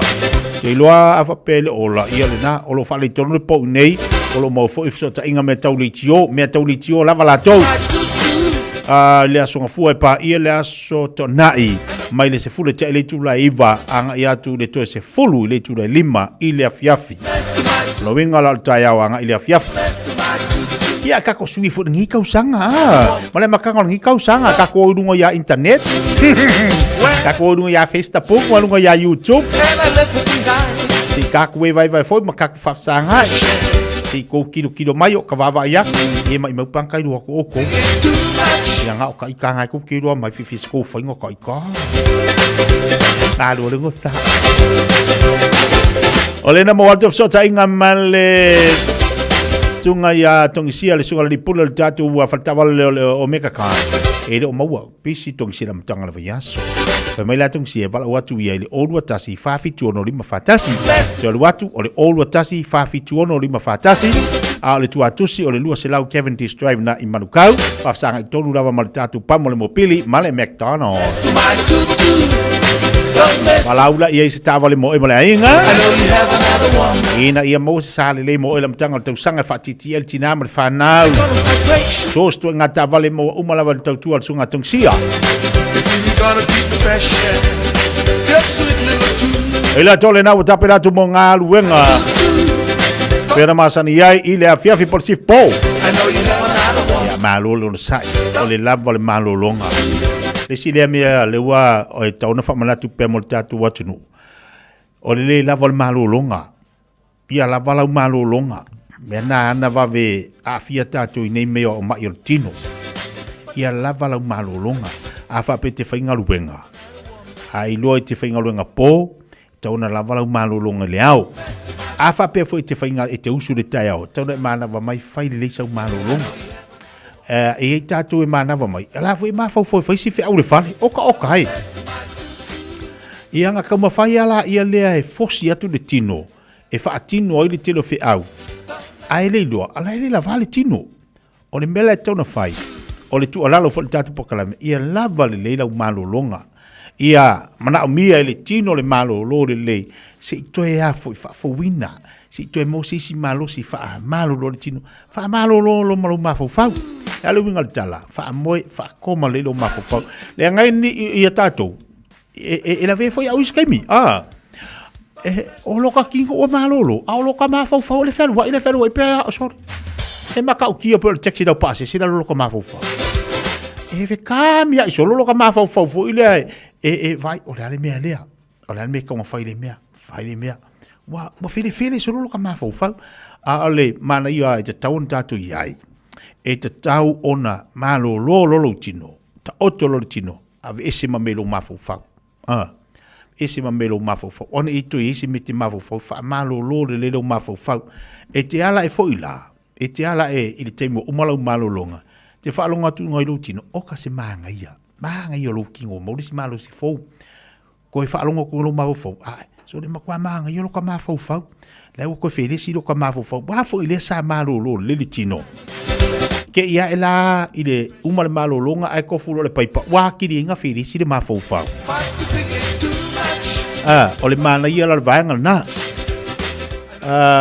mo tato e tupu le telo o mai tato te mau ona le lava mai sale mengio le lava malo longa umal nga luenga saua le simea ma le tala lea over le pisi o ia foi al malo longa o lutino o ia o ia te tango e fai le malo longa o lutino ele mfainga la ku desi fa sa fa yo fa ka oko no te tangwa o e failo te mi te malo lo le yai ave ese nisi me te pisi yai me na u va venta tu mamai me fo ina u va ve ona tanto wa tele ma yo tatu tino ona le lava malo longa o le tau sanga pe valu le va tau sanga o fainga longa si fale pai ngai kai everyday o ka se pisi o inala no wa o ina mai ele tu langa le ya lava le malo longa e usu ile tasi le Taeao e amata le tasi le Taeao mana va mai le pese me o le tolu e fa inga luenga su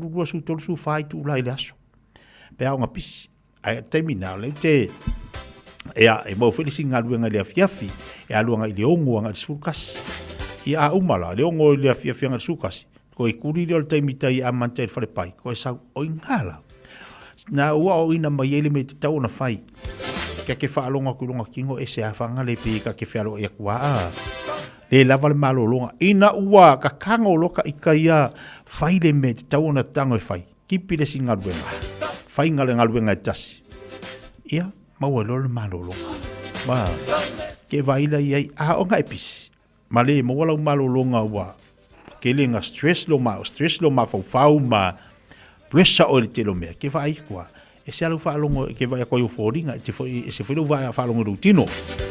Ai ke vai o fōringa piwa, e piwa fōle e pēa ea, o leu putu sao nā, piwa o oma e oka maka. Io e, kalkalo le lava le malo longa, ua halu soro loka mawhauwhau i lea mea, ma lea mea. Ta halu talu ai, o ta ita lava ia. Ai ina ua te tangolo e whai a ta ita le whiriwhiringa tonu ma le me te tau o na whai. Ia o inala, nau ta o ina mai lori me te tau. Ele tai alo tao. Ele tai lo sei fua. Ai ma fua o nga mawal me lo motsia fa fu se io maftanga. Ona u over tatu nau. Over tatu nau. Ia ma u over fo i ma le tatu le malolo. Over le malolo.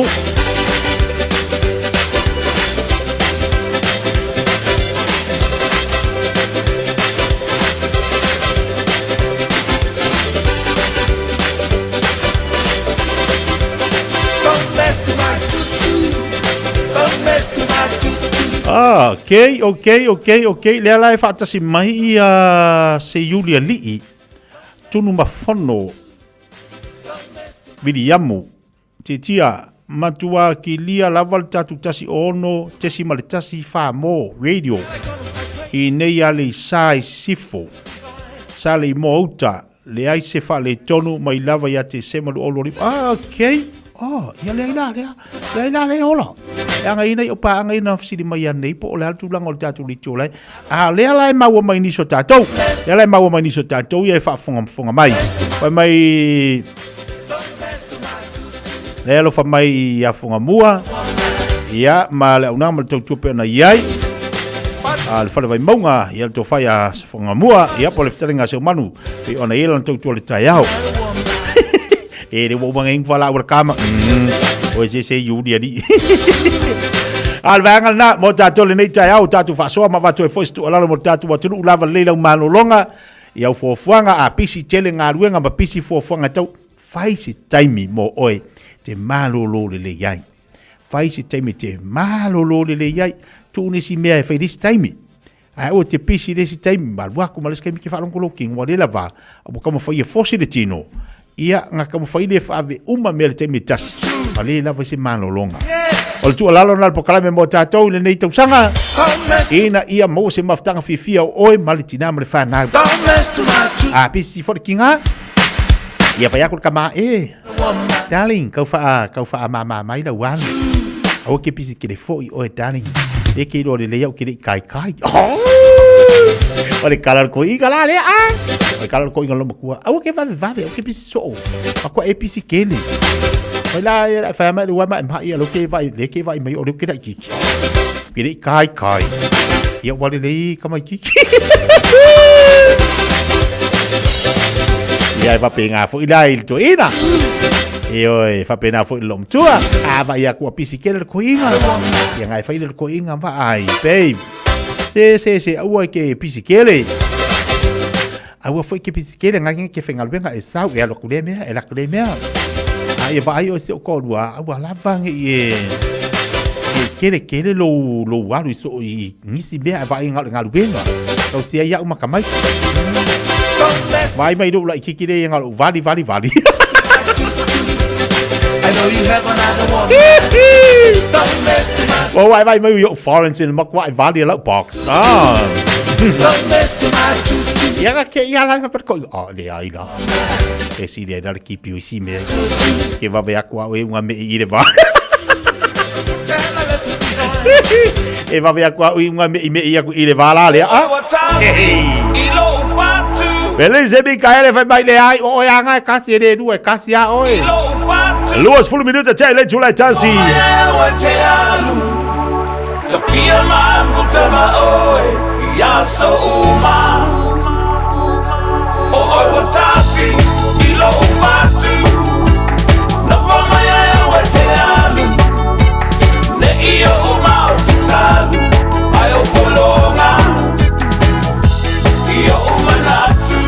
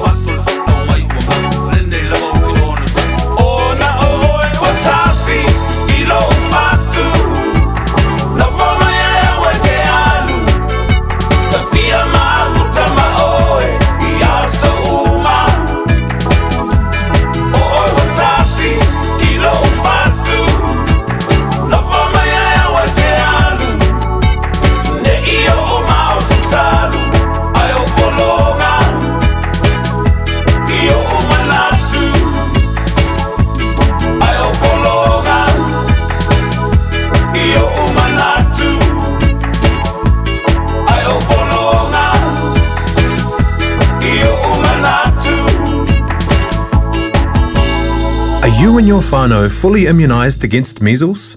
Measles is serious. It spreads fast and can cause severe illness. Your best protection is 2 doses of the measles vaccine. So, now's the time to check if you and your whānau have received both doses. If you haven't, it's not too late to catch up. Book your immunisation today. It's free for most people. Find out more at info.health.nz/measles. E te manae maua se lumanae manuia o la wata li I polo wa fafine. Ua se fulu nei tau sanga o whaatino le Pacific Advanced Secondary School lea au o nanga. Na whaawaile nei a onga e Sir Michael Jones. E whaonga inae ngana le Pasifika I le NCEA. Maua fua o fua o ngā toe lea ni pilia onga. I le tau sanga lua o loa whana maua lunga I le whai numera o alonga whana wale pass na au sia tongi e ulu whale ai I le universite. Polo university entrance I le tele o kolisi I au kilani. Ua uti awa noa mo le lua o ono. Mo nisi whamtalanga wala au loa le pass I le ovart se lau valu o fitu lua fitu fitu. Ovart se lau valu o fitu lua fitu fitu. Taeao for Samoa o Mr. Cowboy le nei. Whaafafonga ma mai mo mai pēr I le Radio Samoa. Yeehaw!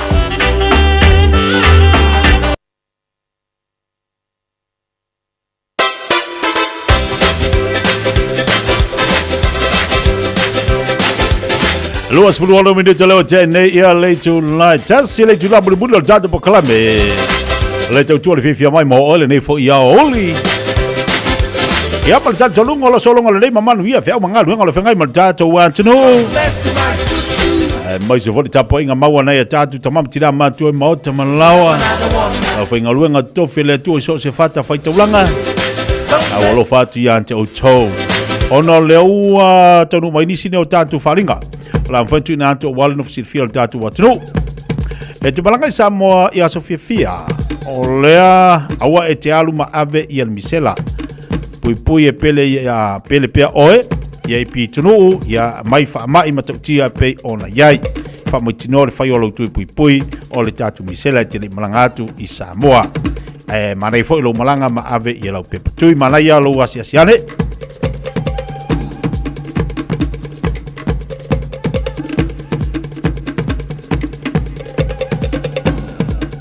Marielo was asiane ile info.health.nz/book vaccine pe talawane ile fale talavai o latane.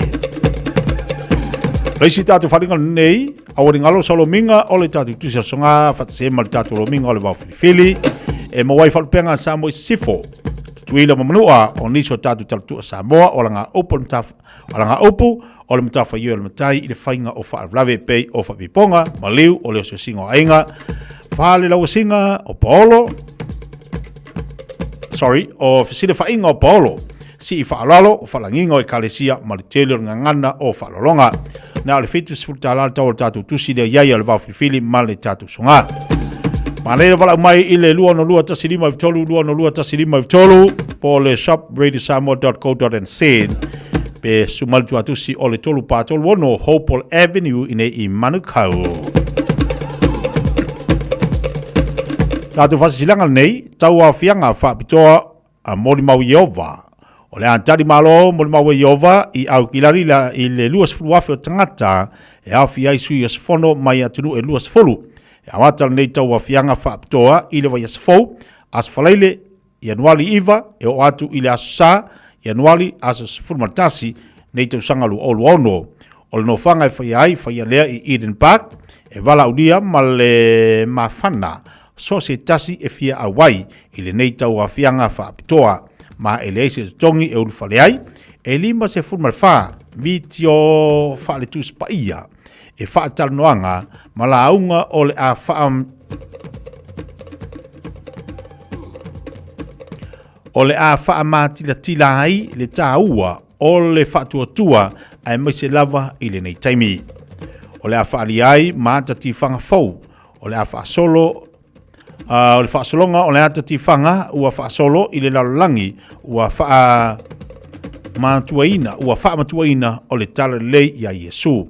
Ua saunia le pokalame antoa mo aso e tolu I le ngana Britania, ngana Samoa, ngana Saina, Takalok, male o le ngana la le o le takalak o le ngana Filipino male New Zealand sign language ia whapea foi ma se vaenga o le ngana Maoli a mata aso teitasi i le afa i le luas fule tele tula iwa i le Taeao o le malo lole le tale tula se fulma lua louli a nga iatu i le afa le tasi o le aso falaile e whae ulpo kalame i le lima i le Fiafia o le aso tonai o le afa le wha le Fiafia ai whae u i le aso sa i le wha i le Fiafia mo nisi whamtilanga e mawhai o na whafso tai mai i a Victor i o Ramo sui o le vaenga mo whamtilanga i le lautele o mori maua iova o le telefoni o le olu fitu lua o wha lua iwa fitu lua olu fitu lua o wha lua iwa fitu lua pe tanga i foi i le upenga te whailangi o le jw.org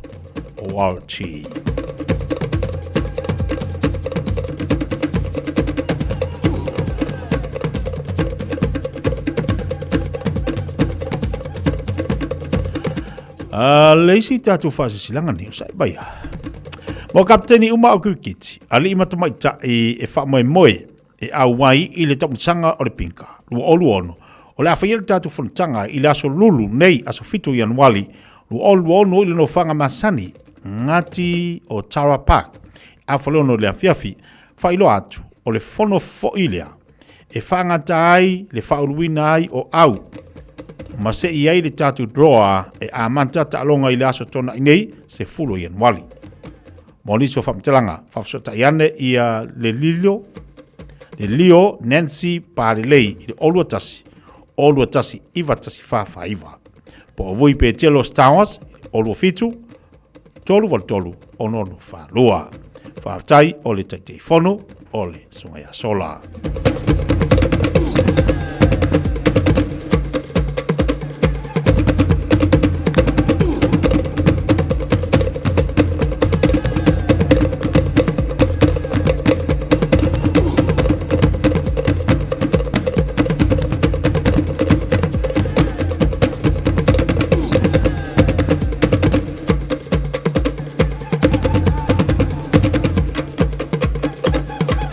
Ia, pauna nai tatu wharinga leo a taunu mai. Taunu mai mo le tatu pakalame nei fwoi vaenga leo li whawhangwhanga le tatu wantino.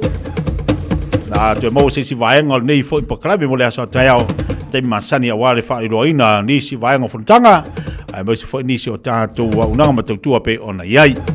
Se iuli ali, ia lefe mai i whaiama pele pawa ia tatu Samoa. Ia ai maloa, malo lava lona sai malo fwoi lava pali. Ya tono ya lo wa umaleia ni tu sanga a umalo tu sanga ya siki do matatu pawa ma we ko ai fale fatalo fatu de va ngalaso fa after mai asi o si e ko va ko sinka ko musika le ngi yoli ya ona tatu tali bai lo le vatu pokala me a reto lo mo tanto double new fa fianga mol malo tatu wa tru ai o so fa i mai do male kanga kale hey alo vati social Malu pio siosi po le Malu sio siosi pio Mikaele fam la va amatonai ya umatao ya sitau so ya tuala o amai nga ya lingi fo ya uli po walunga ngase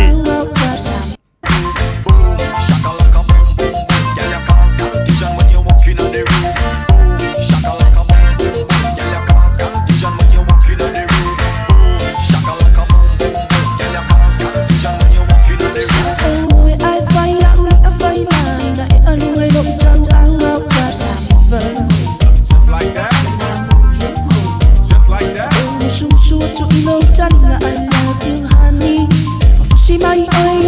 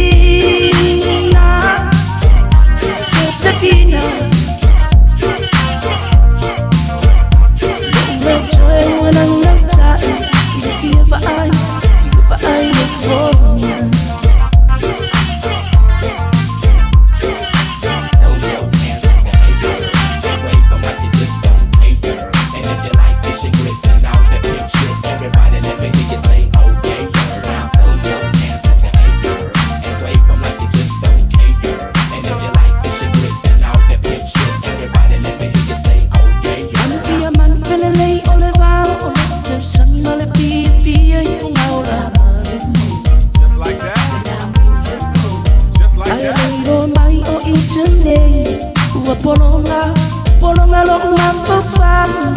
Just like that. Just like that. Na watu ya oelo watu pia vaya tue so sepina yosa. Just like that. Just like that. Say my yo so manatu etan wana ita so my so far to time. Just like that. So sepina. Josefina,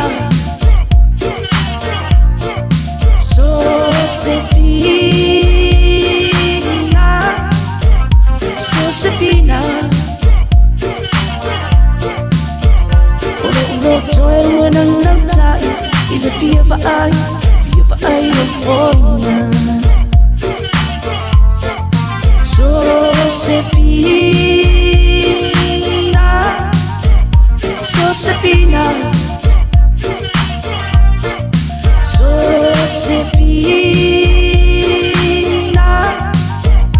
Josefina, oh, joy when I'm not tired, even fear for I don't fall.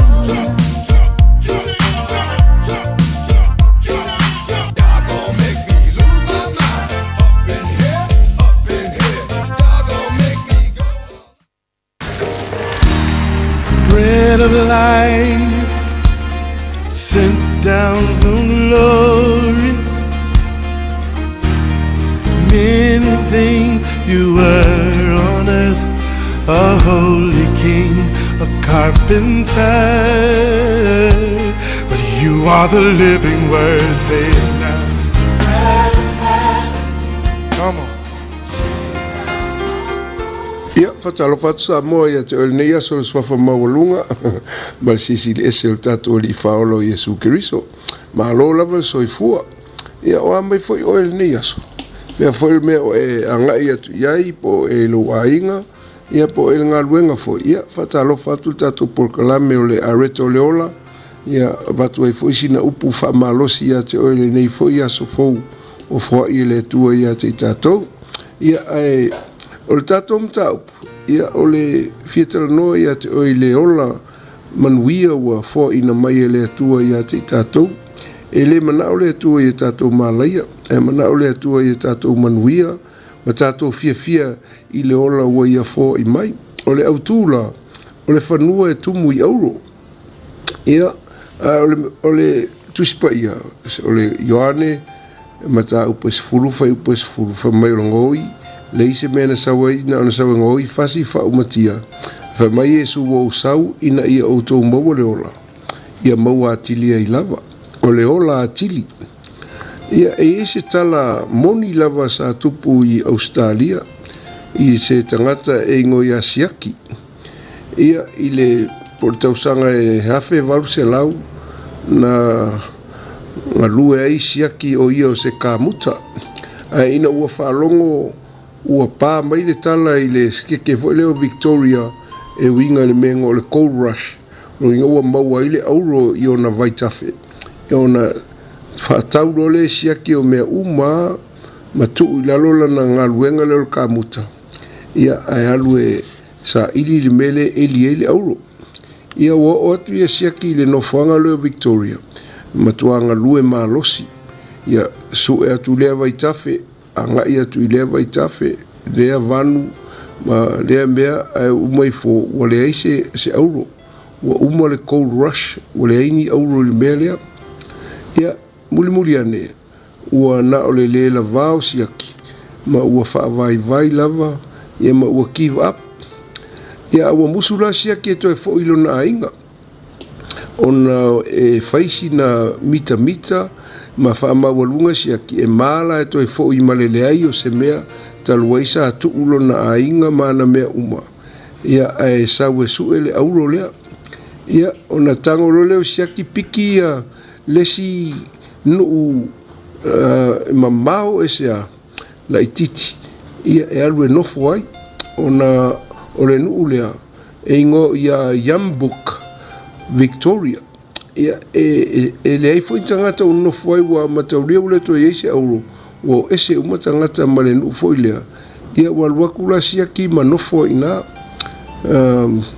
ma fai eilo na fale ia taluai o le nuu ia ele aini la au ele ola aini la au ia ele manaia ia waluatu lola siaki ia taluai ua faalumaina lona ia o langa ma manatu ua feo ia matau mafailo e faiso na fale nofo ai e fau mai mo meo palapala ua faula siaki lona fale i palapala ai muli ane wai na maliu e siaki ina o le mea la whanoanoa e leilo e siaki saulo le tua oile o siaki ia mawai mai le fale lea saulo talepe ilalo ai toto ai mo meo kukama makapisi e kokoa kunga o le makua ola le lea i o mea ia tango lo ma le tua oilea ia talepe ma le fale palapala lena na nofo i siaki ia ai toto ai ia la au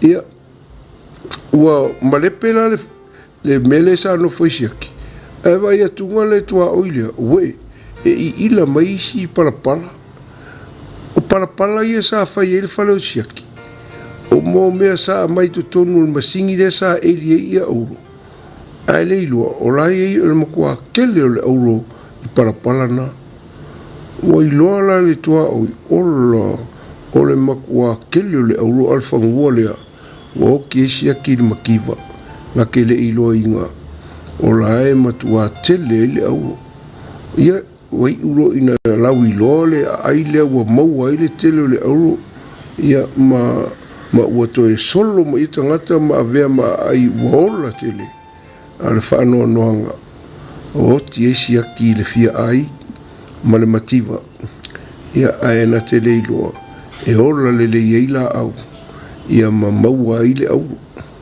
ia atonu fo oe o e whaafonga mai le pokalame le nei asu o lo e tau oti le mena te nofo ai e te nei loa ngai ei auro le mena te ei vai le mele o ke ei savai iwa i savai o le makua o ka Fiafia i le meka ke ngofo ai ua o le mea ua whaamanuia mai le atua mai ai eis te ngata ua ese mai walea o ngā a lae waku ka ika ia ngofo ai savai o lae makua kele le oa ma le Fiafia i le ali o ngā ua iei e sui tonu le loto e wheliwa i nai le whanua e whai ma whanua e tumu i auro vai oe a whai e tele i loa o le auro le menga ke ngofo ai wala au ia Iesu e a fio mai tonu lo loto ia whamaila ngā langa whamai Iesu na sawe ina ia tātou maua le ola ia maua atili ai lava a whai ele o le mena te no foi ma ele amana ia o le auro le menga ke ngofo ai e sau foi si singa ngā ala e hoki e lo fia ai e sau wa singa fai songa whare o loa fai mangianga ko ngā ka pisi koe a waku koe whaakauro ngā whare o loa a le whangua ngā leanga e hoi ai e kere o amanga ia o la iei auro le whangua ngā Samoa ia aua ke ngofo ai ma e negative ai ai o le meanga ke ngofo ai e li liu e whai ma auro pe a whai e Iesu i lo langa whamanuia le tua ia te o nei aso swafo Iesu amen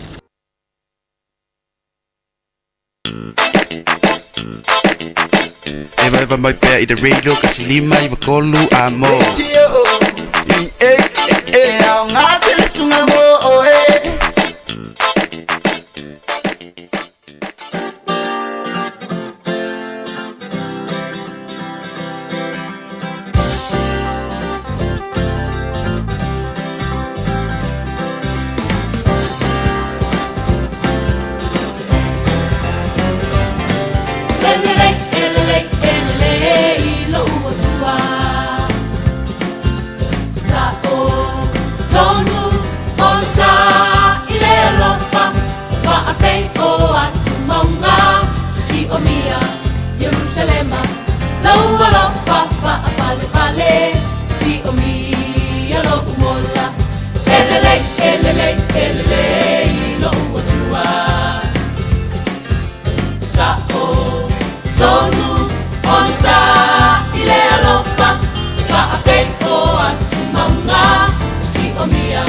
Jerusalem Loa lo fa fa pale pale si o mi lo mola le e o fa fa fa ulo na lo fa le e o fa fa fa ulo na lo fa lo tua so wanganga eliwai na lo wala e ua mata mofie walele mea uma taluana e fa atontonu o uala elele lo tua lo wanganga eliwai na lo wala e ua mata mofie walele mea uma taluana e fa atontonu o uala elele e opa e fa ava ulo na alofa elele e opa e fa ava ulo na alofa elele e opa e fa ava ulo na alofa elele e opa e fa ava ulo na alofa Elelei lava i o valo tātou atua. Ia ilona laufa malona ngā lei a te tātou le nā, mā tangofia whafasoa mai le pakalame a rete lola mo tātou le nei whaiasa ia ia lele. Whaaftei le atua mawale nei whasiringa malosi ia po le nei fo ia aru i tau whalenganga mo tātou. Ia leo a tātou iai e se fo ia le whaamaoni o le li ilana upu e mai se fo i whalanga le atua i o tātou tangata. Tātou o tangata manuia. E leo tātou o tangata mātitivo o tātou o tangata manuia. A le winga o le tala fo ilea. O le manuia na iei le lima tala i lau atu. O le manuia na iei ia mea aitono al kāpoki. O le manuia na e mawhai o na wherua i lau ta'vali. O le manuia na iei le ngaluenga e tausi e le ainga. O le manuia na e manuia o ngā tamaiti. E rei whapea se o ngā whapea o kākou se ilong wanga ua kwa kele. Kele kako kupe konga kako account. Ngā mailo kako kakamanguia. No. O le tangata manuia na te bawa iei. A tatu tilo isi vaenga o le atunu. Isi tangata o le laulangi. Ma isi atunu o le laulangi. E su eni mea no fuai. Su eni mea e fia ai ai. Su eni mea ai. Su eni no fuanga e no fuai. E iei no fuanga isi atunu o lo to tele nai tamaiti o lo tausa. Ili se mea ai o no fuanga no fuanga. Aia oi malu ainga.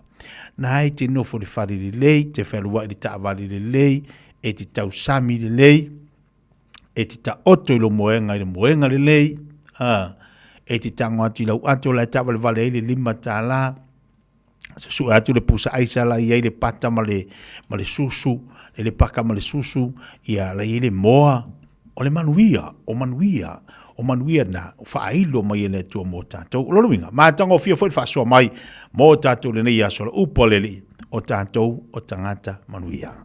Taimile wati lo tuas fulu minuta le tāle o le tūlai lua. Mā lolo na sai, mā lolo fwoi lava pali. Mā lolo wha mālolos. Wa umarangi aso le aso mai le lava.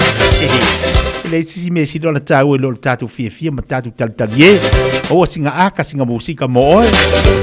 O mai fo ila ia lo fofuanga male vevesi o ngi yaso. Ya o tilo tona nei ina ia uainga na ia uainga mana ia upaanga fo Samoa oka. Oka o kangi fa ma vaenga wa como fo malai va lele. Ia o niso ilanto ia lai wanga i fai fa tau. Ai mo tatu ainga Samoa. Te fo fo ia to mai mama ngi oso Ia keke sainga ia. O lu wakele keke sainga ngei. Wakele le chips, wakele le koko, ia o le talo, o le lua, o le wama umanyei. Ia aina le atinga ina foi tatu ainga malanga mai Samoa, ina tatu ainga Samoa. ia tātou ia ai le sui ia le kua ia le alolofa nei o tātou tangata mo tātou pe a tātou malanga atu ia oi se le alofa pe a whapenga e laku mongo ia singa lua sifuru kāla e laku fo ia mongo koe singa tara mo i lātou ia singa kāla singa lima kāla a oi ke fo i mai a o le hake kūre mukuka vai le manga ia e ke sau ke la kwa e le mukuka e valu popo fa yomu ar kama fo ida le la kula le ai kapili pili male savali vale ke fo ida le ai e piaru e kuwa kwa e le ngongo le mukuka e valu popo ai ko sau ngi ia oi se fai ke sainga lo fokia e pe le manera le fainga le so sangi fi au yang ale ale foi quando lo mai ngusi la ia po Australia foi ia la musica botato le ia so fa mai tu per tale tu la lua e si lu ki su ali so tatu fa via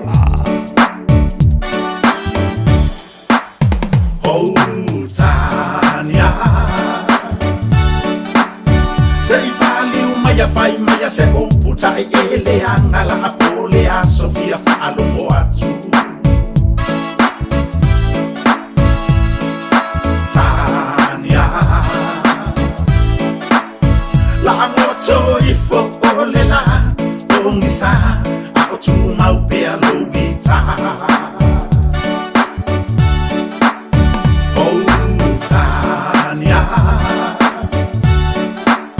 sei fali maya fai maya se computa e le angala apole a Sofia fa lo moatu Tania la moto ifo ole la ongisa a tu mau pe lo vita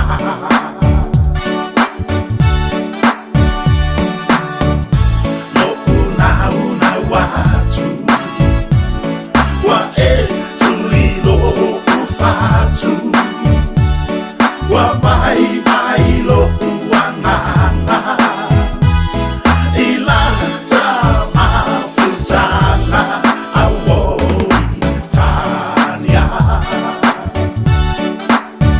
wa uleilo aina sa usala wa ona wa etu ya idia utotonga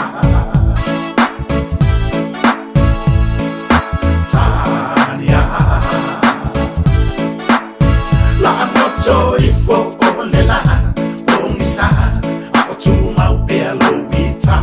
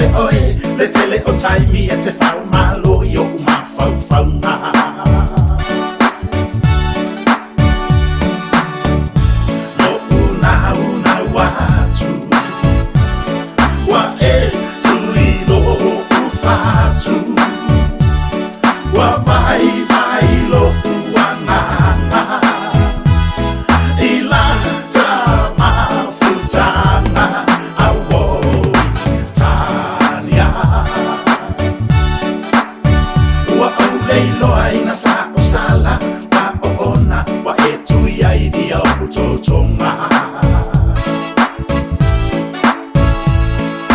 Tania La anoto i fo o le la pongisa a o tu mau pea lo Ya, e whafonga mai pēr si whafonga mai lea zunga i a mesi le kisu. Alo, tolu minuta talo leitu lai lua. Ea, manatu tau lunga tu si tautu masa unanga titia ni whaanga lea so whafte tele sa mole atu lupele. Mo le tatu maftanga peo na tatu mafuta mai tali tu lai sifulu tau na le la si ia pa ia mai le nei fo ia oli. Ya, manatu sa Fiafia ina o iniso tatu Fiafia nga musika so filoi.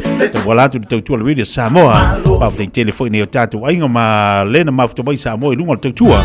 Ma le tato unanga ale whamo tasi ono tesi maltasi pe ona mau mai tato po kalame le nei fo ia o le aso tato te filo le aso a Taeao po kalame masani a fo le vai aso lantou le savalinga pe ona yele nei vai aso i fiau manga luenga ai Malu te leina fo fanga mala singa lo whangai mal tato wantno ia ma le anganga maulalo wha mangalo fo i se leo vai vai lo tau ona se tautua te tia na le tau tamali i lau wha fonga tato te filo le aso a Taeao le whionga le ataua al Habitat na vea leo tapena mai fa wau tatu po kalame se pa ia se taimi o le Fiafia so fo mai manuia